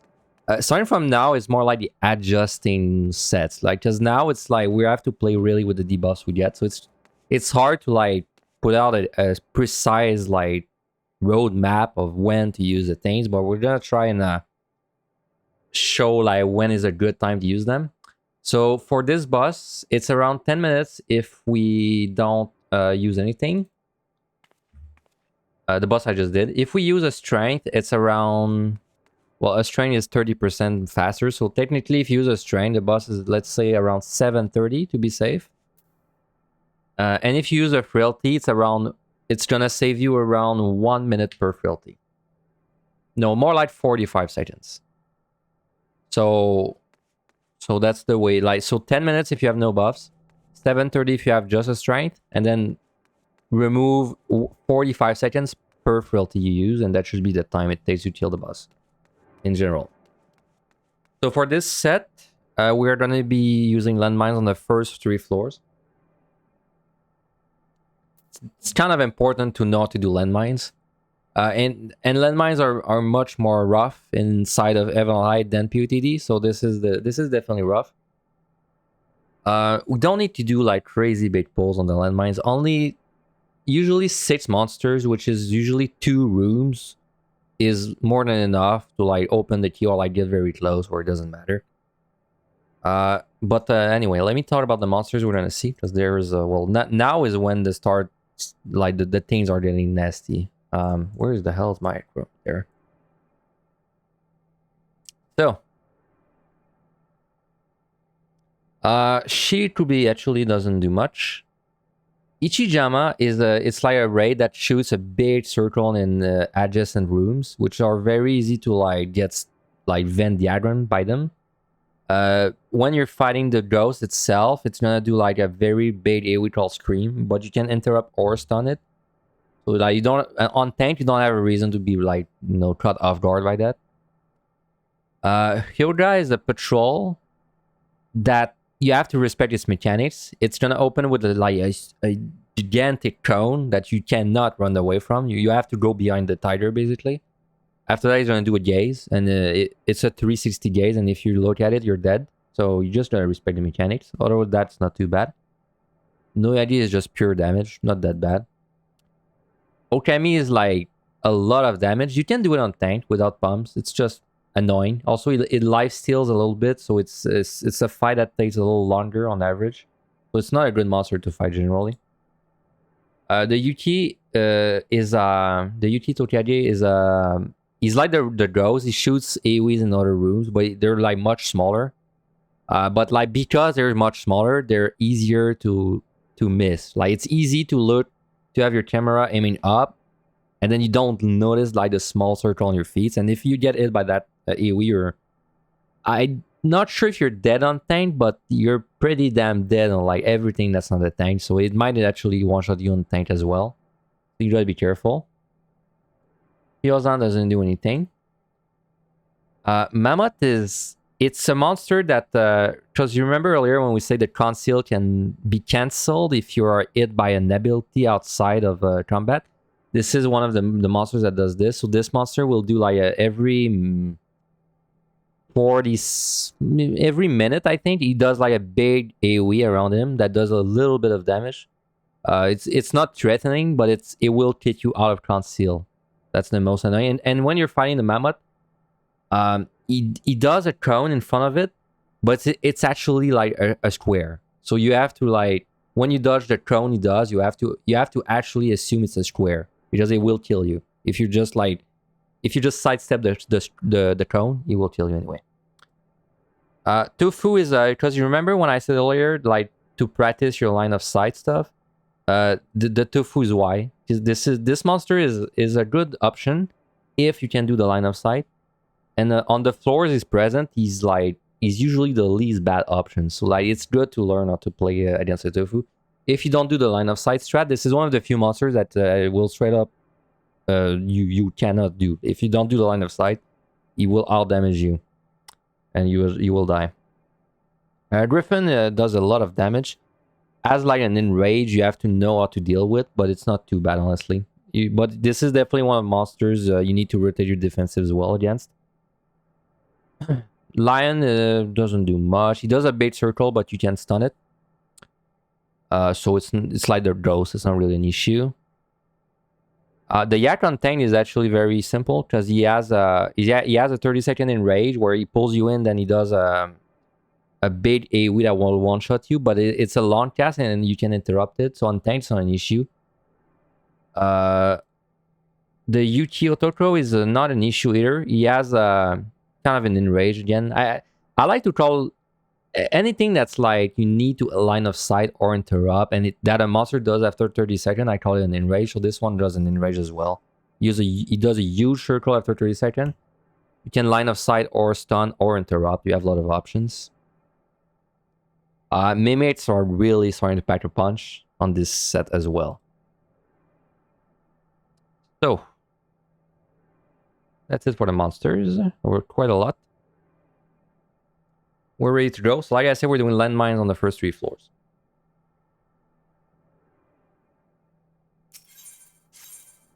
So I'm gonna try to show like as many ways to landmines as possible, but the landmines are rough, right? I'm gonna try not to do them too complicated. So of course, check all the chests nearby. So when you do a landmine, you want to sight. Then you want to like try to find a landmine, of course. There's one there. And then you want to pull... You kind of need... It's kind of nice to know like the easy monsters, because then it lets you pull them to the landmine. So like I know the Noyagis, they don't do any ability, they just do damage. So these are good pulls. Now I know that you guys a terrible pull to do a landmine, because this guy will actually just do the cone, right? Like the huge cone and then the gaze. This is one of the monsters that you want to avoid in the landmine. So when you do landmines, by the way, highly recommend you steal, even on tank. This is probably your best like time to use a steal, so why not? The bomb is also an easy monster. We're gonna pull these 3 things. No idea. This is another easy monster. Now, when you're preparing the landmine, make sure you're drinking your potions non-stop. And like even like use your defensives while you're running, you know, maybe you run cushion, heal yourself a little bit. And then once you have like that kind of straight line to the landmine, use your sprint. Now what we're gonna do once we're at the landmine, we're gonna do like the safest possible landmine. We're gonna witching, simply.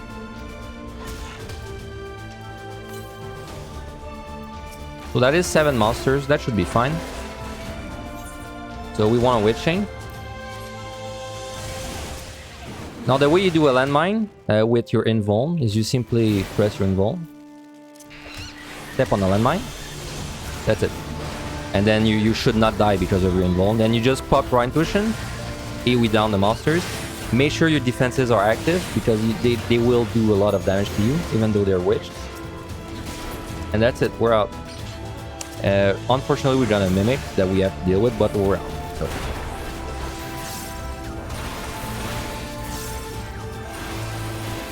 Now, after I interrupted this mimic, I have to run all the way like to the key anyway, so I might as well spam my range move on it. Why not? We're out, but we're not, pretty much. Mimics are RNG. That's the reason like going crazy over exploring I think is like actually not good for the player, because like if you end up wasting 2 minutes getting to a chest and it's a mimic, you just wasted like 4 minutes.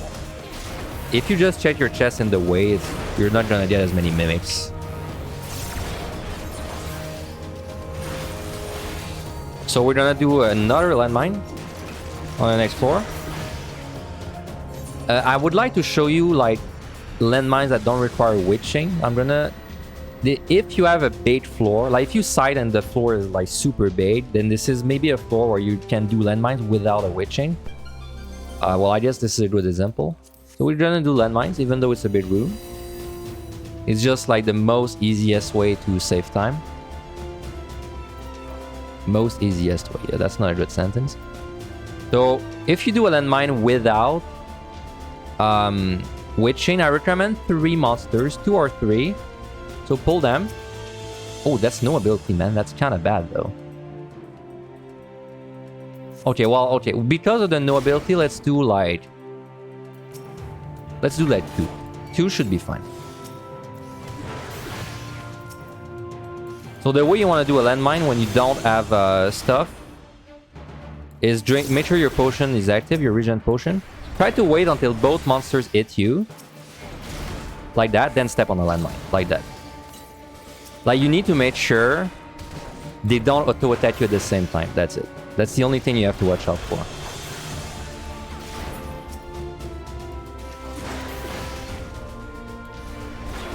Now, if we didn't have the no ability, I would have done 3 monsters easily.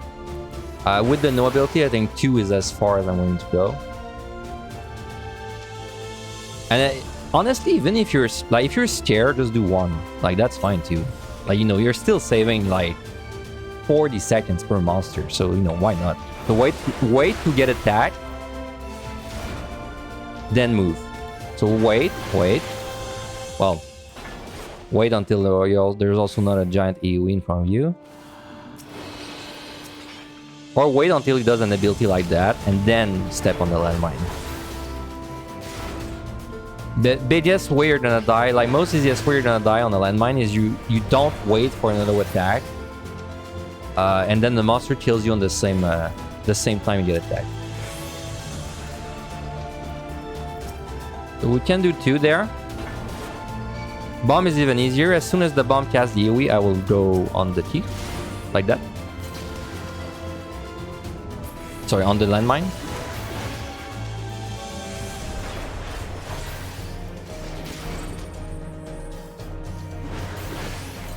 Don't forget your potions.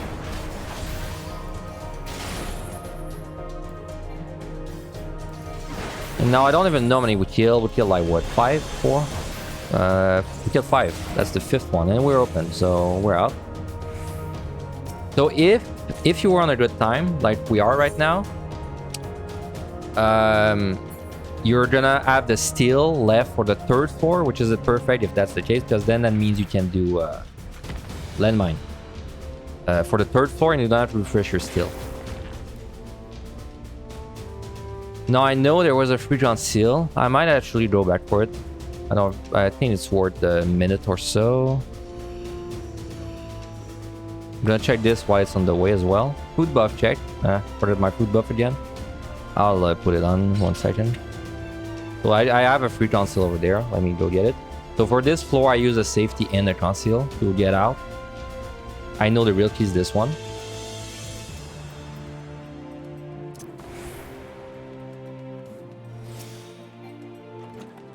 Now, if you took a little longer to do the landmines and your steel's gonna run out, honestly, I don't even think it would be a bad idea to refresh your steel and just keep doing the landmine. Or like, you can do the landmine without steel. It's just, well, if you have your invuln, you can do it without steel, right? You just need to make sure that after your invuln, you have like a bunch of defensives ready for like when the imps and the witch monsters like really pummel on you. So we're gonna use the last witching, the last site, sorry.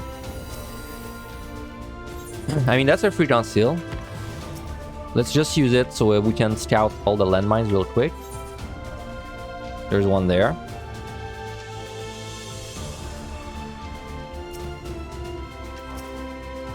Realty just makes it so the monsters will do less damage to me. So let's go. So we're just gonna do 2 rooms there. These 2. I'm gonna witching. I have my invuln again, so that's very easy. Do the invuln. Bam. Move on the landmine. Run cushion, heal, and then just pop a couple defensive. Make sure you don't die.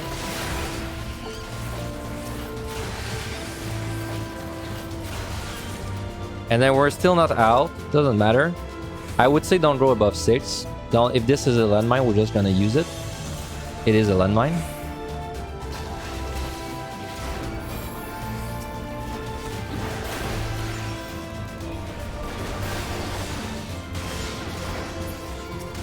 And we're out. Let's check this because it's in the way. Okay, so I tried to show like as many type of landmines as I could. You saw like the invuln witch chain. You saw like the landmine I just did right there, which is just when there's like monsters nearby. They're a landmine. What you do when there's monsters near a landmine is you step on the landmine while they're not looking at you. Then what you do is you pull one, and then you stun the other one, right? Oh, I forgot to pick up my frailty. Whatever. I guess we're done one frailty. Well, okay. So if you use the frailty, don't forget to pick it up.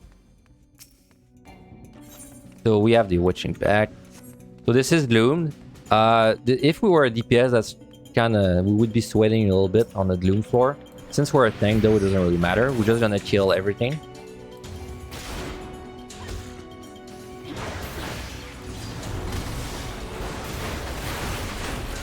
Like I said, this is definitely where you want to be sure you're drinking potions and rotating defenses.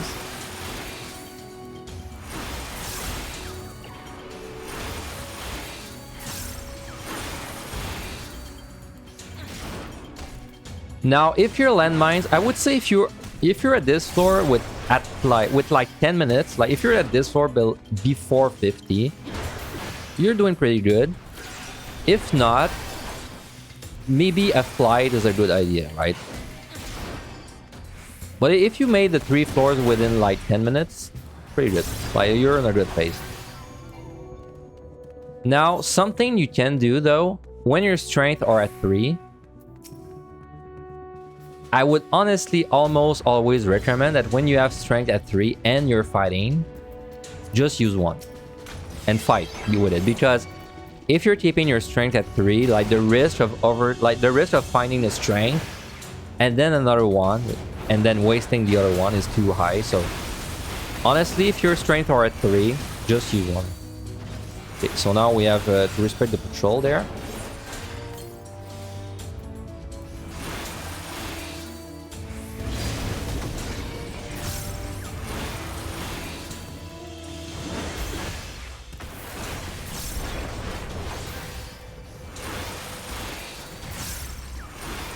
Like I said, just kill the patrols. No, whoops, there were 2 patrols. We should be fine. So the lion does a very big cone that you really cannot run away from. Then he does the gaze that will mess you up. So do not look at the gaze.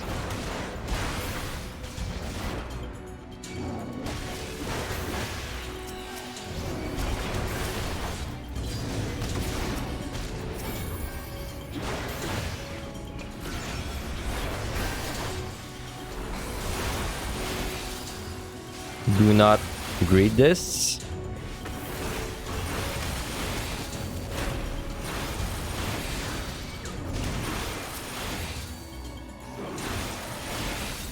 Yozan doesn't do much. He just does the cone a bunch of times and that's it.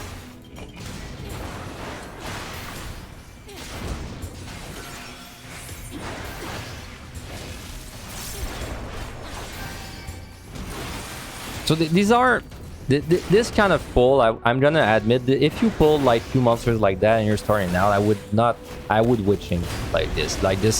I could only get away with this because I knew the monster's patterns really well. So like we did do these 2 guys in blue without steal, but it was because I knew the patterns. If you pull like 2 monsters and you're getting overwhelmed, just witching. Honestly, like it's way better if you waste a witching than if you save a witching, but then you lose your strength, you know? So we're still pulling. We don't know where the key is. Just pull whatever's in front. Now we're doing what I was talking about earlier. I'm looking at the wolf there while I'm fighting the Yuki, because when the wolf moves, I want to go like to the next room. So I'm fighting, but I'm looking like elsewhere. I'm looking at the Okami. Now he moves, so now we go. Then we only care about the key. The key is there, okay. So we can open the key.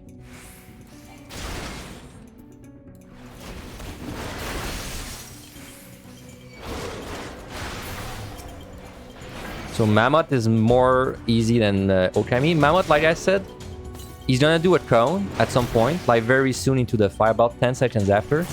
This is not a cone, this is a square. This is a square. Do not trust the cone. Go behind him. If you stand in front, he's gonna kill you. I swear. So like, don't even try. This is a square. I know my shapes.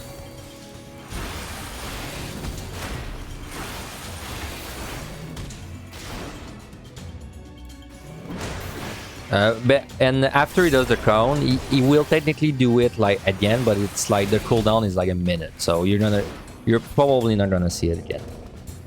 He's open. This chest is in the way, so let's check it. Safety.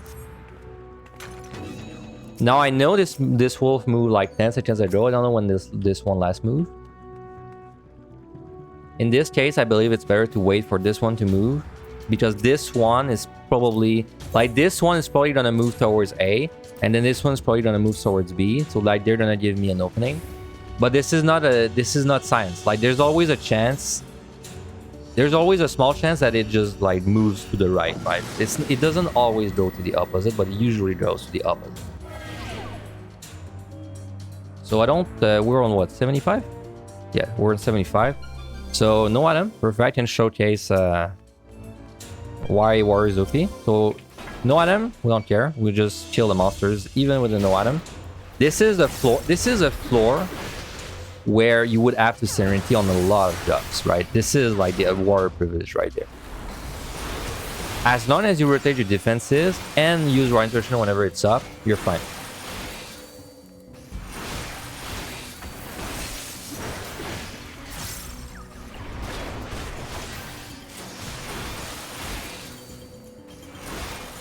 Also, the key is right there, so we don't even need to stress about it. Pick up the steel back. Steals, like I said, like I would say it's kind of required for when you do the landmines, at least when you're starting out, just so you're like comfortable doing it. After that, steals are like a quality of life thing almost. Like, just use a steal whenever you're about to pick up a fight. Whenever you're about to pick a fight that you think is gonna be like annoying or stressful, use a steal. That's it. Thanks for the follow, War Garbly. Thank you very much. I appreciate it.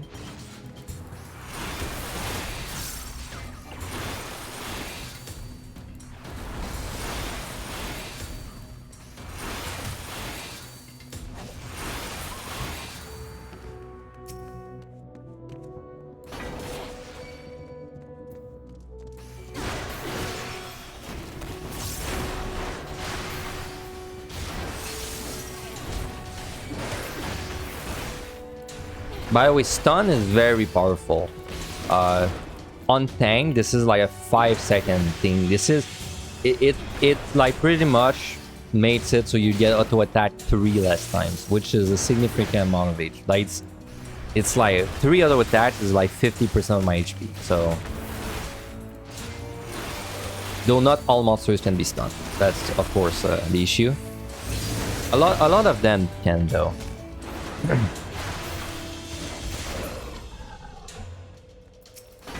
So the role is keep fighting, so we keep fighting.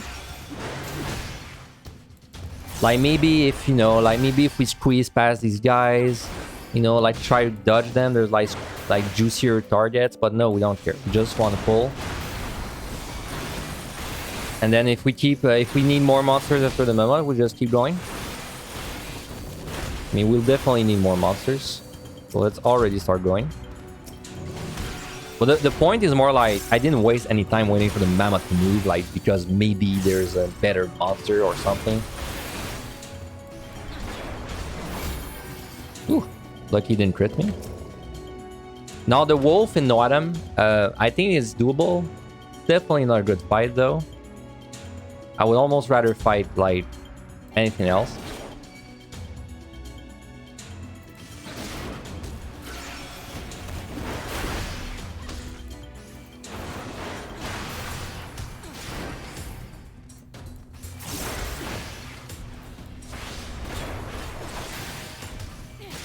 If it's not open, we'll kill the tofu next.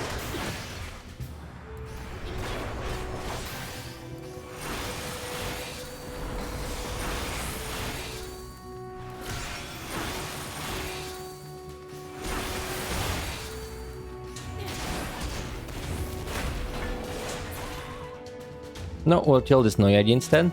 Roll the roll of the 5 seconds.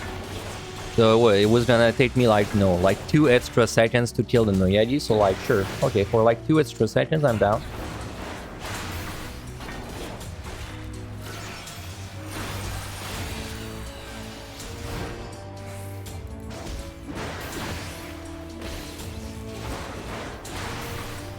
Now I'm gonna check this chest while the UT is turned around.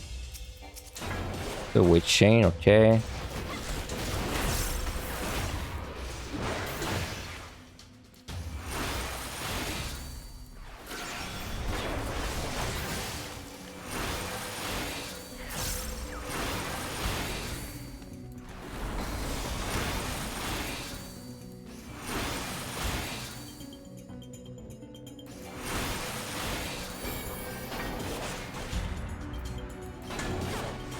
Now if it's not open, I'll pull the Yuki. It's not open, so we'll pull the Yuki.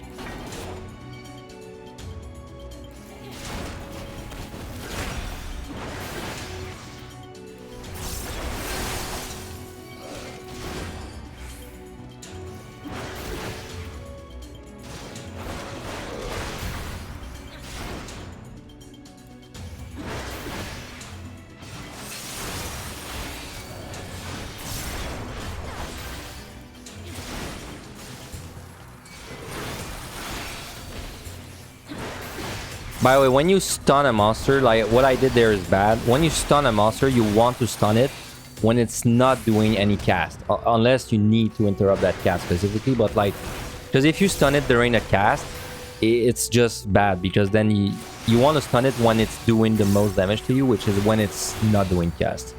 Wow, we actually have to kill almost everything. Of course, I would check the silver chest on a normal run. But like I said, I don't really want to use the pre-match site, so... So Tofu is you need line of sight this guy. If you want to make things safer, when he does Golden Tongue, stun him. This is a buff that like gives him a lot of damage when he gets the casts off. But if you stun it and he doesn't get it, then at least when you fail the LOS, you don't get damaged as much.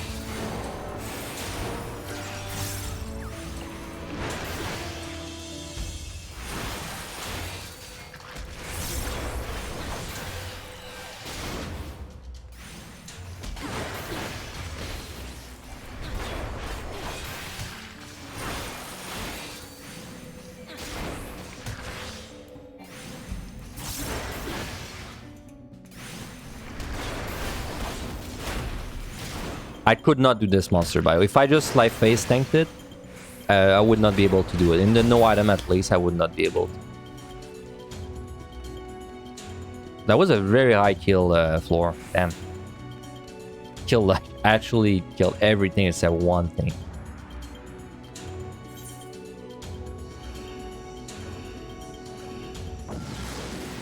So we're kind of chilling with the pumps. Unless we see time like kind of drifting in bad, then we don't really need to. Right now we're about 8 minutes ahead, so like we're really not stressed. Lion is a patrol. Patrols are priority. So all the lion really does is he opens with a tank buster that hurts. So make sure you use defensives. Then he does a circle, which usually I stun for uptime on tank. Then he's gonna like attack you for a while, and he's gonna do the tank buster now and then. Just make sure you have defensives active and your potions.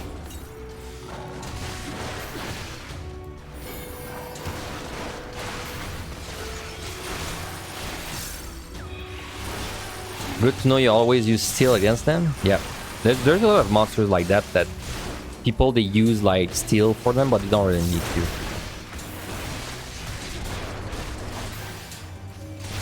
So like I said, there can be two wall traps. There can be one there and one there, but the one on A is much more likely, so it's always better to choose B. Just realize that there's a small chance that B will trigger a trap. It's small, but it's there. Another lion patrols first, as always.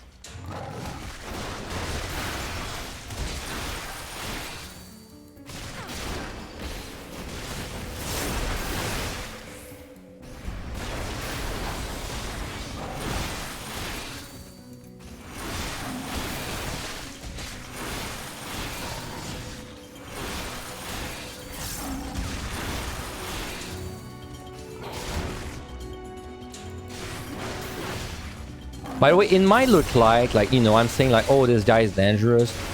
But it's like, because you gotta remember, you have to keep your HP not to survive one auto attack and one normal attack. You have to keep your HP at a point where you can survive one crit. So like, of course, if you don't get crit, like the things don't look as spooky as they should be. So Griffin is just a shitload of damage. Other than that, he's not too bad. He's gonna do an enrage, which we will need to interrupt. The enrage is gonna come after the second free fall. So for now, we just make sure we use defensives. And you need to use defensives against this guy because he will spam this freaking golden talent thing.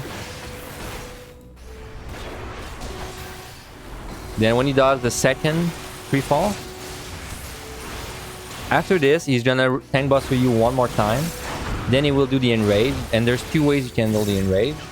You can either stun, or you can run behind a wall and like break the line of sight. If you break the line of sight, it's not gonna hit you.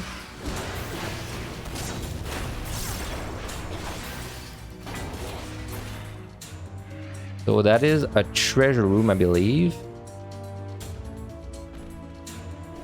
In our case, the key's right there. Yeah, the key's right there, so we don't really need to mess with that. I can pull another Griffin just to show you the other way of dealing with the enrage. So by the way, when you pull this guy, he's gonna first thing he always does is he's gonna free fall on top of you.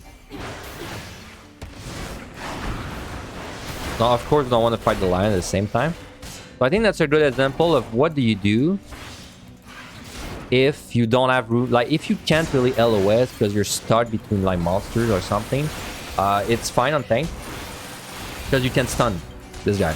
So second free fall, that means the enrage is gonna come after the next tank buster. So he's gonna tank buster me now. He's gonna enrage, but we can stun, so we can just stun like that, and that's it. Very not that difficult, like not that difficult on tank. Like I said, it's only like just gonna make sure your HP is healthy, and that's it. Griffin is the most dangerous enemy on this set. I would honestly say that it's not. I think the most dangerous enemy for tank is the Tofu. Tofu like messes you up really fast. Like you miss like a blizzard or two, like you miss one or two line of sights and it just like kills you. This guy does very big cones. It's like the tiger. You can't outrun the cones. You gotta sidestep or go behind. Then after the first cone, he's gonna do a second cone or the enrage. Sometimes he switches. He did the enrage there. You can't stun him. It's the same as the Griffin. You can stun or line of sight. For this one, you can even interrupt.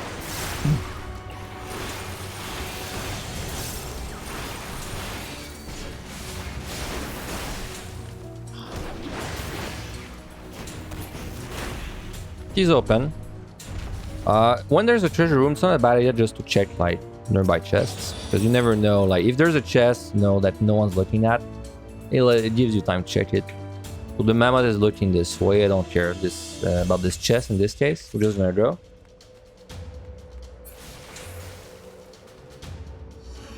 Time is very good. We are when we're like 8 minutes ahead still, so we don't need to use anything.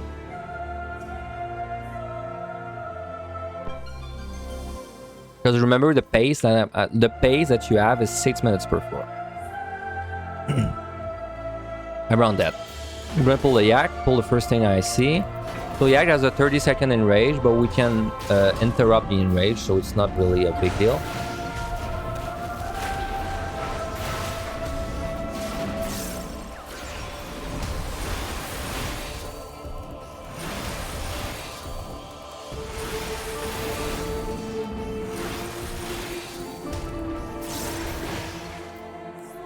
So when the enrage comes, he's gonna pull you in and put a slow on you.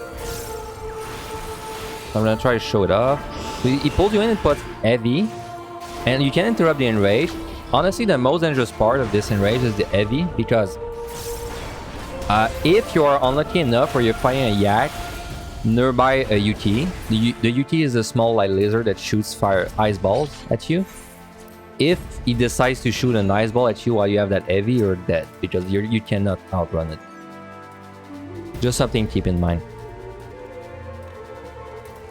Check the chest in the way, pull the first thing we see. Don't need to use that steel, so I'm not going to use it. Of course you would use it on the normal run. It's just, I think it's better if I show all the monsters that you can do without steel.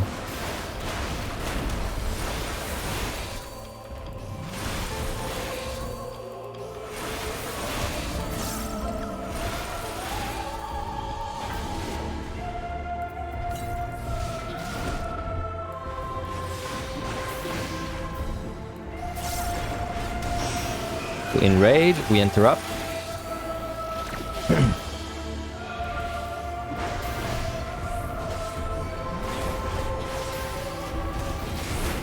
Is there still something we did not fight?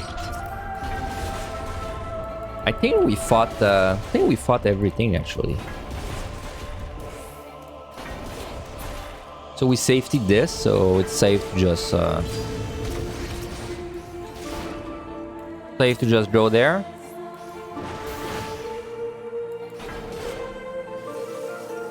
Did the Felt Leaf buff do anything noticeable? Well, it's basically we gain 10 potency on it. So you do 10 potency more. It's not really significant, but it's a buff. It's slightly better than before. So like if you want a point of reference, this used to be 460, now it's 470. So every time you cast 47 Felt Leaf, it's as if you had cast one more. I think that's the best way to see it.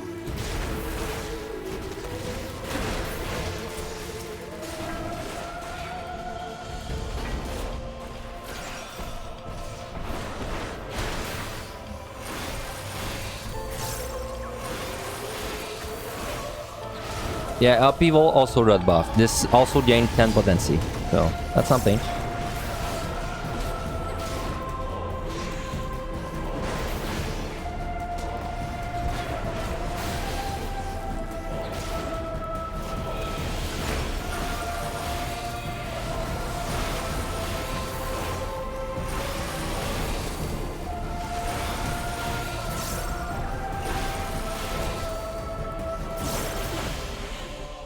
Now our set is doing kind of good, but I really want to stress that if you're falling behind time, like you need to actively use your commanders. Like it's hard to show it up on this set because it's been doing pretty good. We didn't get that unlucky with debuffs. But if I was behind on time right now, I would flight. I would have flighted like ages ago. And if time was really bad still, I would have probably petrified that treasure room we saw earlier, just so I would have like some chests back. Well, like I said, it's hard to give like an exact like game plan for MLI because there's a lot more RNG involved.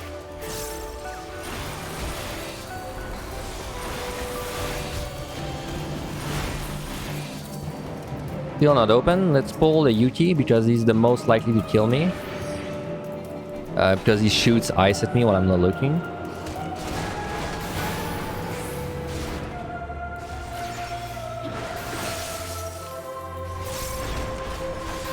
I mean, we got...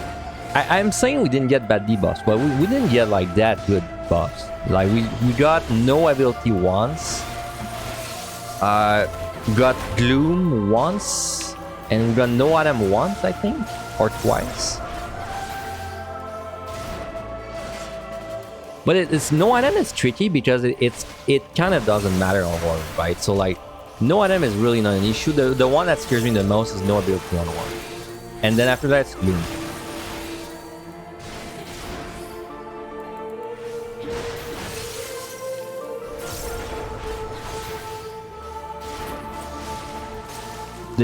The keys get pretty high kill. They feel pretty high kill as well.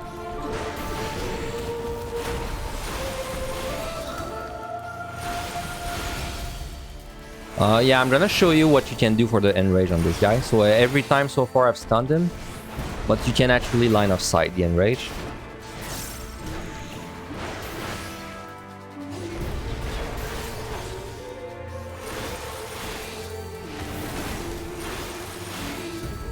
So simply break the line of sight, and if you do, it's not gonna kill you.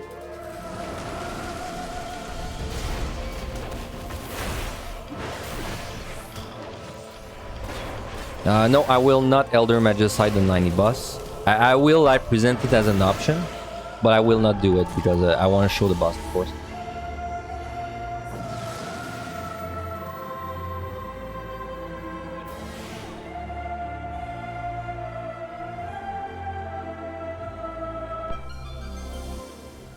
Okay, so yeah, we actually have a buff on this one. That's nice.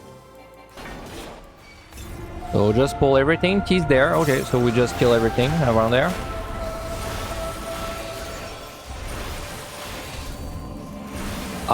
On a normal clear run, I would not plan to use Elder. Like I would when I go into the 81 set, I would not be planning to use Elder, but it's like I would like still keep it in my head in case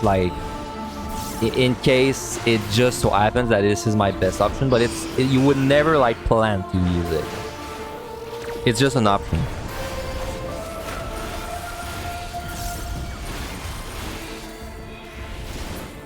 But like you definitely don't want to go into 81 and be like, okay, I'm gonna do every floor in 8 minutes because then I have my Elder. Like this is not a good way to do it.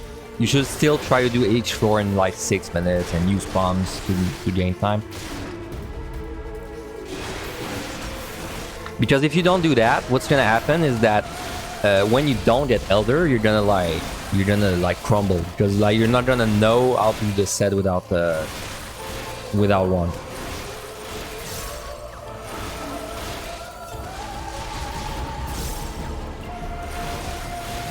Okay, let's see if there's any chest there. I need to kill monsters anyway.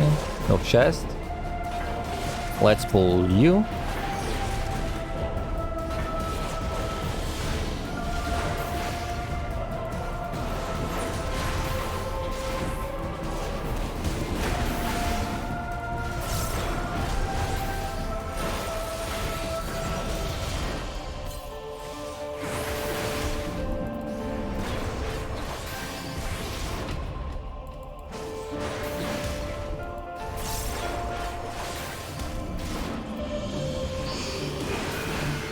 Enrage.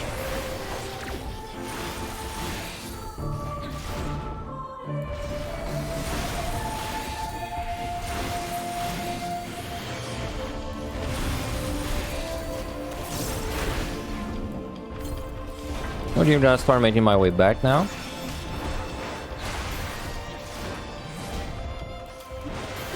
Yeah, it's pretty much the reason. It's like, because if you elder the boss, it's kind of the same as if you like magicided the floor.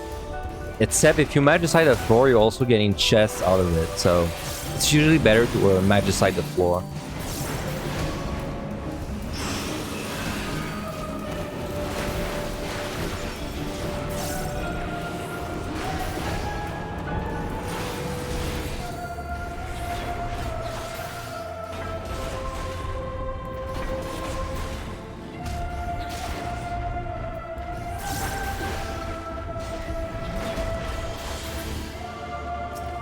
I'm gonna kill another tofu just to show like the line of sight thing. Yeah, another thing about the tofu. So like I said, it's good to stun the golden tongue just so you make sure that if he hits you with blizzard, he doesn't like destroy you. Another thing with the tofu though, that something I think that kills people a lot is the way you're supposed to bring him over to the wall. Because here's the thing, if you don't, if you're just like, let's say he's in the room right now, I'm trying to bring him over. If I just keep doing this, he's never gonna come to me. Because he's just standing there. The way you're supposed to bring him is you hide. And then when he starts moving, like pop out. And if you do that, he's gonna like walk up to you and then start, he's gonna start slapping you. Like, that's the way you're supposed to bring him over.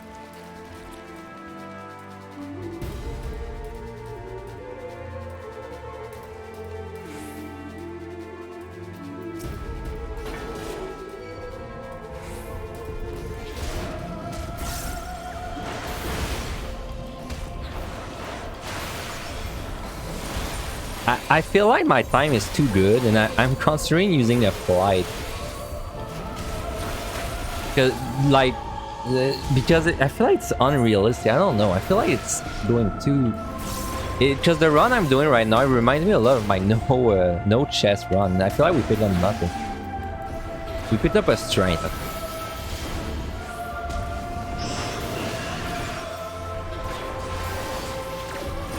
But like, I'm trying to think did I do anything crazy? I don't think so. I think we're just like, we did 10 minutes for 3 floors on the landmines. And that sounds like not that odd.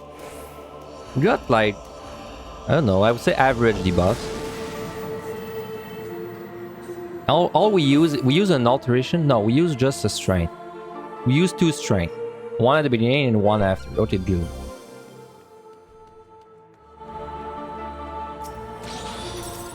So once again, we don't need to steal these monsters. Should be fairly easy.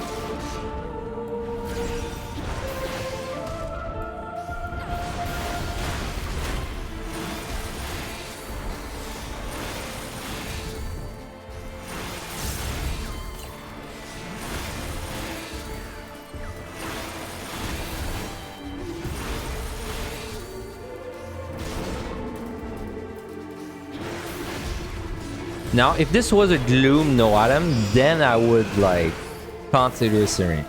If it's just Gloom, it's fine. If it's just no item, it's fine. It's when you combine both that it starts being kind of nasty.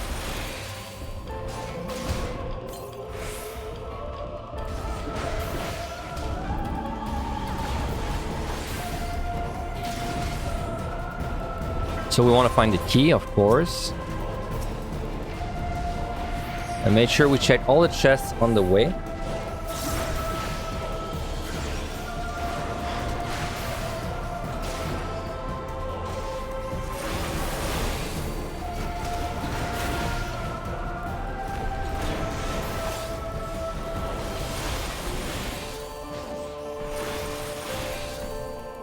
So the Griffin is doable. It's definitely going to be one of the rougher monsters to fight in the Gloom, but it's still doable.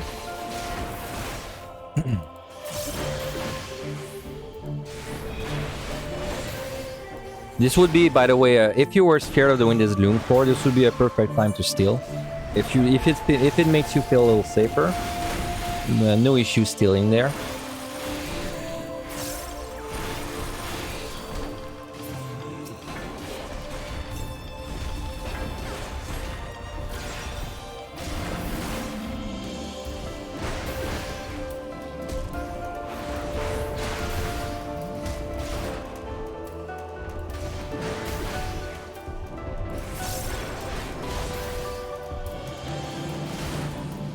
So this boss, if I don't use any bombs, is around maybe 11 minutes. If I use bombs, it's like 8 minutes or so.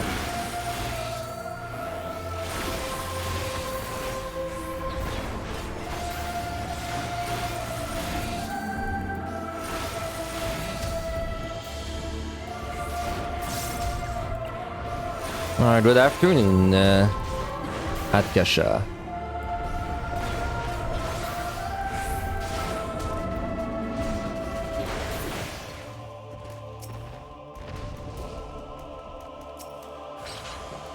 Okay, wait. That is a treasure room.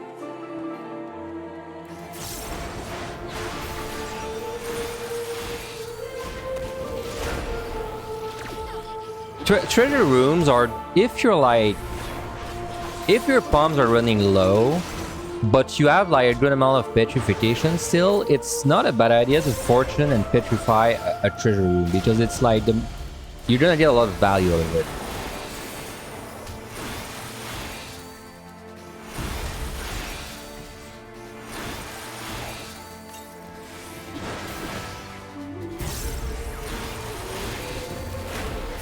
Because first, it's gonna save you time, but second, it's also gonna give you drops back, right? It's like the best way to utilize the petri. Especially on something like a Gloom 4 like we are right now. Wow, that opened fast.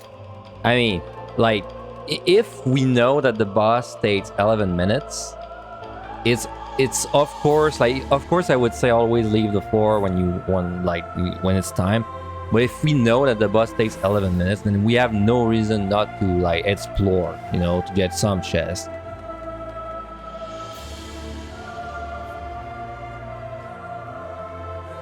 You would only go for a fortune petri if we have to go through the treasure room. Yeah, that's where I divert a little bit.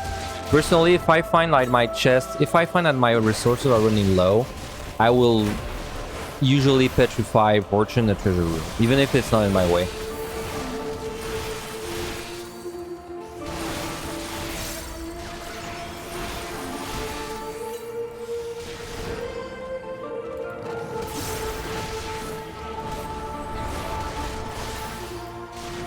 So how could this setup went differently for you if you did as I did?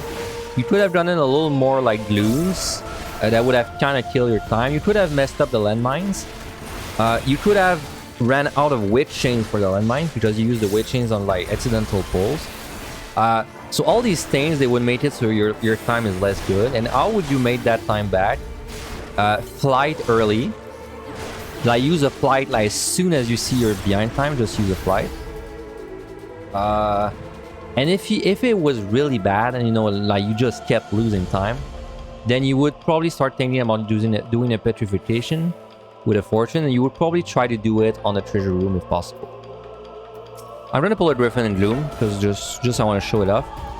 So this is definitely the hardest fight you're gonna take on this set. Gloom the griffin. It just requires you to use defenses really well.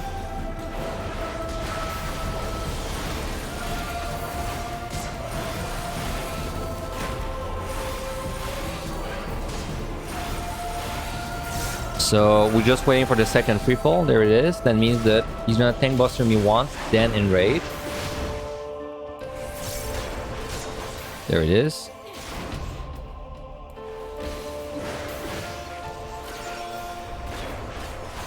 Make sure we have defensives up at all times. And potion, of course. I don't mention the potion, but like at this point, your potion should be on on every monster. Especially if you don't know what the monsters do that well. So we still have a little bit of time. We can afford to explore, check maybe a chest or two. Last floor is a good time to do that.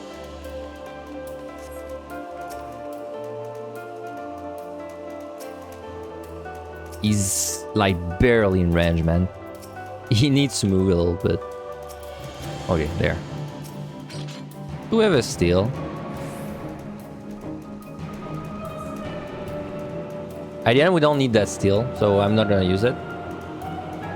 This boss is very... Like, you can do this boss without steel on even DPS jobs, so...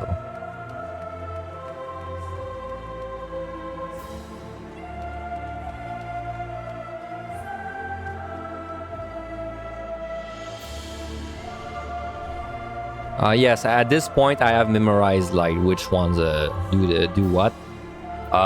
In Never Gonna Lie, it's kind of fair to assume that every monster is sight, except a few, and I should have mentioned it, the Griffin is actually a proximity monsters. This one's a proximity monster. Which is why he's kind of like, he has a bad rep, because he's usually what's in your way, and he's a rough monster on DPS jobs. On tanks, he's not that bad. So I will never be able to check the chest over there, so let's just go.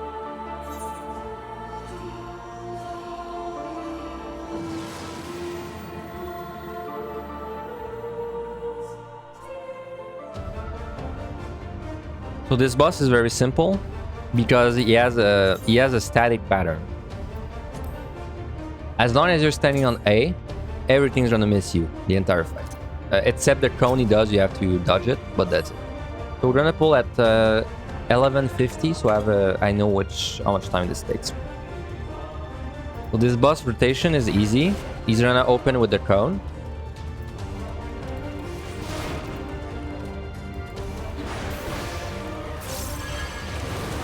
Then he's gonna jump, which is just damage.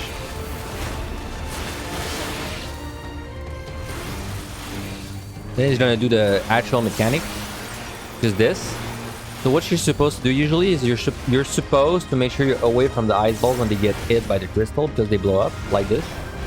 But the thing is, this is a static pattern, and like if we stand on A, we're never gonna get hit by A.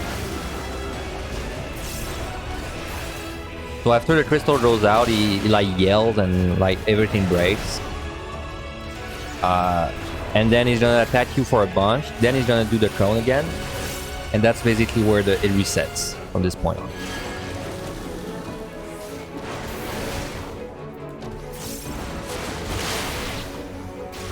And honestly, this boss, the most hard thing is not falling asleep and dying when he does the cone. Because you are going to zone out and he will do the cone and he will stay in it. Trust me.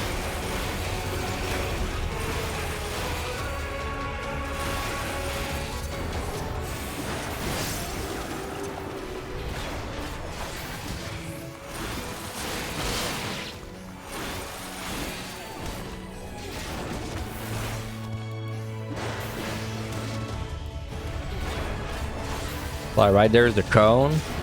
It's easy to get tripped by the cone because like basically you're standing on A for like an entire minute and then you never have to move until the cone.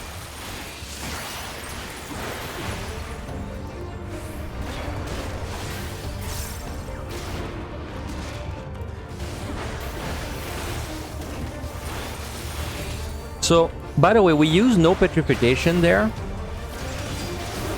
I would honestly say that if you have to use a petrification on this set, it's honestly normal. Like even myself, I almost always use a petrification on this set. Like on my actual score runs, I will always use a petrification on this set. So if you feel like you have to use one for time, it's perfectly fine. But you can do the entire set without using a petri if you're like, if your landmines are clean, then you can basically. Good evening, Descartes.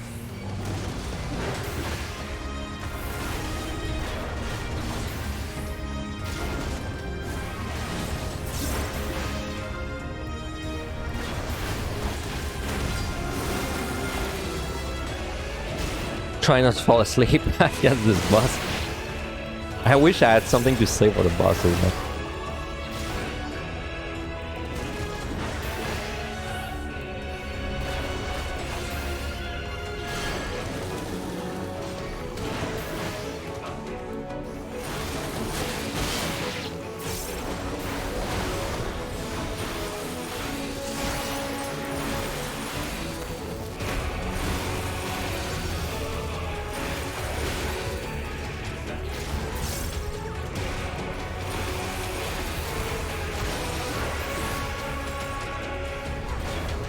How goes the run? Pretty good. I think I went over everything I wanted to go over so far. Nothing. We basically never got like. Well, I've not been really picking up bombs. We find like on this entire set we use 3 sides, 2 witch chains. We use 3 sides, 2 witch chains, and like 2 strength. I think that's it.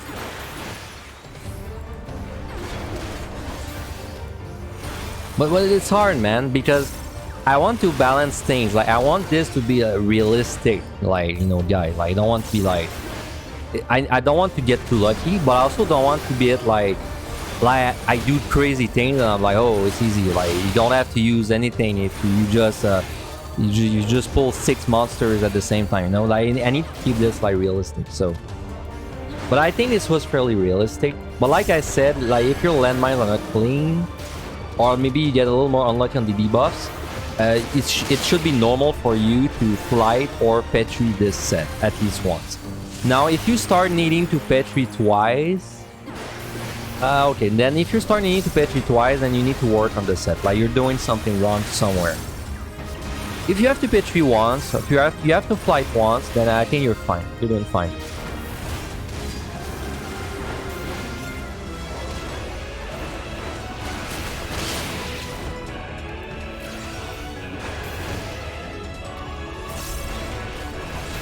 Might as well think, sure, why not?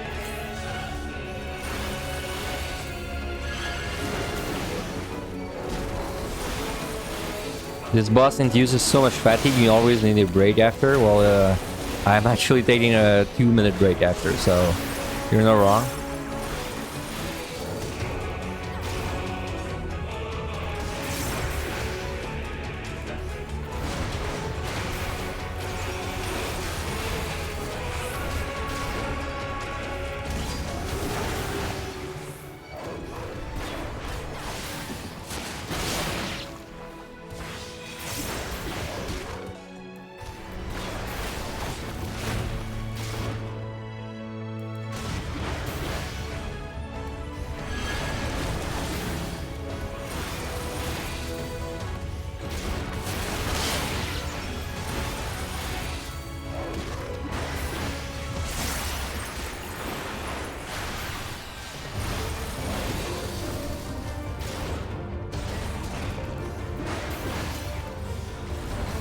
As a completely new to Deep Dungeon, it's one thing that's always enjoyable is to see in this situation use this or this or this. Thank you for that. Sometimes just random stuff comes up. Yeah, it's necessary. Like when we're making some kind of like more like guide-oriented stuff, it's like kind of necessary because we can't like we don't know what kind of run you're gonna get. So like we have to try and explain like all the situations. Like, for example, this time, I think that the luck was, like, pretty average. But, like, I don't know. Like, maybe the guy who watches my guide has bad luck on this set. And then he's like, oh, well, that guide is kind of crap because, like, you know, he never got 5 glooms in a row and I don't know what to do and etc. So...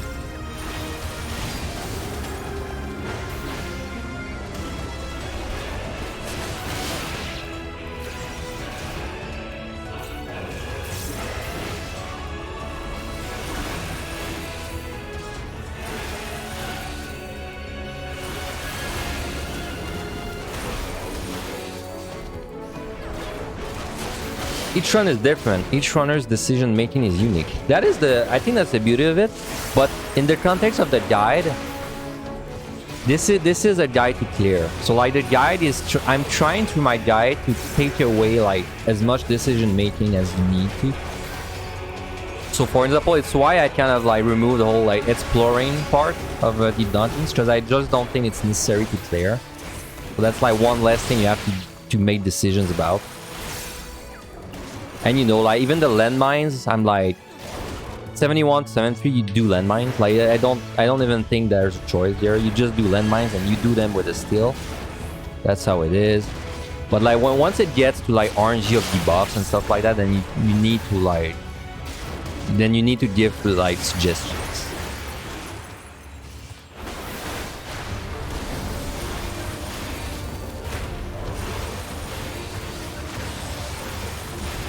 Well, the guide can't, because you have to make sure the guide is it's like it's different content than the VOD, right? Like it's not a normal VOD. Because if I just wanted to show like what one run can look like, then I would just do a warrior run, normal warrior run. But since this is more like a guide oriented, then it needs to cover as many angles as possible.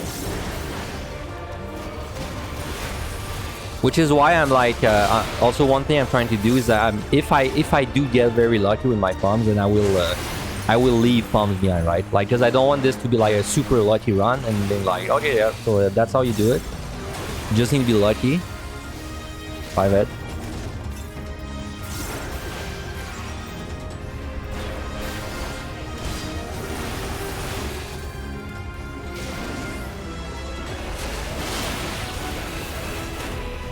I have a pretty good game plan though. For the next set, there's a strategy I'll always do, and it works pretty good. This is basically my scoring strategy, but I found that my scoring strategy it works really good on the next set, so that's exactly the way I'm gonna do it. Alright, we're finally out of this freaking boss. So yes, it's dying at 150. It took exactly 10 minutes. So yeah, so this boss is I would say 11 minutes to be safe if you don't use any palms. If you use a strength, then it's probably closer to, let's say it's probably 8:30 if you use a strength, and then for every frailty you use, it's 45 less seconds. Okay, so yeah, so 11 no palms, 8:30 if you use a strength, and if you use a frailty, then it's 45 extra second per frailty. Sounds good.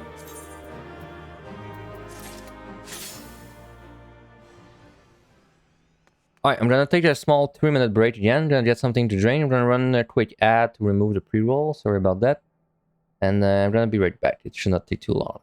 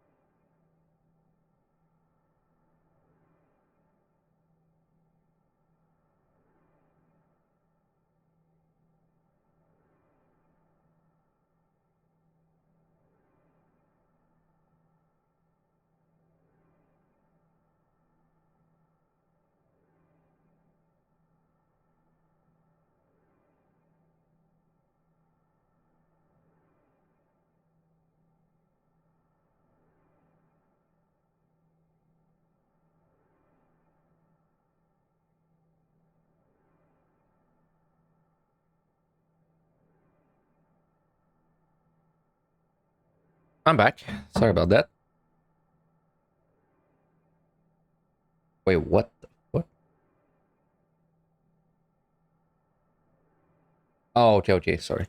Yeah, I'm back. Sorry. Thank you for watching the ad. If you did, sorry about that. Okay. So, sorry, man. How did I even do that 15-hour stream the other day with the PUTD? My voice is already starting to give in. Huh. All right. So this set, I actually have a pretty set in stone game plan for this set and the next one. I would say, like, honestly, it's kind of the rougher one is the one I just did, because the one I just did, you're kind of trying not to use too much, right? But you still need to make it in time. I was starting from now. I actually have a game plan. Before that, though, let me go over the monsters. So, a lot of nasty monsters up there. So first is the Rohan. He's kind of annoying because he does like a room-wide like thing that hits you when you're in other rooms, and it puts Vuln on you. It's not too bad on tank, honestly. It's just something to consider. It does hurt, he does hurt a lot, but you can do it without steel. It's doable. Jarula on tank is not too bad. Like he has a very big burst of damage when the fight starts, which actually can one-shot you on DPS, but on tank you don't have this issue. And the actual fight is fine. He puts like a cone, then he does a big telegraph that you must run out of because you can't stun him. You can also line of sight it if you want, and then after that he does like some kind of like kind of a damage phase, but you can phase tanking on tank usually. Garm Mukai Inu, sorry. It's the same as Pass of the Dead. He has two mechanics. He has Ram's voice, which means you have to run out, and he has Dragon's voice, which means you have to run in. And if you fail either of these mechanics, you're dead. Basically, a non-telegraph point blank and a non-telegraph donut. Gozu has a non-telegraph cone, and then a gaze that if you don't look away, you're dead. And I mean, everything kills you in one shot up there, so it doesn't matter if. Like everything kills you. If you don't do a mechanic, you're dead. But yeah, he has an untelegraphed cone and a gaze. Mantanga is actually a very easy monster on tank. Very easy. He initiates with a jump, but if you're a tank, it's not gonna kill you in one shot. So, Elephant is also very easy on tank. Shinzei is actually not that bad on tank. I think I would rather fight a Shinzei than a Rohan. He has like a very like set. He has a very set in stone rotation. But once you know that rotation, this is a very easy monster to do. The secret is basically that you need to know when his tank busters are coming out, and then you need to realize that when he's gonna do some kind of like thunder move. But you actually don't want to interrupt that move, because if you interrupt that move, he's gonna pummel on you, like instead of doing the move. But the move does way less damage than his auto attacks, right? So it's once you know that, it's not too bad.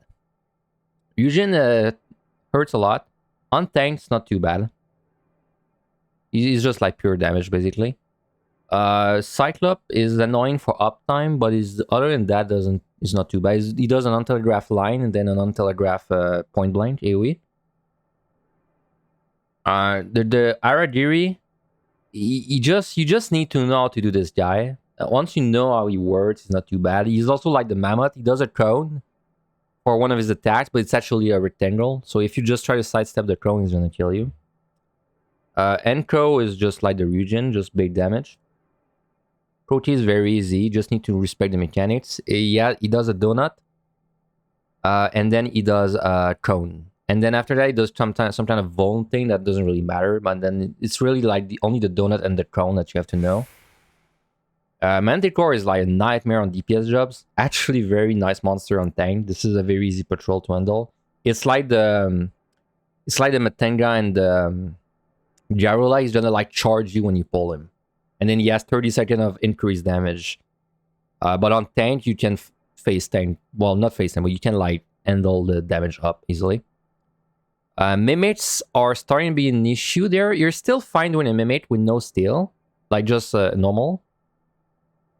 But if you get a gloomed floor, and you fight a mimic on the gloom floor, then using a steel is starting to be like an attractive option. So like, just keep that in mind. And for the game plan for this set, very simple. So this set we know 100% that we will need to use petrification or magicite, like, you know, the big bombs that clear out the floors instantly. I can tell you from experience, you should expect to use 2 at least. So it's very simple. We're just gonna like, we're gonna start the run normally. We're gonna use our flights kind of fast. And then we're gonna try to find, like, the first opportunity that we get to use Petri or Magicite, we'll use them. So like, if I go into, let's say I zone into 82, it's gloomed. Okay, we Petri, that's it. Like, we don't even think about it. And then, you know, I keep going, 83, 84, and then 85 maybe is blind, and we find a treasure room. Okay, we Magicite. That's it. Like, we just, this is that simple. And we're gonna spend all of our flights as well. If we spend all of our flights and use 2 floor wipes, it's usually enough to just get out of this floor. That's all you need usually. And if we need a little more juice, we can also like use some alterations. We can use some frailties, some strength. We have a lot of options, honestly. So anyway, I actually feel like I have to take less decisions on this set than the last one for like the pumps I want to use. It's mostly like the order of the pumps I want to use. So anyway, let's jump into it. Let me update the stream title because I've not updated it a single time, I think. No, I updated it at floor 31, but we're at 81 now, so... Okay.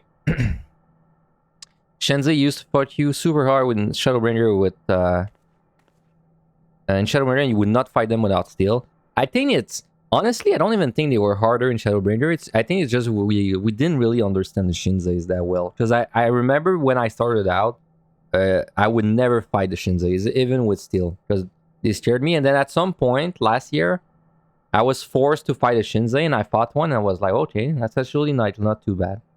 And then once I fought one, like, you know, I fought multiple after that, and then once I realized how the rotation worked, I was like, okay, Shinze is actually really not that bad.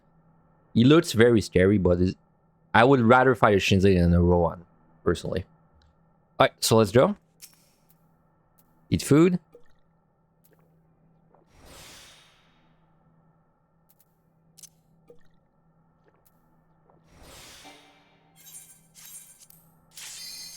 So we're probably gonna start with Strength Frailty, because that's just usually a good opener for the first floor. Strength Frailty on the first floor, it's just a good way. Wow, we never picked up the Frailty I forgot to pick up. That kind of sucks.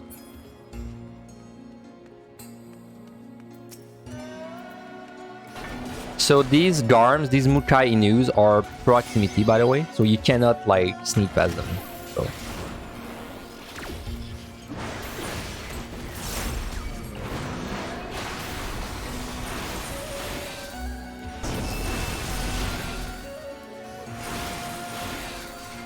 So the reason we're using Strength Frailty on the first floor is just a good excuse to get them down to like lower numbers.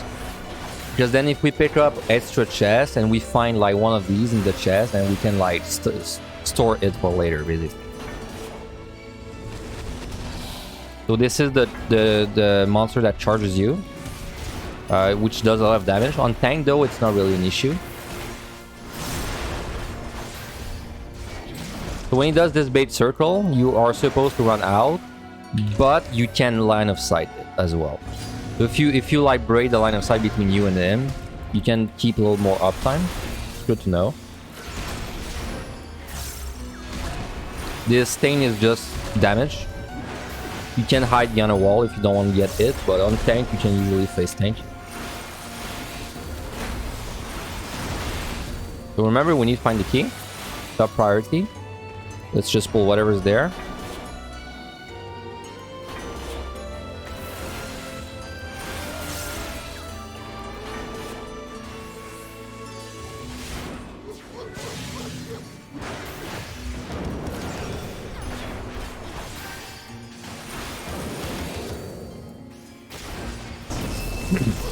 So, depending on how long this floor takes, it's kind of gonna decide what I use on the next one.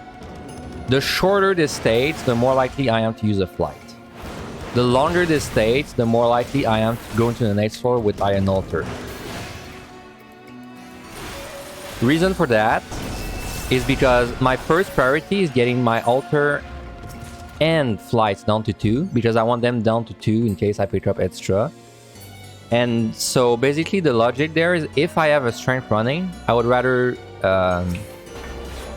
fight, so flight. If I have no strength running anymore, then I would rather then I don't care if I fight or not. So in this case I use alteration, because if my alteration gives me mimics and I have bad debuffs, then I have a good excuse to petri. That's my reasoning there. So we get out fast, we flight.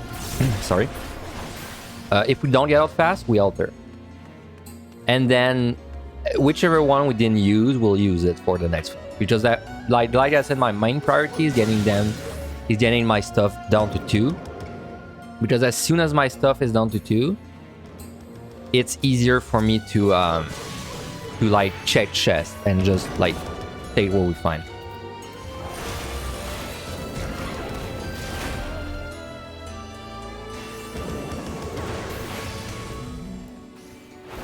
Also, I didn't mention it, but we're on now onto the last layout. Like you can notice that things look different there.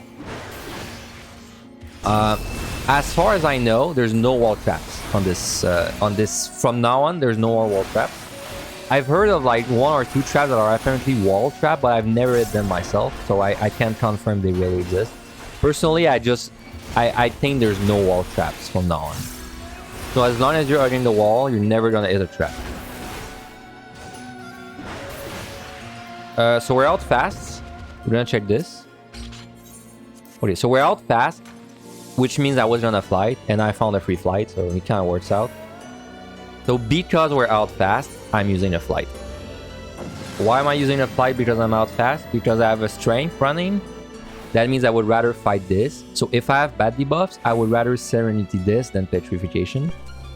This is a very bad debuff. It would honestly not even be a bad Serenity. But this is flighted, so now we have to decide if we do this floor with the no ability. It's gonna like take much more time. And when you're trying to decide, honestly, it's not a bad idea to check like a few gold chests before you start committing to a fight. This way, like, maybe you find something that convinces you. Personally, I'm willing to Serenity there, so I'm gonna go Serenity, just so I don't lose too much time on this floor, even if it's flighted.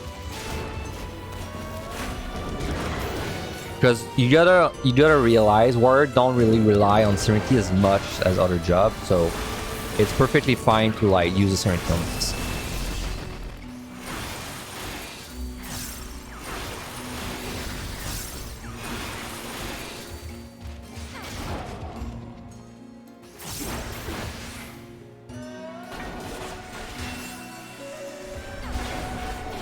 So how it's gonna go now?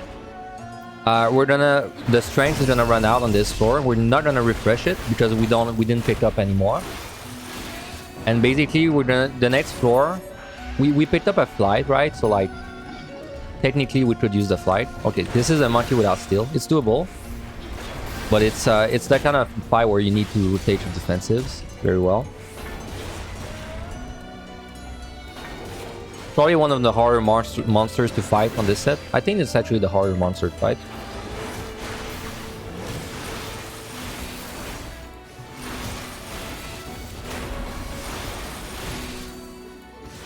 Because make sure you always have some kind of defensive running.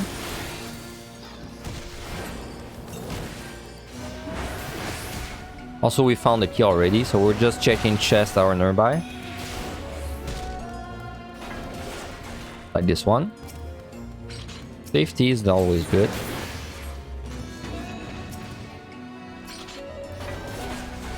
So this is a monster that jumps on you and does damage. If you're not a DPS, doesn't really matter.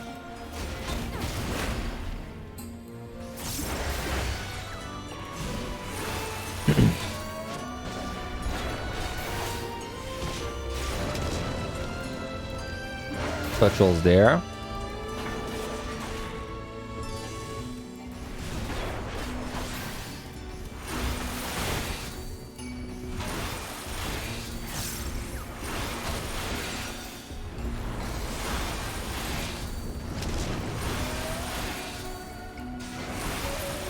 So it's open. Let's go. Don't remember if I checked this. It's a steal. Who cares? We're gonna alter the next floor.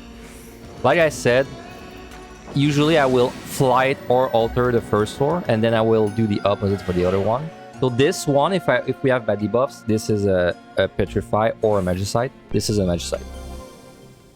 So when we Magicite, the reason this is a Magicite, by the way, no item, means I cannot Magicite be without... sorry, I cannot use a Petri unless I have Serenity. I don't want a Serenity plus Petri. The correct call there is just to nuke. Now that means we don't know if the altar gave us Mimics or Corrigians. We can afford to, like, when you're about to Magicite, it's fine to, like, take a little time to check chests. Especially if you Magicite this, because this floor, once we were done, like once we quit this floor, once we kill the monsters, we can no longer check chests, because if we open a Mimic, it will kill us. So that's why we want to try and see if we can find Mimics before, but I don't want to go too crazy about it. I'm just gonna check, like, anything that doesn't require me to wait for monsters to move, basically. And then once we check all of them, we just Magicite. So we can Magicite now. We pick up a Strength. Now we cannot check chests, so we just go. And I would say, because I see people doing that sometimes, they will, like, they're planning to use a Magicite and they will take, like, a pretty ungodly amount of time checking all the chests. I would say just check anything that doesn't require you to, like, wait for things to move or, you know, like, kill something. And then once you check them all, just Magicite and go. It's not worth it to waste 3 minutes checking, like, 2 chests.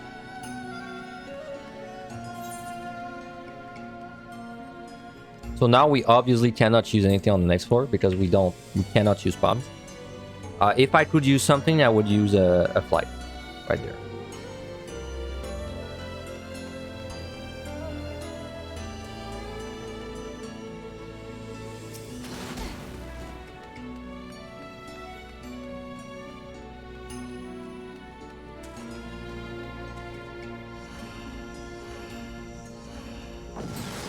So remember, I said we need about 2 floor wipes for this set. We use 1. That means I'm still willing to petrify something. If I see, like, something that is a good excuse to petrify, I will use it. So if I saw a treasure room right now, I would petrify it on this floor.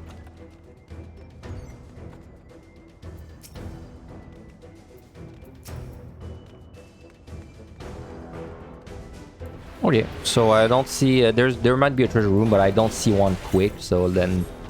You know, if you don't see one quick, don't waste time thinking about it. You can line of sight this, by the way. If you're not paying attention like I am.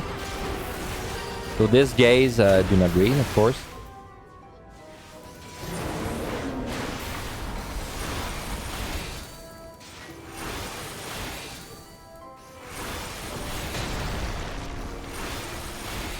So we're gonna fight the Shinzei after. I'm gonna show you how it's done.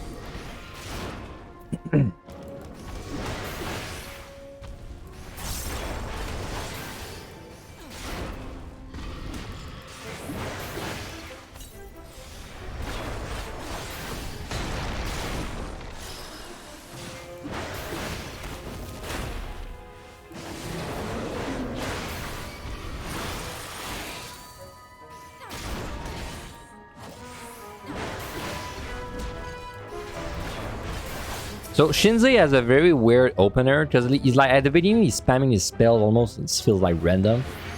But like once he starts his like real rotation, it kind of settles in. He's gonna open with a tank buster, which makes sure you mitigate you defensive. Then he's gonna do the crown. Then I believe he's gonna do the tank buster again if you're close. Yes, there it is. Then he's gonna do this lightning thing. Do not interrupt this. Do not interrupt this. Just make sure you're gonna do like about 4 blasts, then use your defensives. Get ready to use defensives because after this he's gonna come with another tank buster. Then he's gonna do the cone. Then you need to make sure you don't stay too close to him. Then when he starts casting it again, just go back in. Same thing. Make sure you're ready for this upcoming thing. Then he's gonna do the cone. Then he's gonna do like. Then again, you make sure you're not too close. Because if you're too close, he's gonna tank buster you again. Like right there, it was trying to, but like just basically, if you're like too close, he's gonna tank buster then lightning. If you're far enough, he's gonna lightning then tank buster, which is much better. Anyway.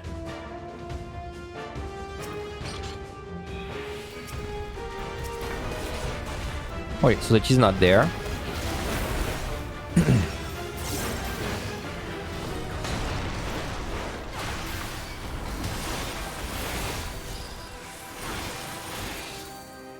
Don't be greedy.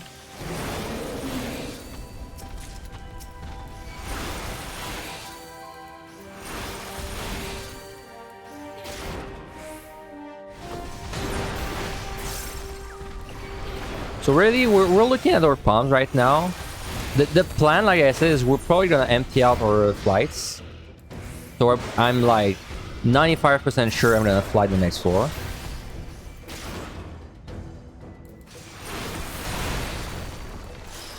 Definitely getting your stuff down to 2 is the priority. And then once your stuff is down to 2, then we can start like emptying, like using the flights and the strength and stuff like that. But top priority is getting stuff down to 2. So next floor actually is very simple. I will probably affluence plus flight. Affluence is nice to use in combination with flight, because if flight makes it so the next floor has less monsters, which means the floor is easier to navigate. Like you're gonna have to butt into less monsters. Affluence increases the number of chests, which means you're gonna be able to check more chests while dealing with less monsters. So it's like a double plus. Oops, one button.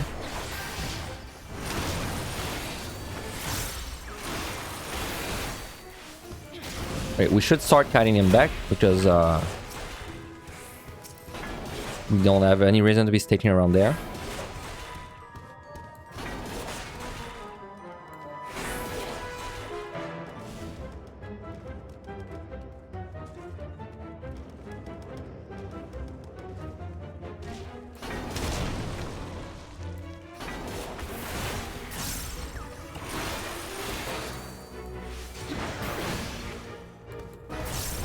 Alright, let's go over there.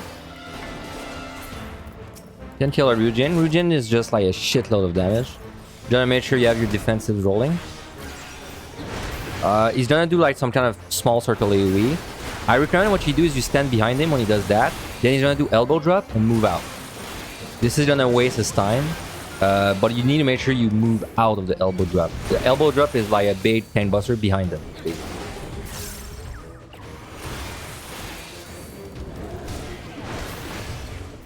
Yeah, if you get hit by the elbow drop, good luck.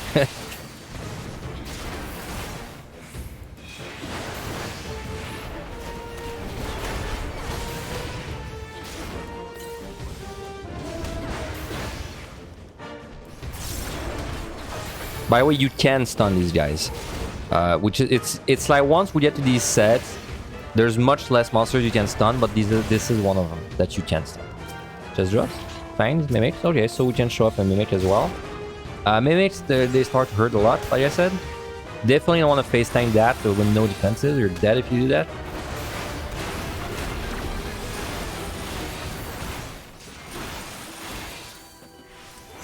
What's up, Canada? Hello, Canada. Can't believe Canada is in my chat now.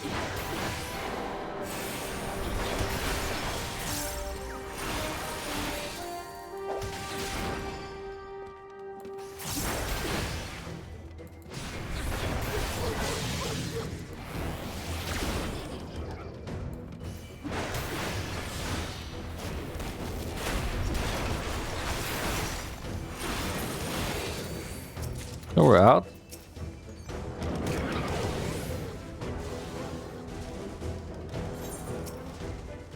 So when monsters waste your time like that, honestly, it's usually faster to pull it. Like, especially if it's like a combination of two monsters, because What may end up happening is if you wait for one to move, then the other one moves back, and you know, you're wasting your time. So when I'm getting blocked by 2 monsters, usually I just pull one. Well, like, see right there, for example. Like, the monkey is blocking my path, so... Like, even if I waited for the Gozu to move, I would still be waiting right now.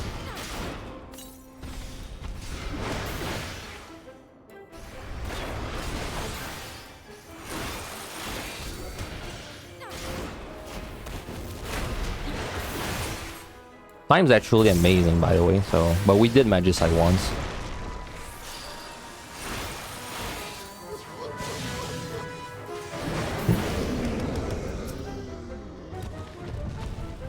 So by the way this monkey works is when he gets the buff, he like thumps his chest like that, which gives you a vuln. But like every time he does it, he's gonna move. Almost every time he does it, he's gonna move. So you can't really stay close to him when he's doing that. You have to wait. Alright, so... And we have another flight. I was gonna flight the next 4 anyway, so... That's fine. And I guess I'll have ones, though I'm gonna be honest, I'm really not missing much bombs, but you know, it's still better to get them down too. Is there supporter classes in other than healers, like Dancer, Bard in Final Fantasy 11? There's a Dancer, technically, that's a support job, and Bard, but it's like, supporting in Final Fantasy 14 is like, it's really like, you're a DPS, and you have some skills that like give damage to your allies, but like you're mainly a DPS. So pull the first thing we see. We're gonna kill this guy.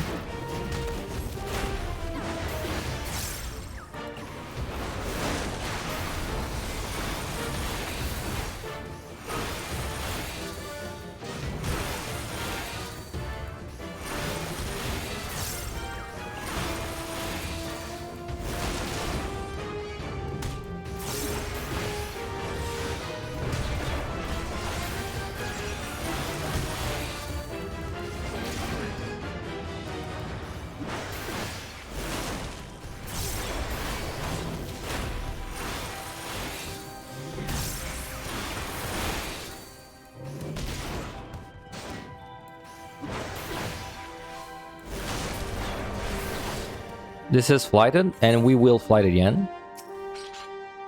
Wow, 3 flights.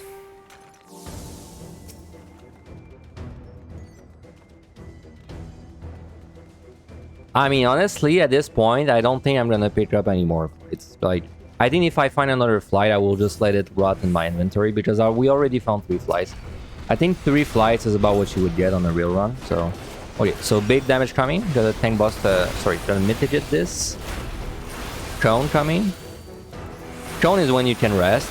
Then light. Tank buster coming. Then lighting. Do not interrupt this. This does very low damage compared to the other attack, so...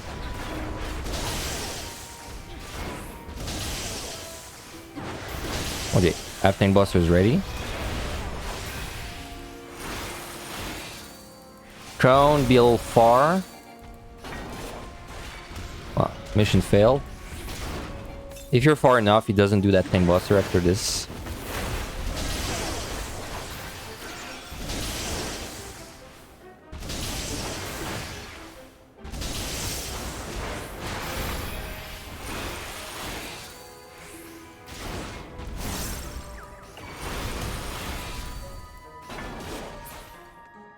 Another Shinzei. Sure, I'm down. Let's go.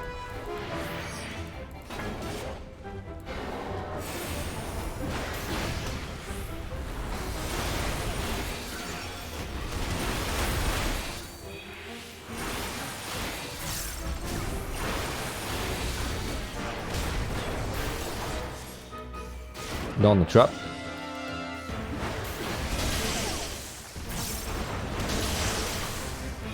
By the way, whenever you're going in to auto attack during this, if you stay in melee range too long, he might actually sneak in the auto attacks on you. So you need to like, when he's doing the thunder, you need to actually like kind of like shuffle in and out. It's kind of important. Because if I just stand there, look, you saw he sneaked an auto attack there. The 3000 was an auto attack.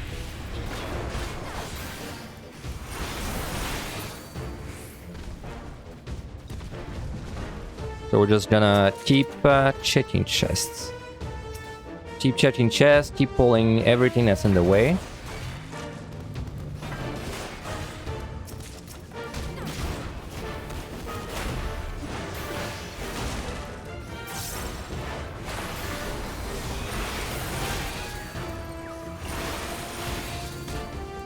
By the way, we're still looking for like something to petri. But it's just the way that we're getting dealt the bombs right now. We keep getting flight, which means we keep being at 3 flight, which means we need to keep using flight. So like, and then of course we don't want to petri a floor that we flighted. So now we kind of burning our flights like that. Now the risk with that is that if I get something with bad debuffs, it means I kind of need to Serenity. That's the only bad thing about this.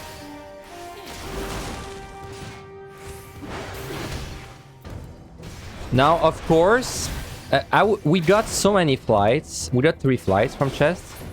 That is enough flights where I don't even think I would need to use 2 floor wipes at this point. I think at this point, we can make it to the boss using nothing else other than the flights. But I don't think it's very realistic. So I think I would rather flight petri once anyway, and then we just kind of go from there.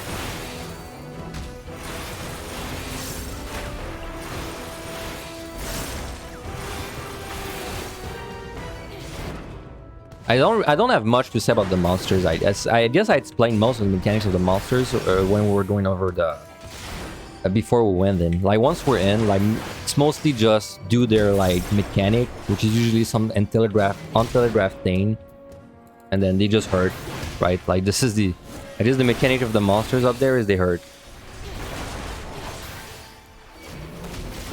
Oh, it should be open now. Yes. Gonna flight again. It's already flighted, never mind.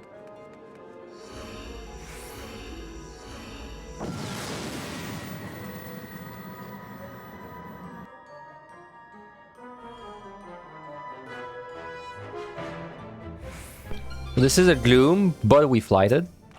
In this case, we're just gonna do this floor normally.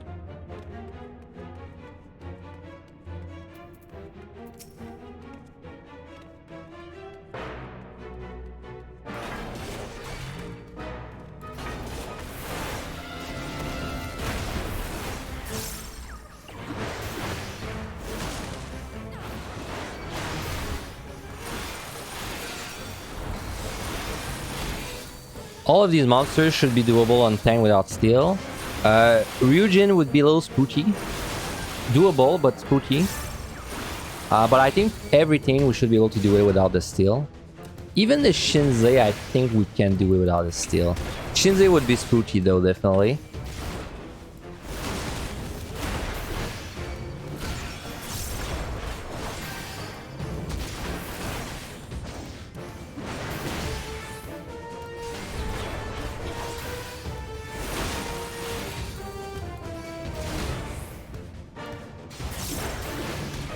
Let me get my butchered, please.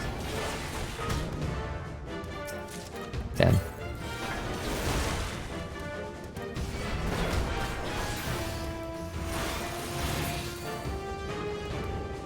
Alright, I was gonna go this way, but the region blocked me. Okay, let's see what it's like. I think it's a pretty spooky fight, but let's try. Nice dodge.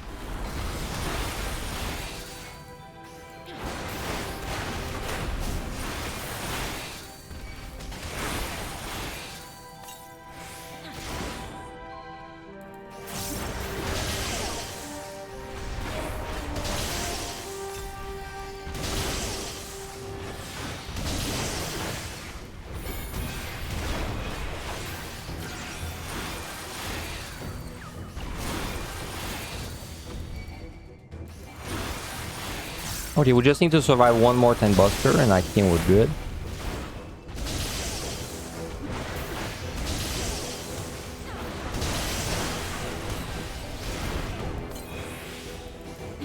Maybe 2. Let me make sure he's far. Ooh. Oh yeah, we're fine. Yeah, it was definitely a little spooky.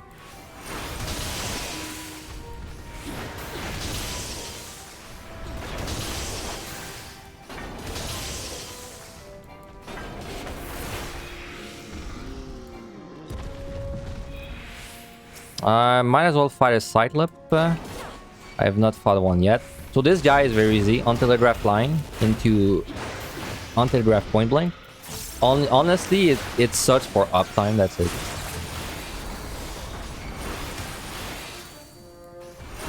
So if you want to respect the content when he does this, run away. Make sure you're like far, but you can actually line of sight this as well.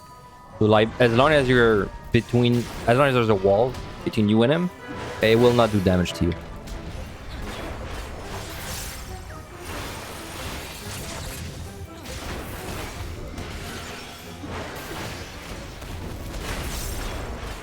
Again.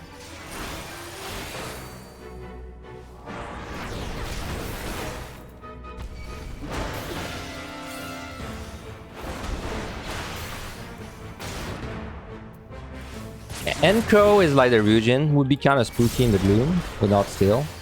But I mean, honestly, this would be a perfect floor to steal. I think you should. I think this is like exactly why you should have your steals for floors like that. Makes things much safer.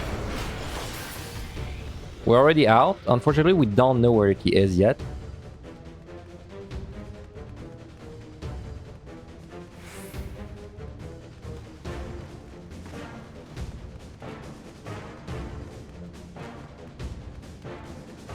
So this is a good example of wasting my time there. I should have explored a little bit when I had a monster on me. Now I have to do all this moving. And it's the last room.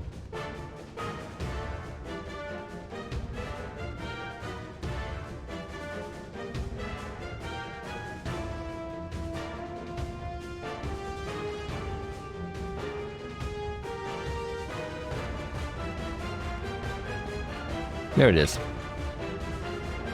We're gonna check this chest because it's right there. The mimic. This will be a spooky fight. This would be a very good steal. It's doable without the steal, but requires good defensives.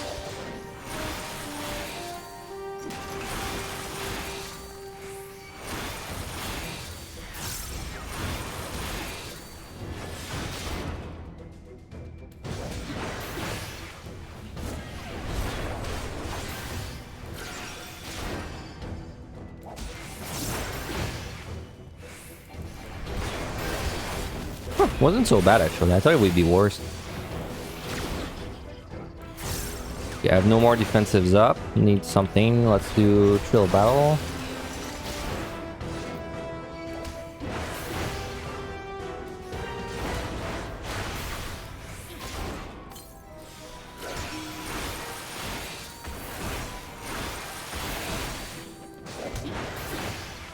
Okay, we're out. Of course we flight again. It's like basically I'm just trying to get my flight zone to 2. So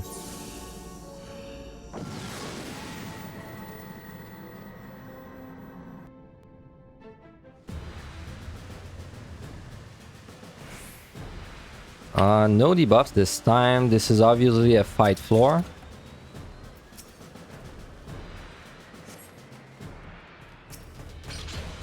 Steel, we don't need it. I would much rather show off monsters out steel than use a steel. So this guy is gonna charge you when you pull. You can like kind of hide behind a wall when you pull. Any monster that charges you, if you pull and then hide behind a wall, it like kind of whiffs. It's still gonna do damage to you when it charges, but he's not gonna like auto attack you at the same time. Anyway, this guy, he does like insane damage for 30 seconds, but we're a tank, so don't really care.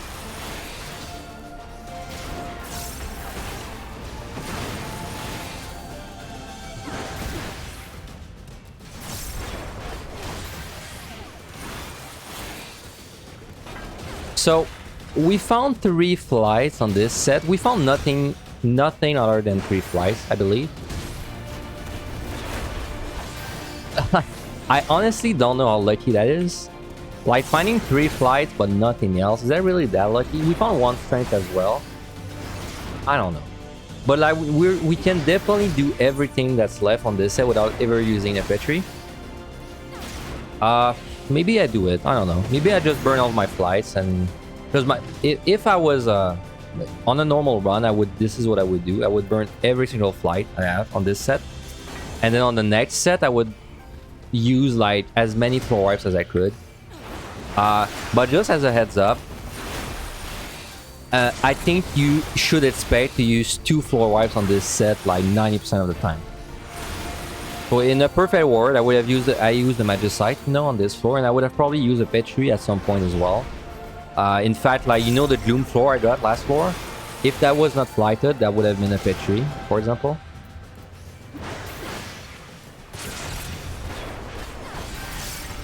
It just so happens that the way we got dealt like the palms, we have a lot of flights. So if we flight this non-stop, we can actually be fine with having used a single floor wipe. But that kind of shows you why it's good to have a reason to floor wipe early. It's because then it's easier to adjust later.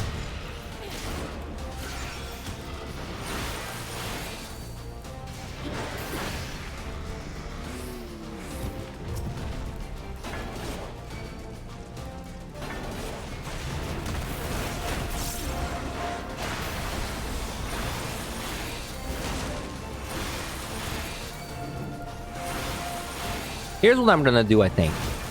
I'm going to finish this set using all the flights I have left. Then we're gonna check no more chests for the rest of the run. We're gonna pretend we're checking chests, right? Like, but we're not gonna actually check chests. And then I guess I'll let me show better like how it would go on the next set. Because we definitely don't need to pick up anything else to clear. 100%.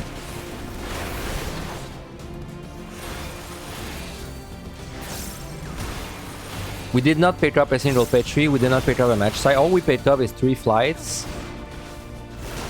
Like 2 or 3 strength. A frailty that we forgot to pick up, so like no, doesn't really count. And that's about it.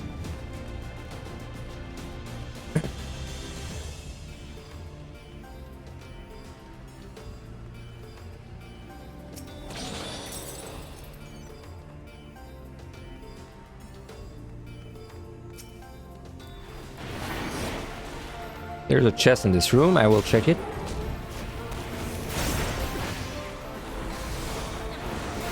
Stand behind, bait the elbow drop, then move. The reason we bait the elbow drop, by the way, is because it gives us time. Like, the monster is casting, so he's not killing us during that. That's why we bait it. Let me check this. Flight again, wow.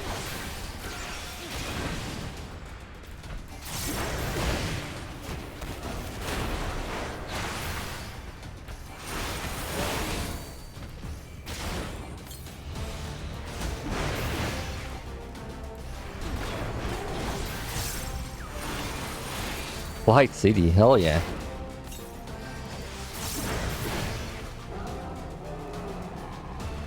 Four flights on the same set is pretty damn lucky, man. But I think it's fine. I think if I don't pick up any more chests starting from the next set, it's kind of, honestly, or like even maybe starting from now, I think it's pretty, it's gonna be like definitely a below average run in the pickup. Because when you think about it, we would have picked up like 4 flights, like 2 or 3 strength, and that's it. And a couple of witchings as well, but like the witchings are not really used for much. I forgot to flight this, so we're just gonna do this normally.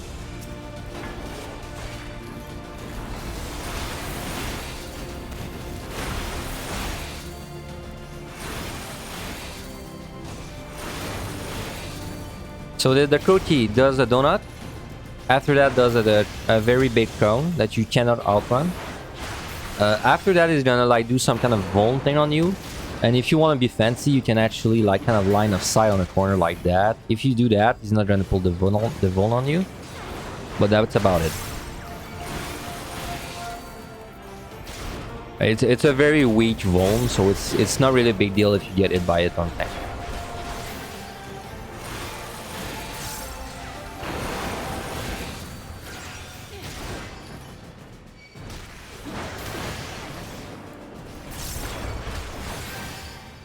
So, you know what I said? Like, it's why I think this set is really not that bad, because it's really only plan to use 2 floor wipes at the first opportunity that you see. That made sense, and an opportunity that made sense to use a floor wipe is basically if you're going to a floor that has bad debuffs, it's a good chance to Petri or Magicite. Or if you alter and you have mimics, it's also an okay time to use a Magicite or a Petri. And then for the rest of this set, simply burn all of your flights and burn 1 or 2 alterations. And if you do that, you should always make it with enough time. Assuming you're fighting non-stop, of course. Which we are.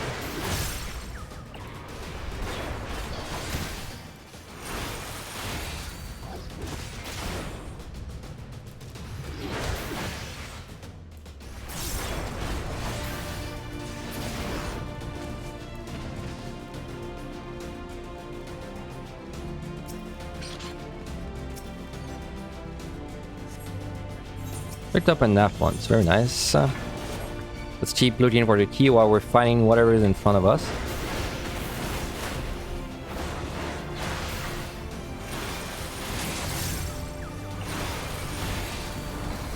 So if you want to dodge this AoE normally, by the way, because I only did LOS so far, just make sure you're like far enough like that. If you are and you don't get it, that's it.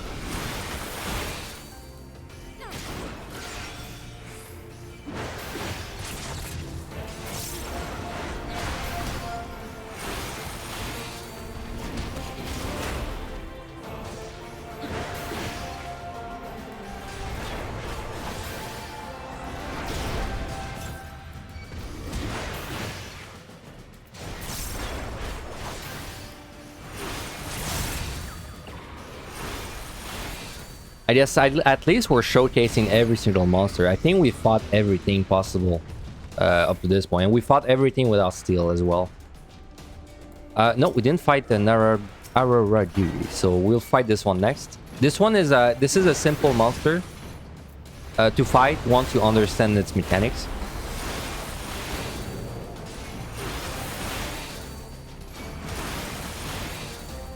So by the way, it's possible to do landmines on these floors I'm on right now as well, if you're feeling very fancy and you have sight and witching, which we have. But it's personally, as a like, if you're a beginner, I just don't think it's a important thing to do, so I just won't do it.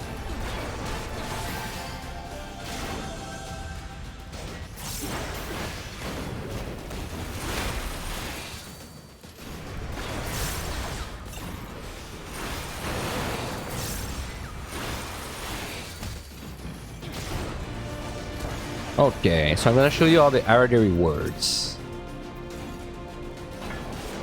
So when you fight one, you kind of want to do a LOS spot like that. Every time you cast Grubu Grief, you can actually dodge the poison stack. He's gonna open with a circle, just dodge it. Get ready to LOS again. Next thing he does is he's gonna suck you in. Then he's gonna do a cone. This is a lie. This is actually a rectangle. So don't stand in front, just go behind. After that, he's basically done with his mechanics. He's only gonna attack you and do the poison. So by the way, the Grubu Grief thing that I keep like a line of sighting, it doesn't matter if you get it. It puts a poison on you for 30 seconds. That's it. Like, you really don't need to LOS these guys. It's just nice to prevent some damage. So he restarted his rotation there. He's gonna do the suck next. Then the cone, which is actually not a cone. It's a rectangle. Don't think.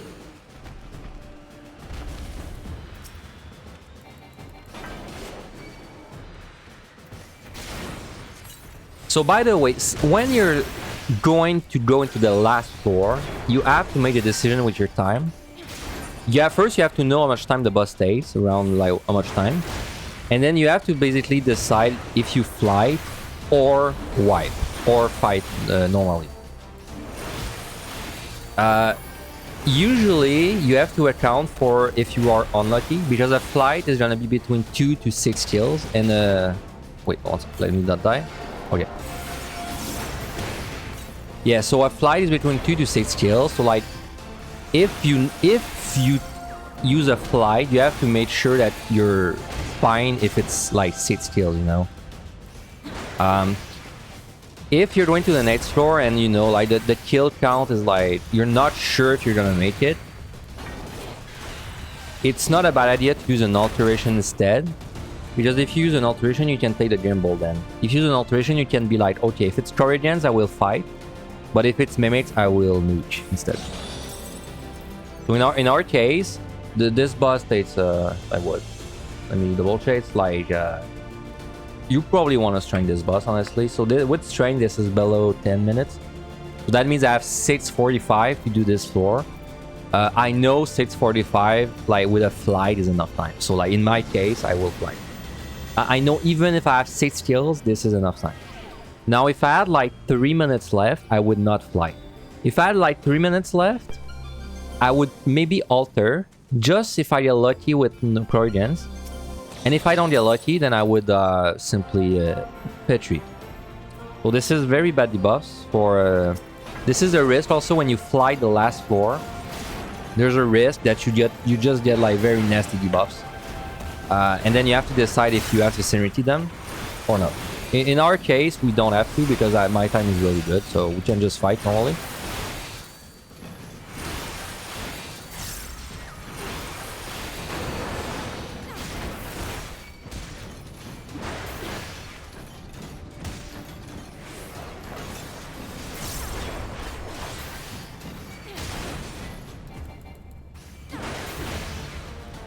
Also, you can see we have an Elder Magicite.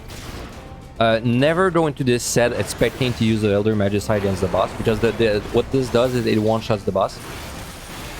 Never start this set expecting to Magicite the boss, but it's an option, right? Like if you are running into very big issues, it can become the most optimal play for you to Magicite the boss. But only adjust to it. Never go into this set planning to Elder Magicite the boss. Never. This is always a bad call.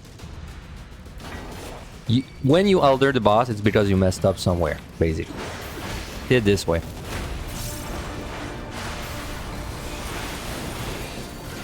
And you really don't want to rely on aiming to find this to clear, because this is rare. This is I would probably see this once every 6 runs on average, if even.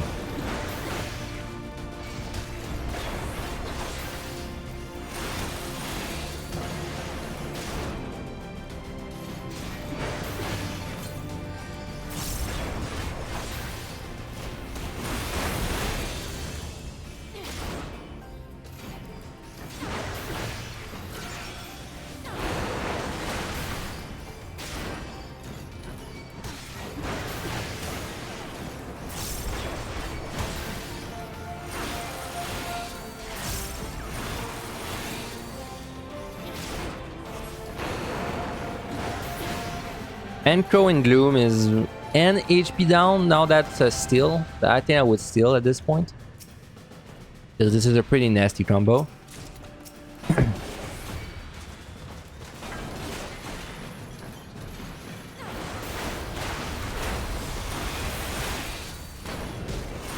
Now the sooner I get out of this floor, the better, because then I can spend a little more time explaining the mechanics of the boss.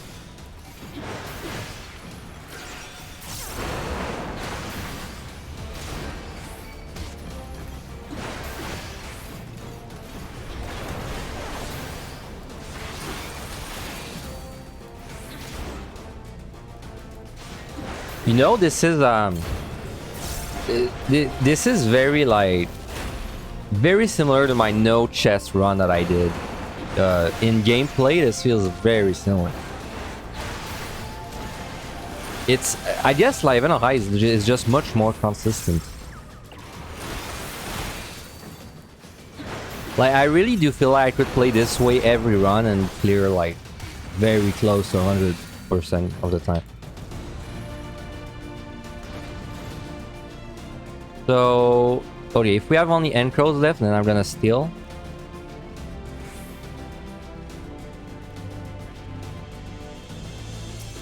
There's one there.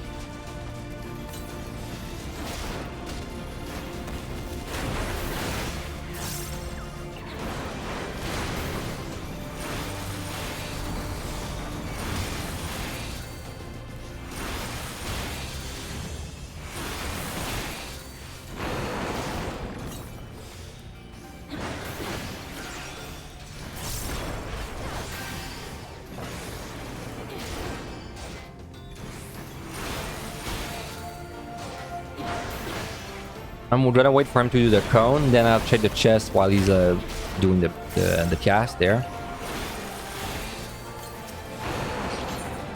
Cushion.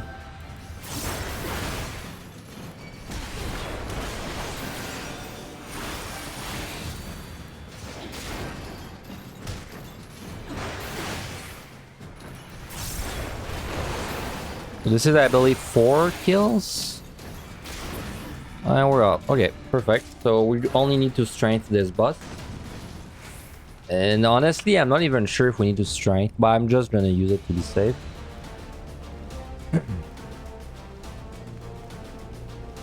Oh yeah, because I had to explain the boss. So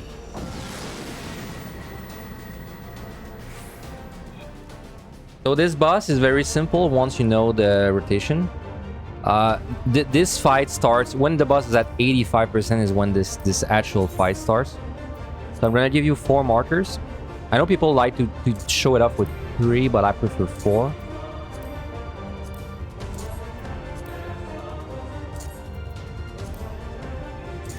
So very simple. When the boss is at 85, we're gonna be on A, and the boss is gonna be between A and B. Once he's gonna start casting something called Ancient Quadra, we're gonna go to B. Once we're on B, he's gonna turn around and slap us with his staff once. Once he does that, we go to C. Once we're on C, we wait until he runs up to us, and then he's gonna start casting a line AoE at us. And then when he does that, we go to D. Then once we're at D, we just wait until he does like a circle AoE under us, and then we go back to A, and we just keep repeating that pattern. It's very simple. When you see it in action, it's very simple. I'm gonna strength. So, but it doesn't start until he's at 85%. So until then, he's just gonna be spamming random AoEs at me.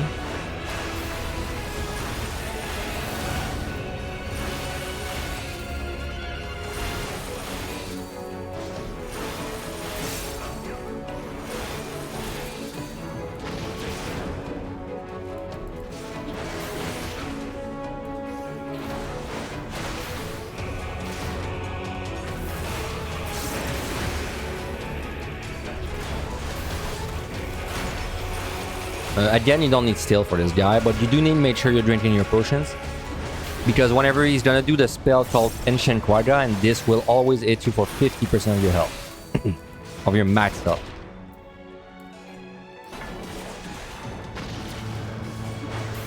So when he's getting close to 85, like when he's around 88, start bringing him into position, because it's kind of tricky to like place him in the right spot. Like basically you have to go somewhere like there. And then you have to like make him slide around the wall, like that.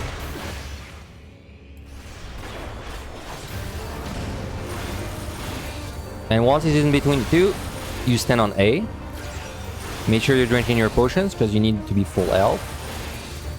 When he starts casting this, move to the B. Do not move until he turns around and attacks you. There, so now you can move. Go to C. Make sure you're hugging the wall at all times. Once you're at C, you wait. Once you see the line AoE, you go to D. Then you wait until he does a circle AoE under you. Then you go back to C. Well, at this point you can go back to A. Basically, you need to like make your way back to A. Just try not to lose uptime too much. But yeah, just like slowly slides back between your GCDs, back to A, and like that. And then he just does this rotation over and over. It's that simple.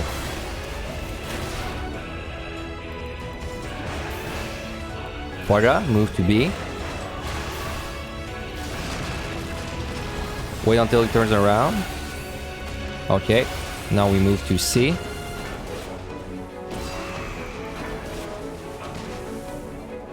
Wait until it does a line, then we move to D.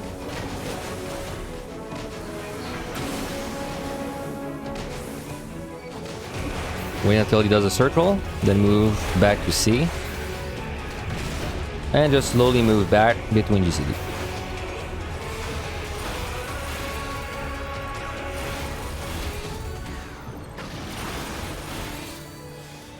Now, an advantage of having Elder Magicite and not using it on this boss is actually if you mess up, if I do something dumb and I die and I raise, I can still use the Elder Magicite to like have a chance at clearing the run. That's definitely a nice upside.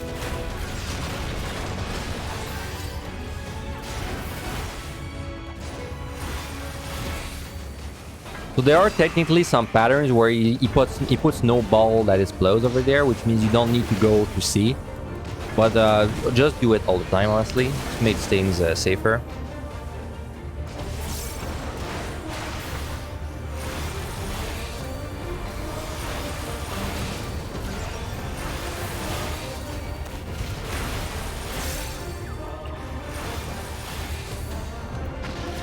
It just looks more comfy than Godfather, much more comfy. Not even comparable. The bosses in Heaven High are much easier than PUTD. Not even close.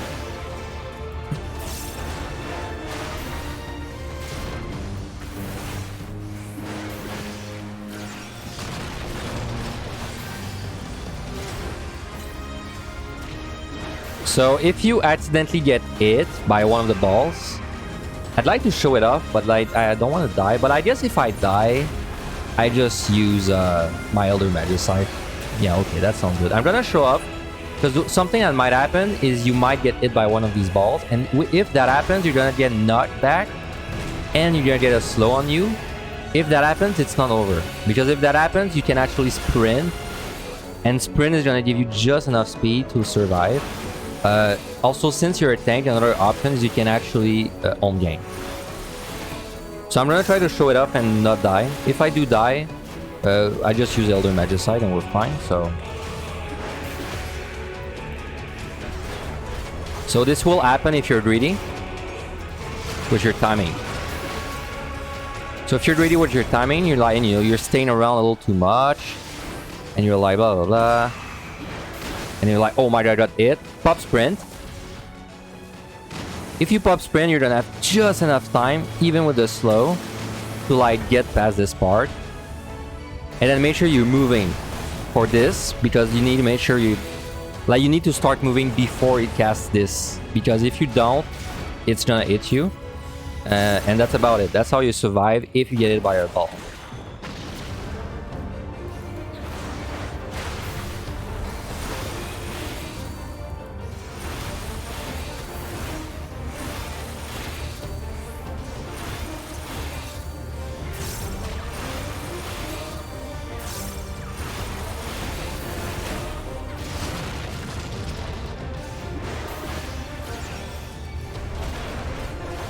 Do we need cruelty for that time? Do we really? I was talking, so like maybe because I was talking, my rotation was kind of shit. We definitely had enough time to do this without frailty, at least when we start the fight. Now, you know, I have so much resource, I might as well. I don't even know if I need it, but...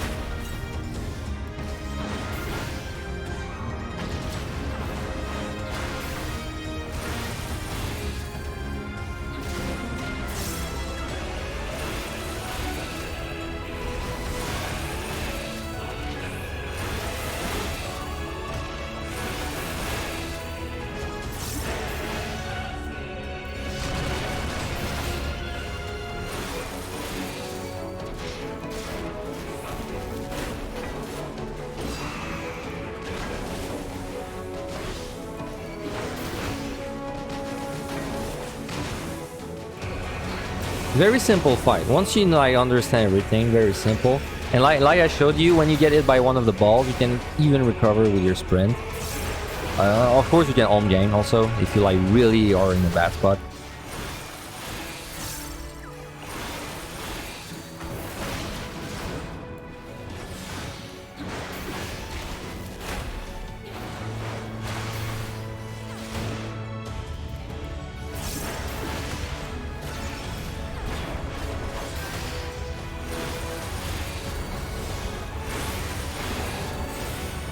So by the way, when this Ancient Quagga hits, defensives are useless. Like the defenses will not prevent damage because it's a flat % of your HP. But you can shield. So if you use Shake It Off, it will reduce the damage of this.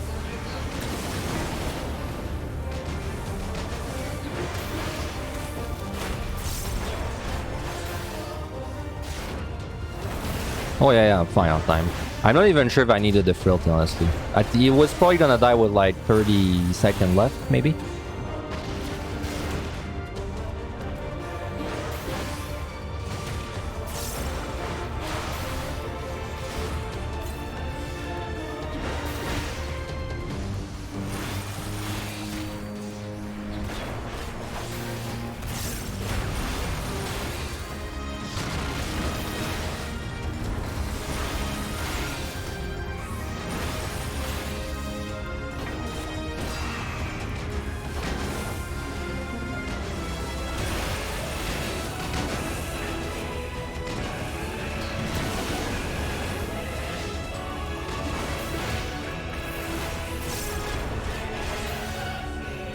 Alright, so last set now. We have way more than enough bombs to clear. So... Oh, thanks for the sub, Joni Keryu. Just subscribe. Thank you very much. I appreciate it a lot. So for the next set... so what we're gonna do...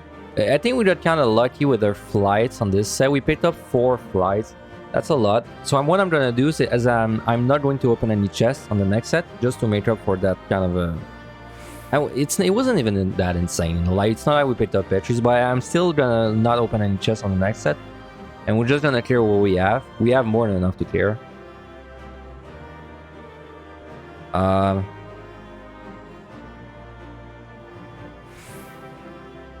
Hey man, first time watching stream. Just wanted to thank you personally, as your warrior video guide helped me a lot getting Necro title. I'm glad it did. Very glad it helped you. No, very glad. Good congratulations to you. Alright, so... we just go to the next set. We're not gonna open any chests. We're gonna pretend we're opening them, or like we're not gonna actually open them. We're gonna clear with we're gonna clear and see with like how much stuff we can keep when we clear. But before, let's check out the monsters. Everything is nasty now on this set, so the Gozu. Oh boy. Sorry, was drinking water. So this guy has an untelegraphed cone, and then he has an untelegraphed point blank. But he hurts. Like, he has a tank buster, he spams as well. It's definitely a monster that... it's honestly, if you wanted to steal a Gozu, I would not even care. Like, it's a pretty rough monster. Also, his 2 mechanics, he will alternate them. He will always begin with the untelegraphed crown, and then he will always do the untelegraphed point blank, then he will switch between the 2. Also, it's a patrol, so that's a good reason to get used to fighting these guys. So the new Peppo, there's 3 new Peppos. One of them is the Monk. The Monk is just lots of damage. But if you know the way he does his damage, it's not too bad. He has like a very precise pattern for his tank busters that he's going to do on you. And I'll explain when I fight one. The new Peppo Warrior is it's not a good fight to take. It's doable on tank. It's probably doable even without steel. But this is the kind of monster that you need to know like its rotation like perfectly to be able to pull it off. Because if you don't, he's gonna one-shot you with his version of Fell Cleave. Other than that, he's only damage. He also does like a very big knockback 3 times in a row. But if you're facing your back towards a wall, you can. It's not an issue. New Peppo White Mage is it's one of the monsters you can like kind of cheese with your line of sight. It's like the easiest monster because of this. On tank though, to be fair on tank, you can face tank them for a while. You can face tank them for the entire kill, which is important to keep in mind because if you're like... because the thing when you're doing a line of sight strat is because if you're fighting these guys, you're gonna run into the issue that a patrol is gonna be coming and you're like, oh, I don't know where to go and I'm doing the line of sight. But on tank, you don't need to care about that. If on tank, you see a patrol coming, you can just like kind of go in the safe spot and face tank the white mage and that is fine. And that you should definitely do that if you're in a bad spot. It's not like a DPS where the stone is gonna 2-shot you. Mifune. Pretty bad monster overall. Lots of damage. proximity monster as well, so you cannot even avoid him. He has a... He does a charge every 30 seconds or so that you can tank with defensives, but it does a lot of damage. But what you should do is you can line of sight the charge when he starts casting it. If you do that, he's not gonna get it off and he will do 0 damage to you. Jackie is a fairly easy monster on tank. Does a lot of damage, but everything does a lot of damage up there. He has an enrage, but you can interrupt or stun or line of sight it, so you have a lot of options. Jinba is a freaking trash monster. Lots of damage. Kind of an annoying mechanic to do. That is not really hard, but it's like a mechanic that requires a lot of plays. So it can be hard to fight a Jinba in a tight spot. Also, he keeps getting a damage up increase, like the longer you take to fight. Which means he's doing like even more damage overall. Kubinashi is probably the worst monster on this set for tank. I would say this is the one monster that I would like very much that I would like probably steal even myself, because this guy, he outputs a lot of damage with his tank busters, but also he keeps buffing himself with damage up, and even worse is after a little while in combat, probably like 60 seconds, he's gonna do an enrage called a Nebula, I believe. You can though line of sight it. Like if he starts casting it, you can line of sight, so you can survive it. But like the thing is that if he gets to the enrage, he's probably like has a million damage up stacked. So usually when I fight a Kubineshi, it's like a strength plus frailty at least. And if not, then it's like a strength and a steel, or like maybe a strength and all my cooldowns in a way. But this guy, you definitely don't want to be fighting a Kubineshi if you don't have like all your cooldowns, and like maybe a pomander available. Gozu is actually fairly easy on tank. Doesn't do much. They're annoying because they shoot like AoEs in other rooms, but that's it. Kurokishi is pretty easy on tank. Does a lot of damage. Tenma is pretty easy on tank as well. Does a lot of damage, but he wastes a lot of time casting spells. Also, you can stun it, so it's a very good monster for tank in general. Chapti is very easy on tank. Just need to make sure you don't stand still for more than like a second, because they shoot like very fast line AoEs and they will one-shot you. Zenki is pretty good on tank also. It's just a lot of damage and nothing more. Mimics on this set are very nasty. In fact, if I have Gloom, if you have a Gloom Mimic, it's still. Like, you should steal on that tank. I would not even try to fight one without steal. If you open a normal Mimic in a normal floor without debuffs, honestly, it's not a bad idea to steal. You can do it without steal, but it's annoying. But it's doable. So it's really up to you and your comfort level. So let's go into the last set. Food up. So the game plan for the last set is like, of course, you want to use all your stuff, because it's not like you're gonna carry it outside of Avalon High. So the plan is usually you want to fight the first floor, but honestly, I'm gonna give you what I like to do on the first floor myself. Is I like to...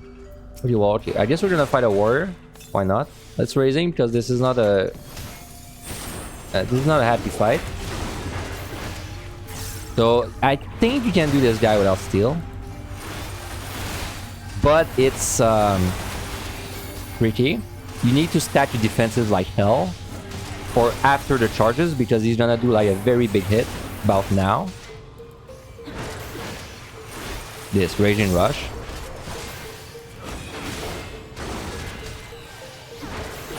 Honestly, not even sure if I'm gonna be able to kill him.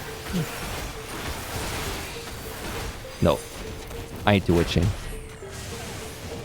So okay, warrior, I would say if you do it without steal, you're pretty brave. Like, but if with steal this is doable, you just need to know the rotation. Basically, what he's gonna do is he's gonna do 3 nutbacks on you. You need to be facing your back towards the wall.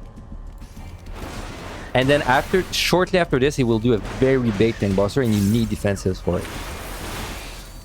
If you do both of these things with steal, these guys are doable. Without steal, it's probably doable, but it requires a lot of planning. White Mage is, as I said, the easiest monster. Ironically, it's probably the monster that gets you killed the most because you're trying so hard to do the line of sight strat that it just doesn't work. So line of sight is easy. It's the same as we did before. Except this time it's easier. So just keep hiding behind the wall every time the stone's about to complete.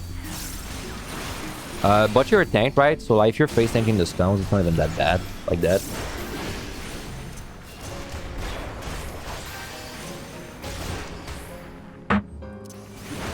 Oh, sorry. You can face tank quite a lot of stones.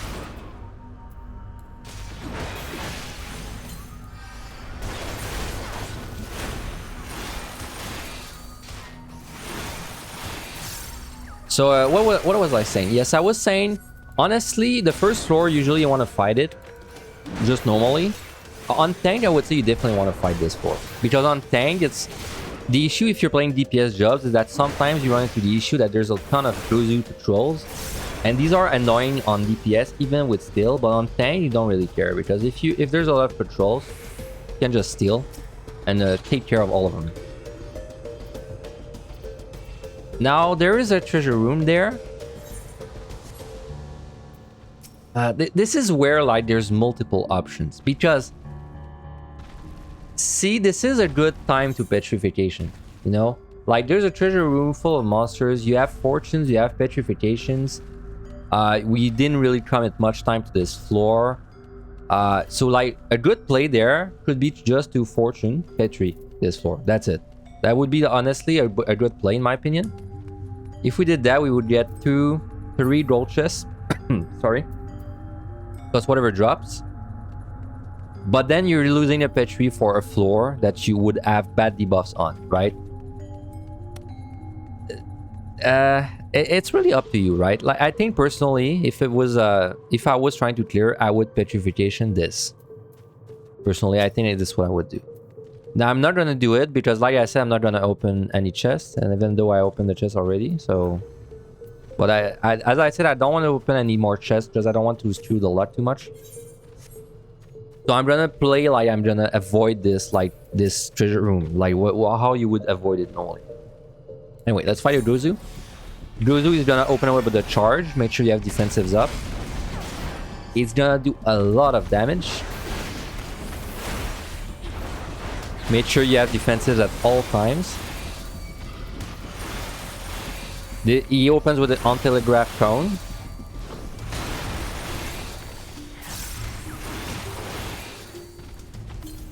After that, he's going to do an on-telegraph point blank. Make sure your defensives are up.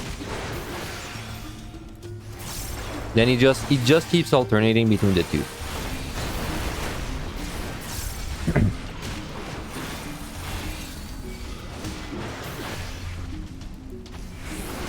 So let me put it this way. If your palms are bad, like if you don't have palms, if you have palms and you're like, okay, I know I don't have enough palms to clear, but I know I'm missing stuff, correct call is to petrification this with a fortune. If you're more in my situation, like right now, where I know I have everything I need to clear, then I don't really want to petri this because it's like I already have all I need, right? So I don't need to go crazy there.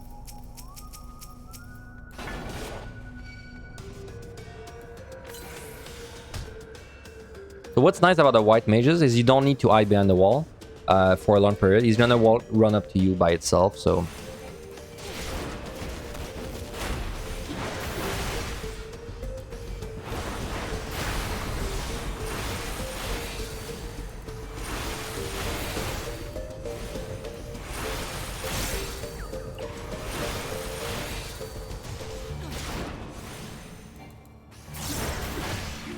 So, of course, I forgot to because I was talking, but it's usually a good idea to open with strength on this set.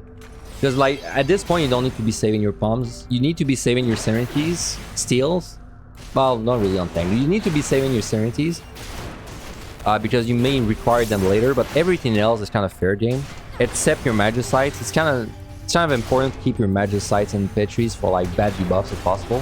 But the rest of your palms, you should just use them like right away, right? Like, you don't have a reason to be sitting on 2 strength at this point. I'm gonna pull this one next.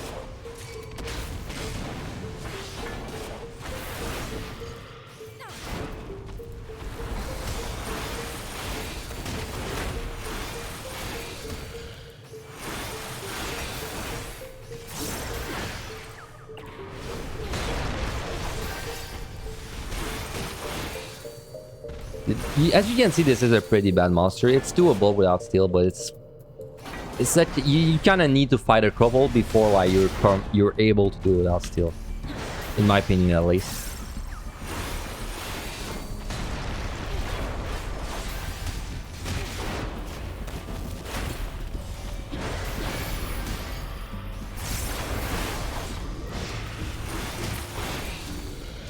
So we're still not out. We're gonna find a mount just to show you what it's like. Mount is a very specific pattern. It's gonna open with a cast called Footwork. And then it's gonna open with another cast called Fitter Foot. Usually what I like to do is stun there. Okay, now is important. You need a defensive. He's gonna put like a dot on you. After this, he will do 3 triple tank busters. 3 triple. So like 1, 2, 3. And once you count 3, that's it. Like, he's no longer gonna do any more tank busters until the next time he does this phase again. As long as you know the pattern, it's not the bad monster to fight. But you need to know, like, because you can't. Because if you don't know the pattern of his attack, you're gonna panic, like use all your defenses at the wrong time, and it's not gonna like amount to much. So there we use defensive dot. Then 3 tank busters are coming. There's still not 1 out. Okay, there's 1. There's 2. And 3 was coming.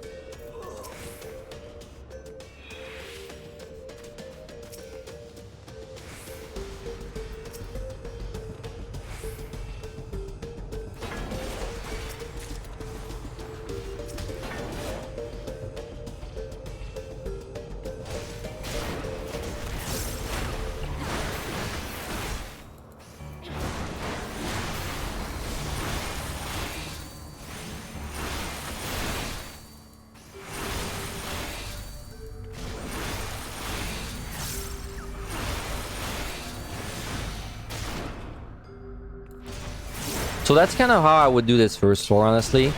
Kill all that's kind of close, like only avoid the warrior really. I would even kill the Gozu. If you see more than like 1 Gozu, I would just steal, take care of it. Or don't steal if you feel very comfortable.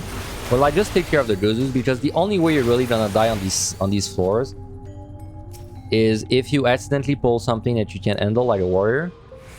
Or if a Gozu like ganks you while you're not looking. So you might as well take care of the Gozus right away, so this way you don't run the risk of running into one. Also, important, you remember how I said there's a respawn every 10 minutes?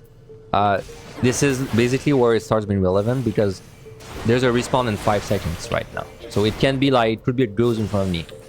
I don't know. So you kind of want to respect the respawn whenever possible. So like, something respawn, I don't know what. It could be a Gozu patrol. A patrol can respawn. So there could be another patrol right now.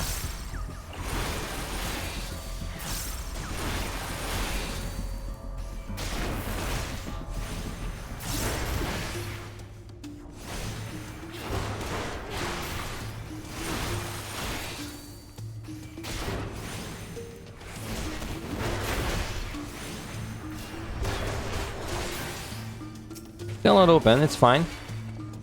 Though we still have to remember there might be a patrol, so, you know, keep looking behind us a little bit.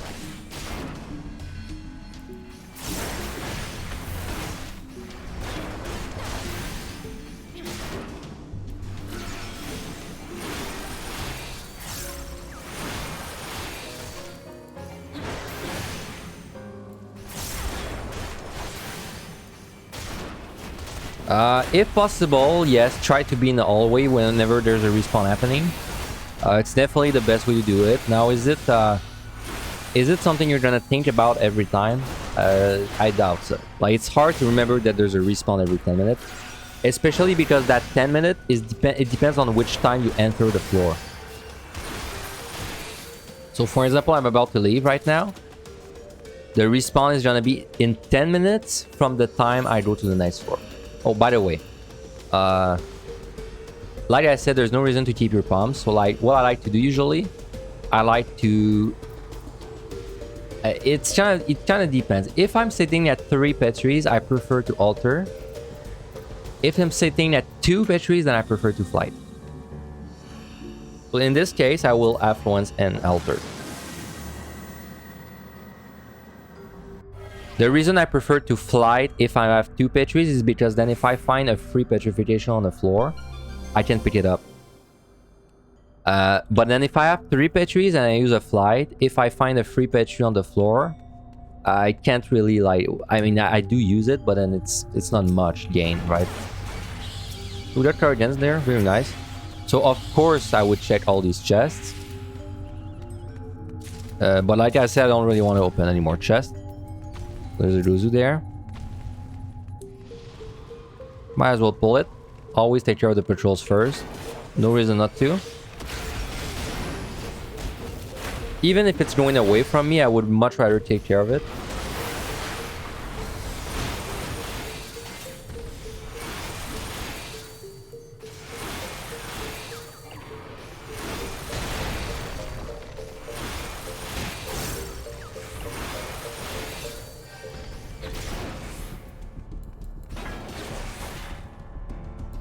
So by the way, we entered this floor around 48.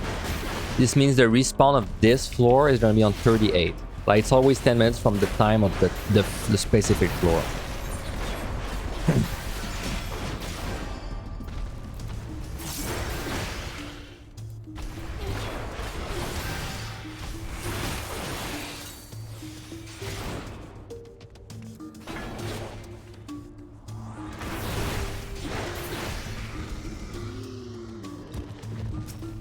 So I'm gonna show you a Mifune. Mifune without steel is a little spooky. Doable though. You just need to make sure you first are ready to use defenses non-stop because it hurts. Second, you need to make sure you're fighting him near a wall. Because when he does the charge, you want to be able to line of sight it. Very simple. When he does this, just run behind a wall. And wait. And that's it. If you don't line of sight this, expect to have to use very big defensives to survive.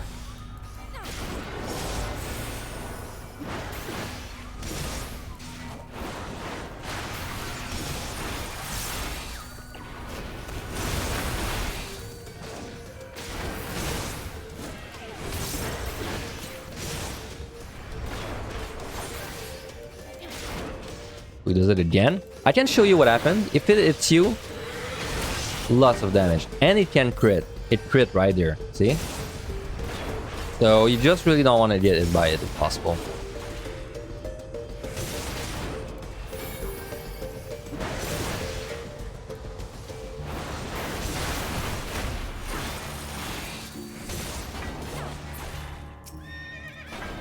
We're still keeping the rule, by the way, of fighting non-stop.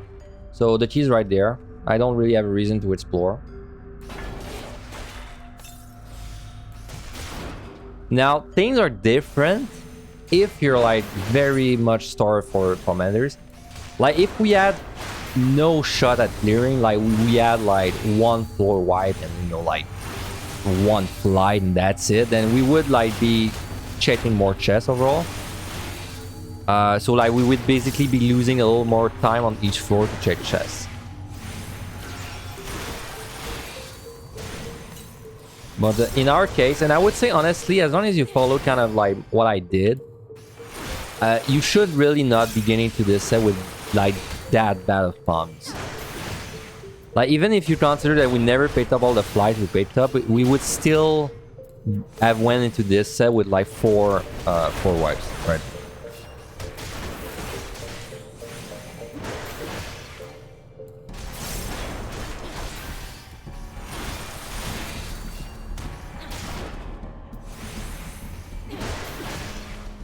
Yeah, floor debuffs are the biggest RNG element, but luckily we can deal with them like very effectively with Petries and Magicites. So it honestly doesn't matter what debuffs we get on this set. because we have an answer for every single one. Now, if you get debuffs on the earlier, like the sets before that, it's kind of tricky if you get bad debuffs on 71 to 80, because 71 to 80 is like, it's annoying to have to use the petrification on these. By the way, I will use... So like I said, if I'm sitting at 3 petries, I just prefer to use my altars first. So I will do exactly the same thing. Use an F once as well. 71 to 80, it's annoying when you get bad debuffs because there's like, you don't really want to be using petries. 81 to 90, it's less annoying when you get bad debuffs because then there's like a bigger argument to be using petrifications anyway and magicites. So this is a perfect example of a petri floor. I altered for this reason specifically. I altered because I wanted to make sure that if it was bad debuffs, I would rather like petri than use I would rather petri than use a flight, and we got mimics. So this is exactly why. Now, what you want to do when you're setting up a petri, very simple. Just try to check like chests that are kind of close to you. Of course, don't check a bronze like that. It's I'm only doing that because I want my poachers, but assume like pretend that's a gold. And then once you have like a good game plan of the petri, you're like, okay, I will go from this room to this room to this room. You just pop the petri and you go.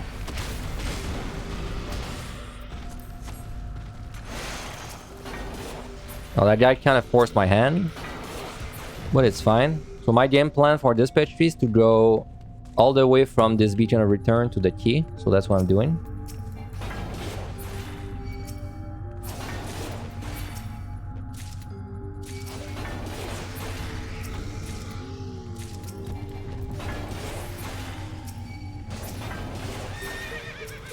Now, after your petri, you have to take a decision. You have to decide, am I willing to check chests?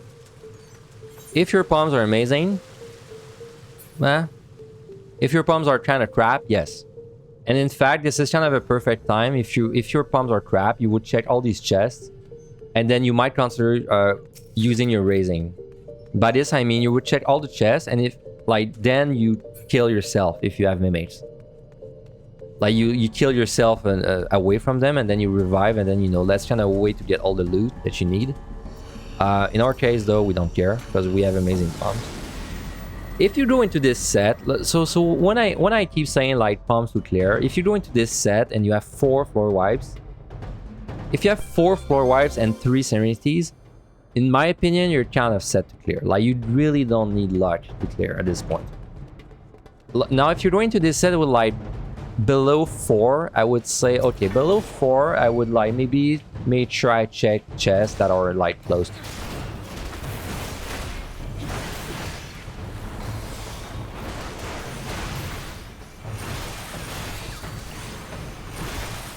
So Kobayashi is one of the monsters that I recommend steal for.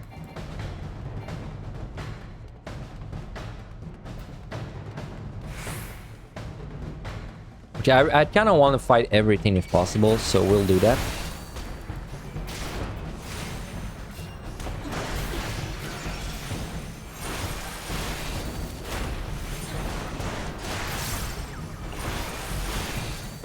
So like I said, if you're fighting a white mage and you're like, oh man, the patrol's coming, I don't want to lose the line of sight, just face tank. Just like pop a defensive, you can stun the white mage as well, just face tank for a little bit. Way safer to do that than like, like try to go to a different spot and then you pull a monster on the way there and problem.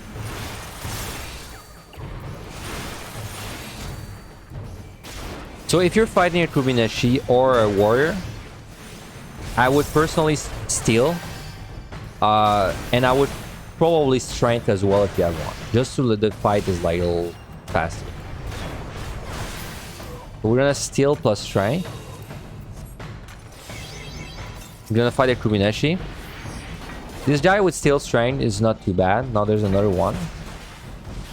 So he's gonna keep buffing himself with the damage ups.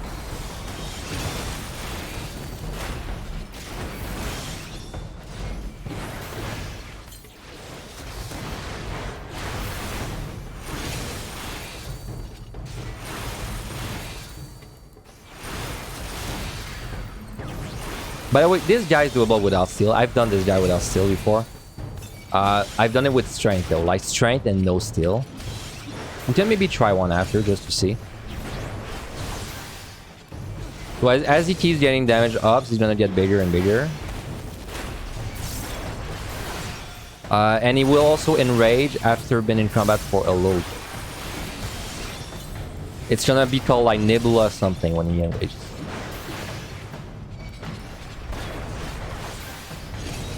But when you have a strength, you don't really see the enrage. So I'm actually gonna remove my steel because I want to try to fight one without steel. I want to see if it's like reasonable. Let's see.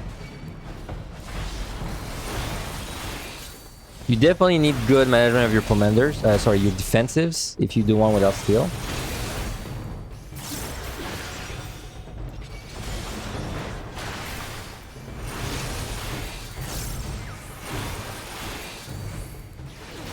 It seems like after he does this Cloud Clover, this is where the big damage is. Like, he's gonna attack you non-stop at this part.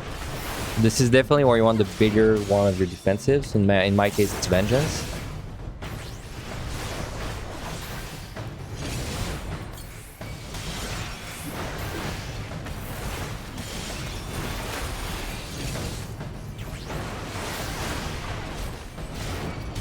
My god, he's big.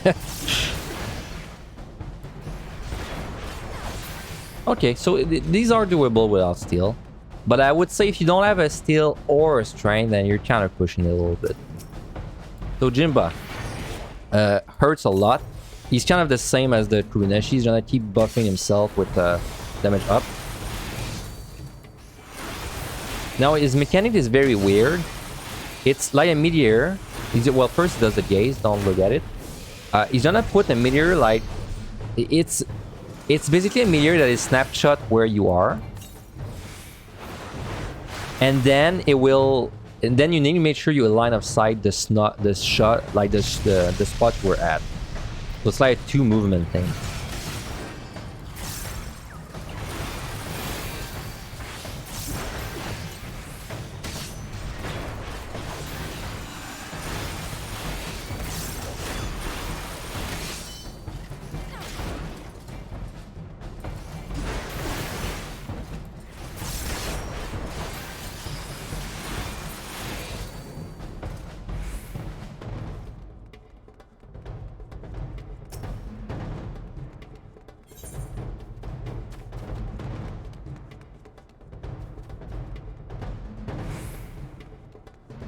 So I would say on this entire set, it's probably only the warrior that I would like always steal. Like I would say the warrior is like still required.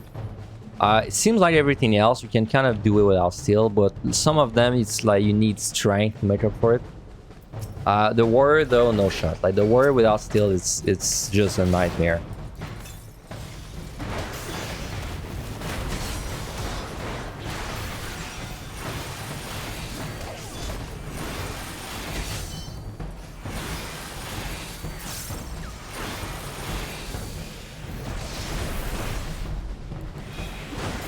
So he's gonna snapshot the meteor on me.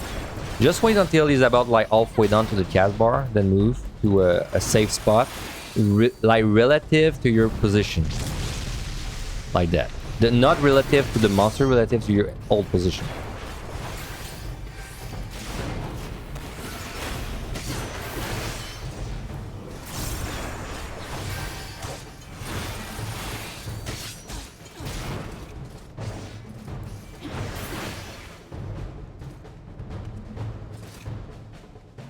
So I'm gonna pop a steel just to show you the warrior fight, like without panicking this time. So this when you're fighting a warrior, first have steel. Second, make sure you're facing your back towards the wall. Make sure you rotate your defenses really well. The reason you're facing that wall is because when he starts doing this pushes you back. You need to face a wall, or he's gonna flame you like towards a million rooms if you don't do that. After this, big tank boss is coming. After the 3 dashes, this Raging Rush, and then after that the rotation repeats. So he's gonna do the same thing. He's gonna do like the small tank bosses called Butcher Block into the triple nutback. Well, the triple nutback slash tank buster like that. Then after a little bit, it's gonna do Rage and Rush again. And this is the fight. Much easier when you have a steal. Like actually, when you have a steal, it's a kind of reasonable fight. So we're gonna fly again.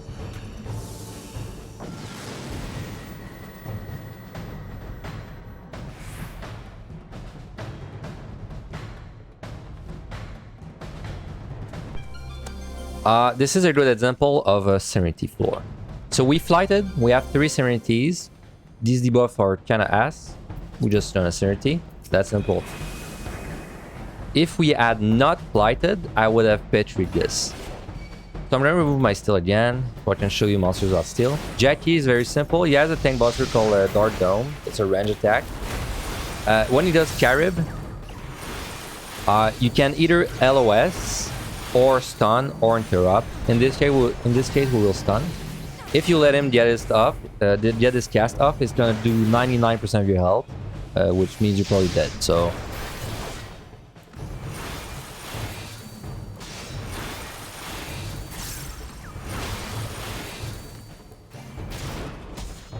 this set is like, it's much more of a victory lap than PUTD, because it's, if you have a lot of floor wipes left, like as you can see right now, so we have 5, 6, 7, 8, 9 left. We have 4 floor wipes, so actually all I have to do is fight this floor and we win. That's it. Like, because then I can blow up everything that's left. I'm still gonna show like all the monsters to kill, but like technically once I'm done with this floor, we're done. Like we win, because then I just run into all the stuff that's left and I blow it up.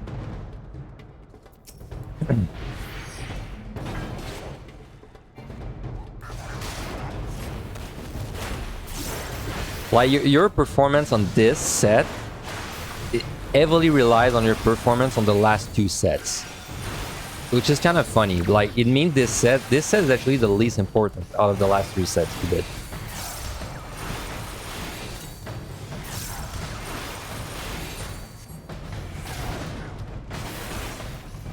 Yeah, I'm fighting a Gozu, by the way. This is an easy monster. All he does is like some AoEs. And he's gonna try to buff himself with a defensive buff at some point. He can stun the bird or interrupt it to stop it.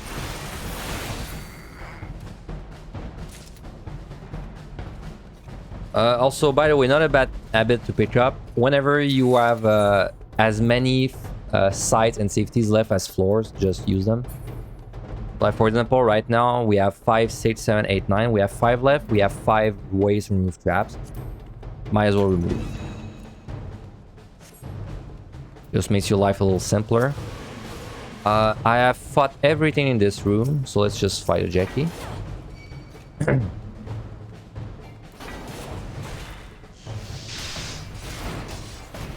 I'm gonna show the line of sight way to deal with the Cherub now.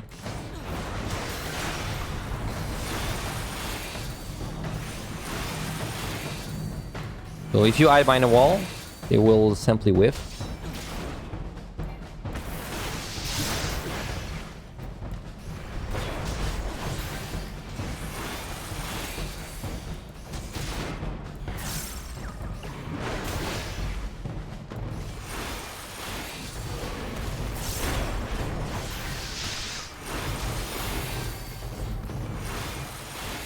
I think I'm making fighting these monsters look a little easier than it actually is. You do have to, because I'm not really talking about what I'm doing, but you do have to make sure you're rotating defense as well. You know, like kind of doing that little like small range kiting I'm doing as well. It's all small things that add up and make the monsters much easier to deal with. Just not really mentioning them.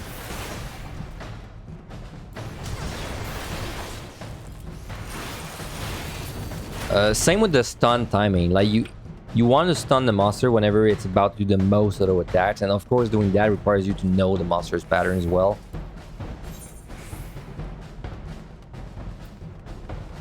So technically, from now we won. Like if this was a real run, we won. Like we would be over with this in 5 minutes, because I can petri 2 floors and then I can magicite 2 other floors, and that's like that's all we need. Now, of course, I want this guy to show you every monster possible, if well, except maybe the Dodo, because this one doesn't really matter. But the rest, I want to show you like all the monsters that we can fight.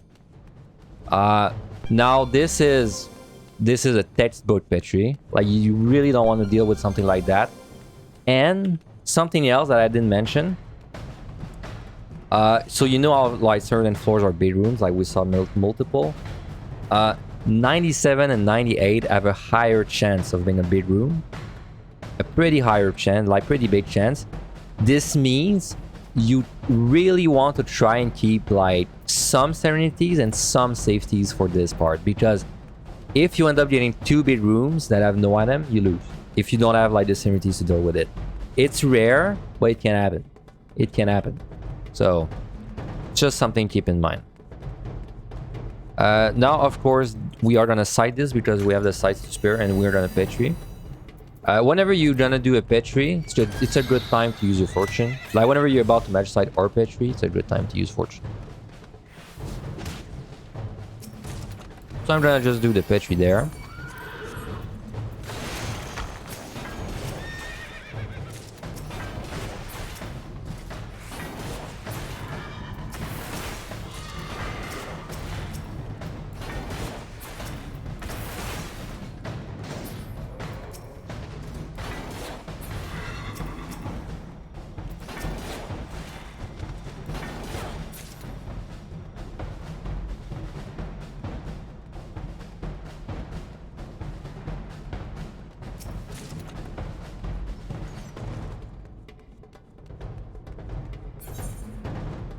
So now the next floor is more likely to be a big room. Something to keep in mind.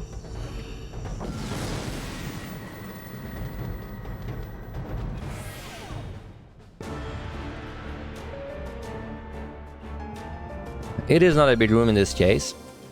So we have a no item there. So think about it. Like this is a situation where you have to think. So what could we do there? We could Serenity. If we Serenity, we're going to be down to 1 Serenity and we still have 2 floors to go. So there is still an element of RNG. Like if we Serenity there, there's still a chance that we get like 2 very nasty combination of debuffs on 2 floors. So it's not a correct call of Serenity there. Correct call is to Magicite, because if I Magicite this, I have 2 Serenities for the 2 last floors, which means I can do them no matter what. The correct call there is to Magicite. Also, something important about debuffs. You can never get item penalty and no Magicite. So like you can never not be able to use a Magicite or a Petri on the floor. It's always one or the other, if it's either one. That's something to keep in mind. It means that if you have 0 Serenities, but you have 1 Petri and 1 Magicite, you are always going to be able to use one of them. Because you can never not be able to use a Petri and a Magicite. It's always one or the other. Something to keep in mind. So like I said, the correct call there would be to Magicite. Just so we are able to keep 2 Serenities for the last 2 floors. Now what you would do is you would try and check as many chests as you can before you use the Magicite. So you can get maximum value. Because you don't really want to mess with mimics. Though in my case, we don't need chests anymore. So we're just going to do this.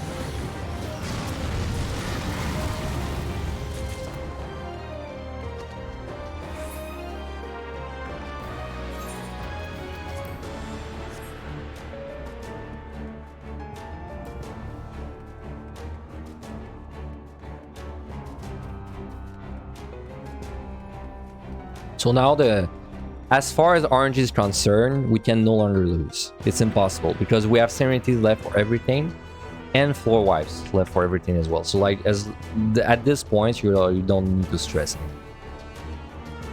And like basically the more floor wipes you have when you enter this set, the less you have to care about getting screwed by RNG, because like let's say you enter with 2 Magicites and 2 Petris on this set.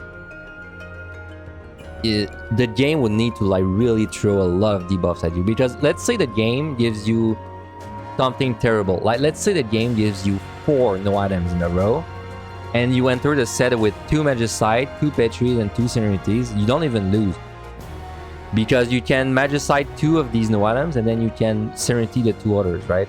Like it's very hard to lose when you have like a lot of floor wise, which is why it's better, in my opinion, to flight a lot on the last set to try and keep your floor wise for this set. Also, like, just as a pressure thing, it relieves a lot of the pressure, I believe, if you're able to keep floor wise for this set, because then you're more like on a victory lap, right? It's like, it makes it less stressful. So next floor is likely to be a big room again.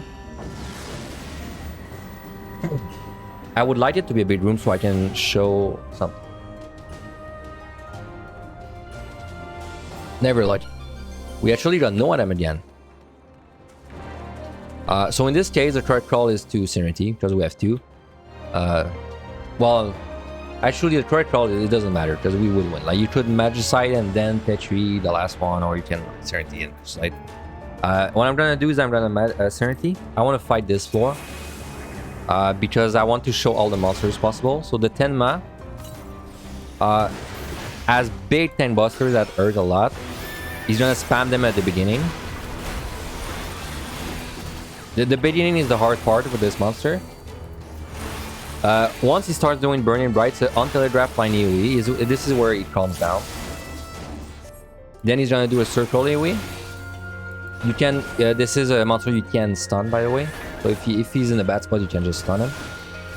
Then he's gonna resume the pummeling. But like, at this point, he's gonna be spamming his spells much more. So this is definitely the hardest part of this guy, is the beginning, right?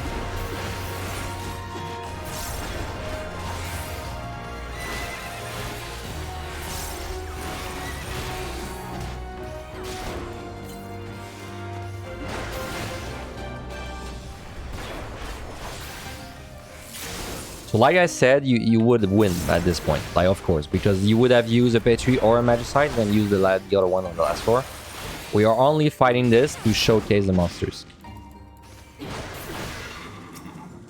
So we can find another one. Like I said, hardest part of the fight is the beginning. So the beginning is when you want to use most of your defensives.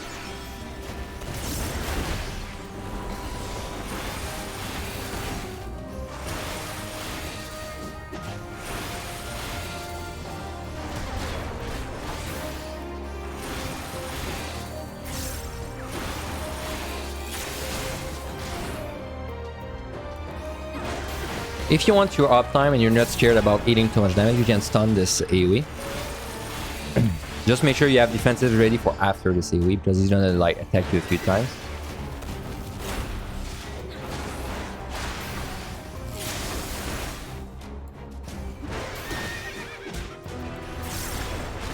Yeah, it's always fun when you're able to just wipe all the way up. And honestly, that happens quite often, that you're able to do it.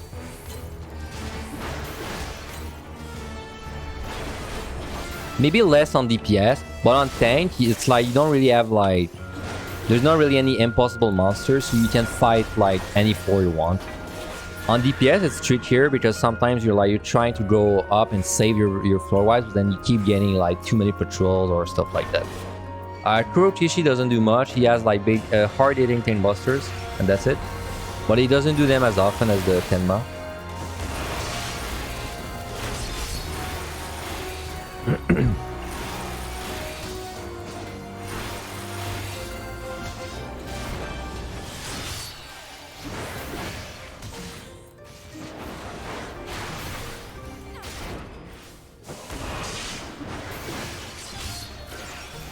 Talking of Tenma, there is one coming this way. Patrol. Like I said, we always want to kill the patrols. Man, I never got the chance to show off the conceal, so I guess I'll try to show it on this floor. I mean, I did show what it does, but I never really got to show what it does on the higher floors. I use conceal a lot, by the way, but like, I use it way more on my score runs. Because in the score run, it's a very nice way to like get a layout of the floor and then decide what I do.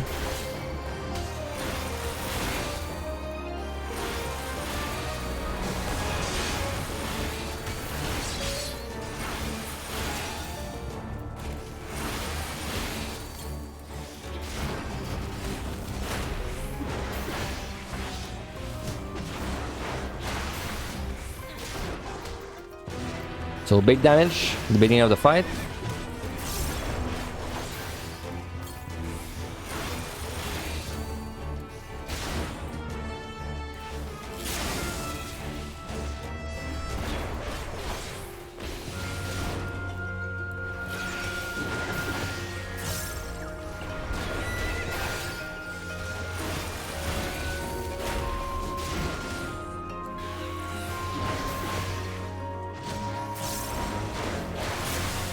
By the way, specifically this monster, and I don't know why, everything he does, you cannot line of sight it. So don't even try to line of sight its spells. They will still kill you. It's very rare because most of the other monsters, or if not all of the other monsters, will be line of sightable, but not this one.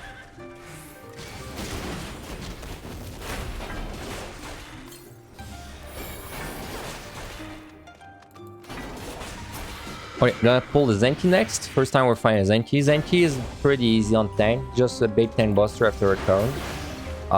The tank buster is a range attack, which doesn't really matter for us, but it would matter if you were playing like a range job.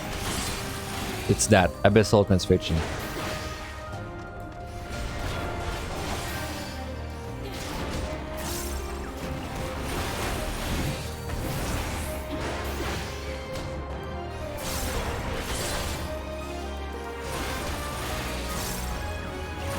Another patrol.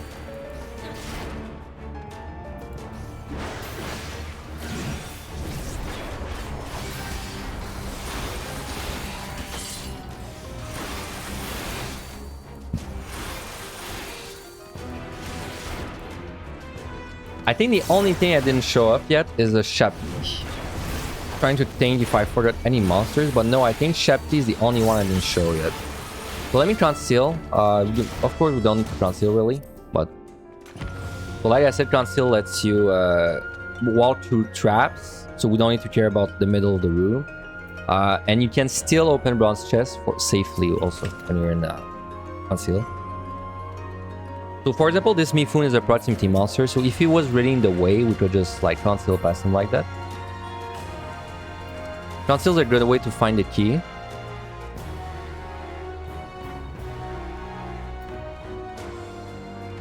Though in our case, we could just sight as well, because we have too many safeties and sights anyway.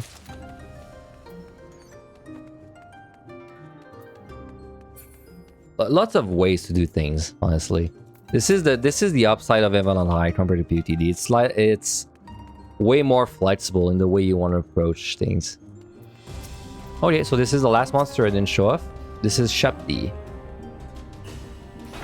So Shapti will spam this kind of line AoE move on you, but it's very fast and it will one-shot. So yeah, like the way I like to do Shaptis personally is I just kind of like turn around and light. So this way, even if I'm sleeping at the wheel, like I'm not gonna die.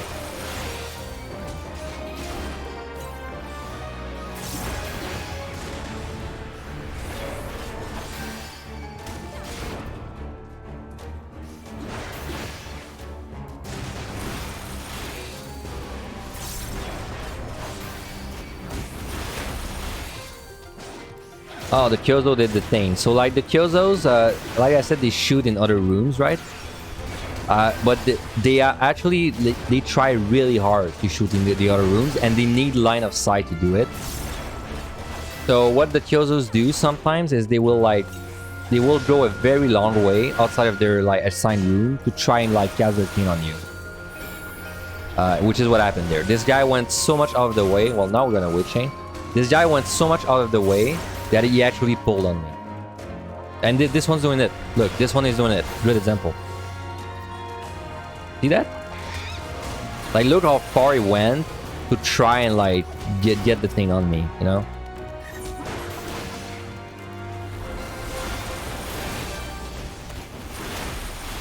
So, by the way, Witch Chains, I never mentioned Witch Chains again after the landmines. It's because really we use the Witch Chains for the landmines. And then we never like really need them again.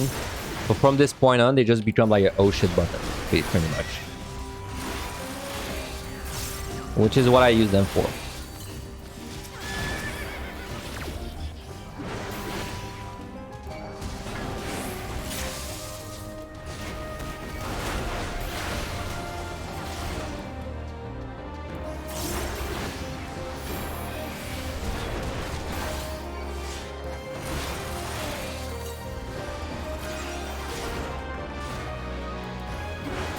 Now, this is not a very comfortable fight I'm taking there. Yeah, I think you should definitely steal. If you're taking like 2 monsters like that.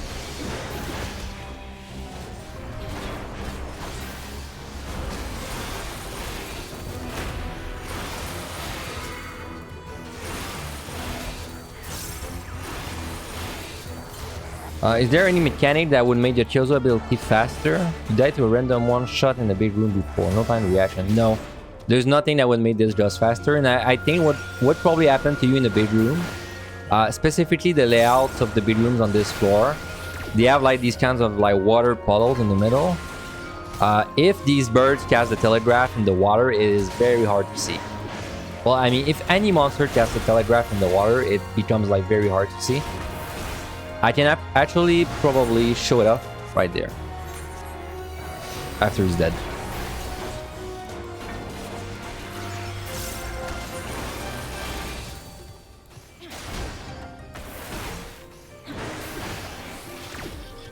Back in time for the top floors. I mean, we're on the victory lap. Only reason I was fighting is because I wanted to show a few monsters that I still had not fought. But like we pretty much won. We have to with a Petri and a Odin, so.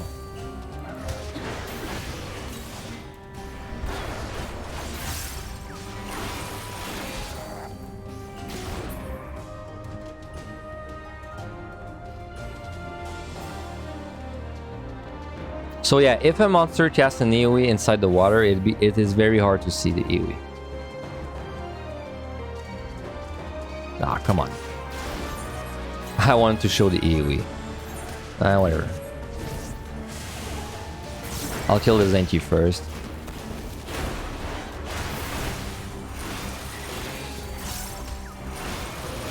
So like that bird went all the way from that room over there just to shoot at me.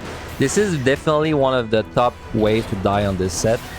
You're fighting something, then the Gozu like suddenly comes from nowhere and like he pulls on you because you're like busy fighting something else. You gotta be very careful with that. So I'm gonna be standing in the water. Look at the telegraphs there. Look how faint they are. This is how you die on the big room. Because in the big room the water is even more faint, so it's even like worse.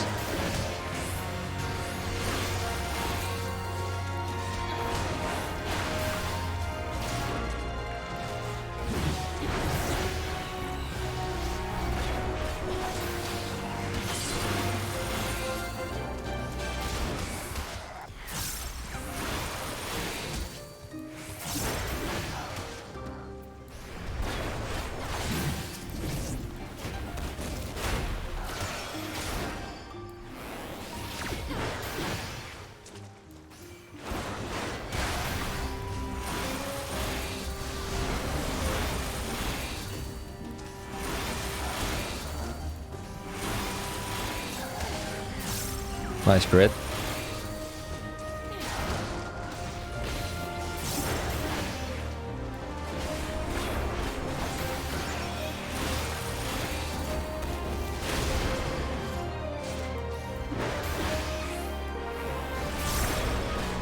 So we opened, we found a few flights, a couple strength, and that's pretty much it. I don't think we picked up much shells. So it's like very... I think the strat of like just like limiting your exploring and just going for the key every time it's open is a very valid strat in there. I do think it's the easiest way to play personally.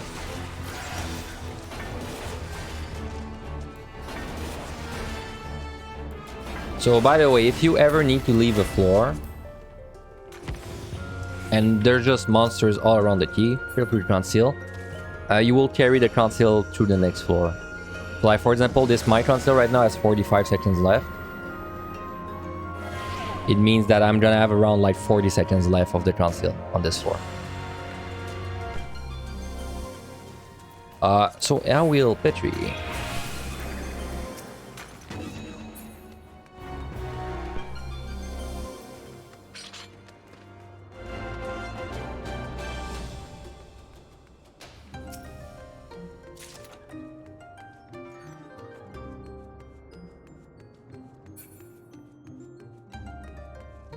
When you're setting up like a pet tree and in the end game, you really need to make sure you have enough monsters.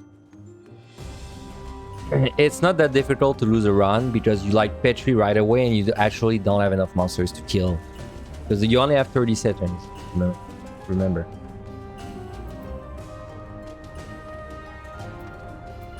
Like, Another good way to set up a Petri actually is to conceal. So you don't waste like 10 hours waiting behind monsters. And then just kind of find the key. Like in this example, I know the key is definitely in the room. Like I could Petri right now because I know where the key is. I know in what direction it is, so I'm going to do that. So let's Petri right now.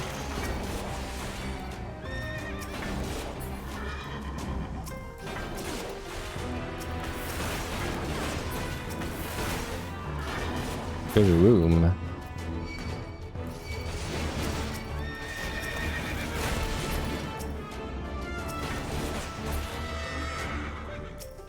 Oh, the dodo is there. Dodo is a rare monster, by the way. It's a rare patrol that can only spawn on floor 99. Actually, quite a rough monster to fight. So as silly as it sounds, you really don't want to fight the dodo. And if you do fight one for like whatever reason, just steal. It's gonna make your life much easier. But like really, it's very rare you get on 99 and you're fighting it like clean. If you're just trying to clear, you usually have a Petri or Magicite ready for this floor. So we're gonna let the dodo live today, and we're gonna leave, and that's it. That's your title right there. Not as hard. Honestly, I think it's easier than POTD. Like it looks harder. Technically, the monsters are harder, but I feel like it's easier than POTD. Because there's more luck, but then there's also more tools to deal with the bad luck, so it kind of evens out in my opinion. So we used 4 floor wipes on this set, and we made it with like 6 minutes left.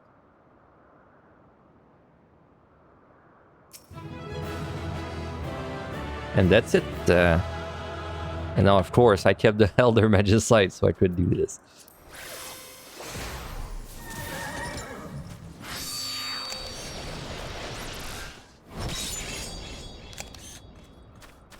There we go. So, overall, 1 to 50, kind of a joke.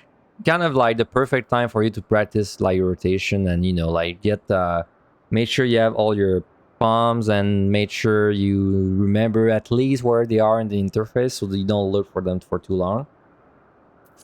5160 is when it starts getting a little rougher. Like 5160 is your last chance to really like get a grip on your rotation and, you know, like your job and like the basic deep dungeon mechanics, like, you know, hugging the walls, like the traps and the key opening when you kill a certain amount of monsters, that kind of stuff.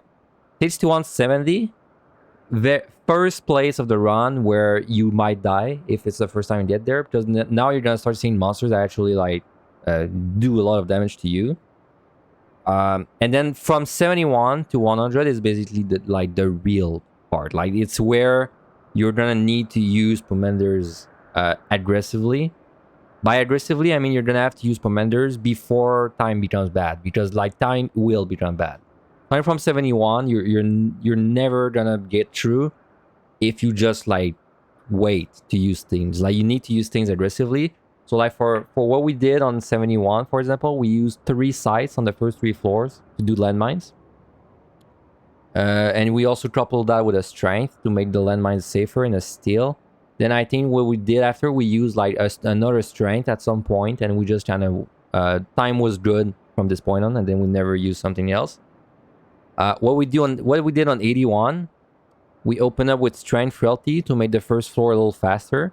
Then we saw that the first floor, like we still have some strength left from the first floor, which made me flight, because then I was like, okay, I'm gonna fight the next floor with that flight. And it worked out. Now, if my first floor, if 81 was a long floor, I would have altered instead, because then I would not have had enough. I would not have had any buffs, right? So like the altar gives me another option. The altar lets me also petrification if I have bad debuffs and mimics. So, but it didn't happen. So we used the flight, and then we used basically, I think the floor right after the flight, we use another alteration. Wait, let me remember. We used alteration on the first one. And I think we flighted after that. And then after that, we altered and we got like a floor with bad debuff. So we used the Magicite. That was the first floor wipe of the two I was planning to use. Because the 81 set, you want to plan to use two floor wipes. If you're lucky, you're going to use one like me. And if you're very unlucky, like maybe three. But honestly, two gets you out of the trouble most of the time. And so we used the Magicite.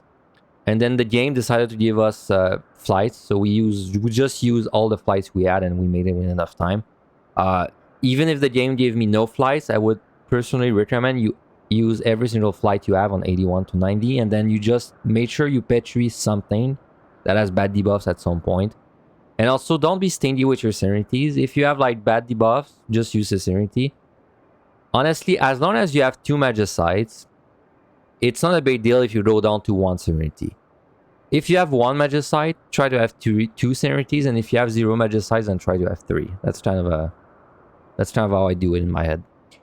So anyway, once the 81 was done, 91 is like a victory lap. Like the more floor wipes you have, the more easy 91 is going to be. The only monster you truly need steel for is the New People Warrior. Everything else you can do it without steel. If there's Gloom, you maybe want to steal like certain monsters as well.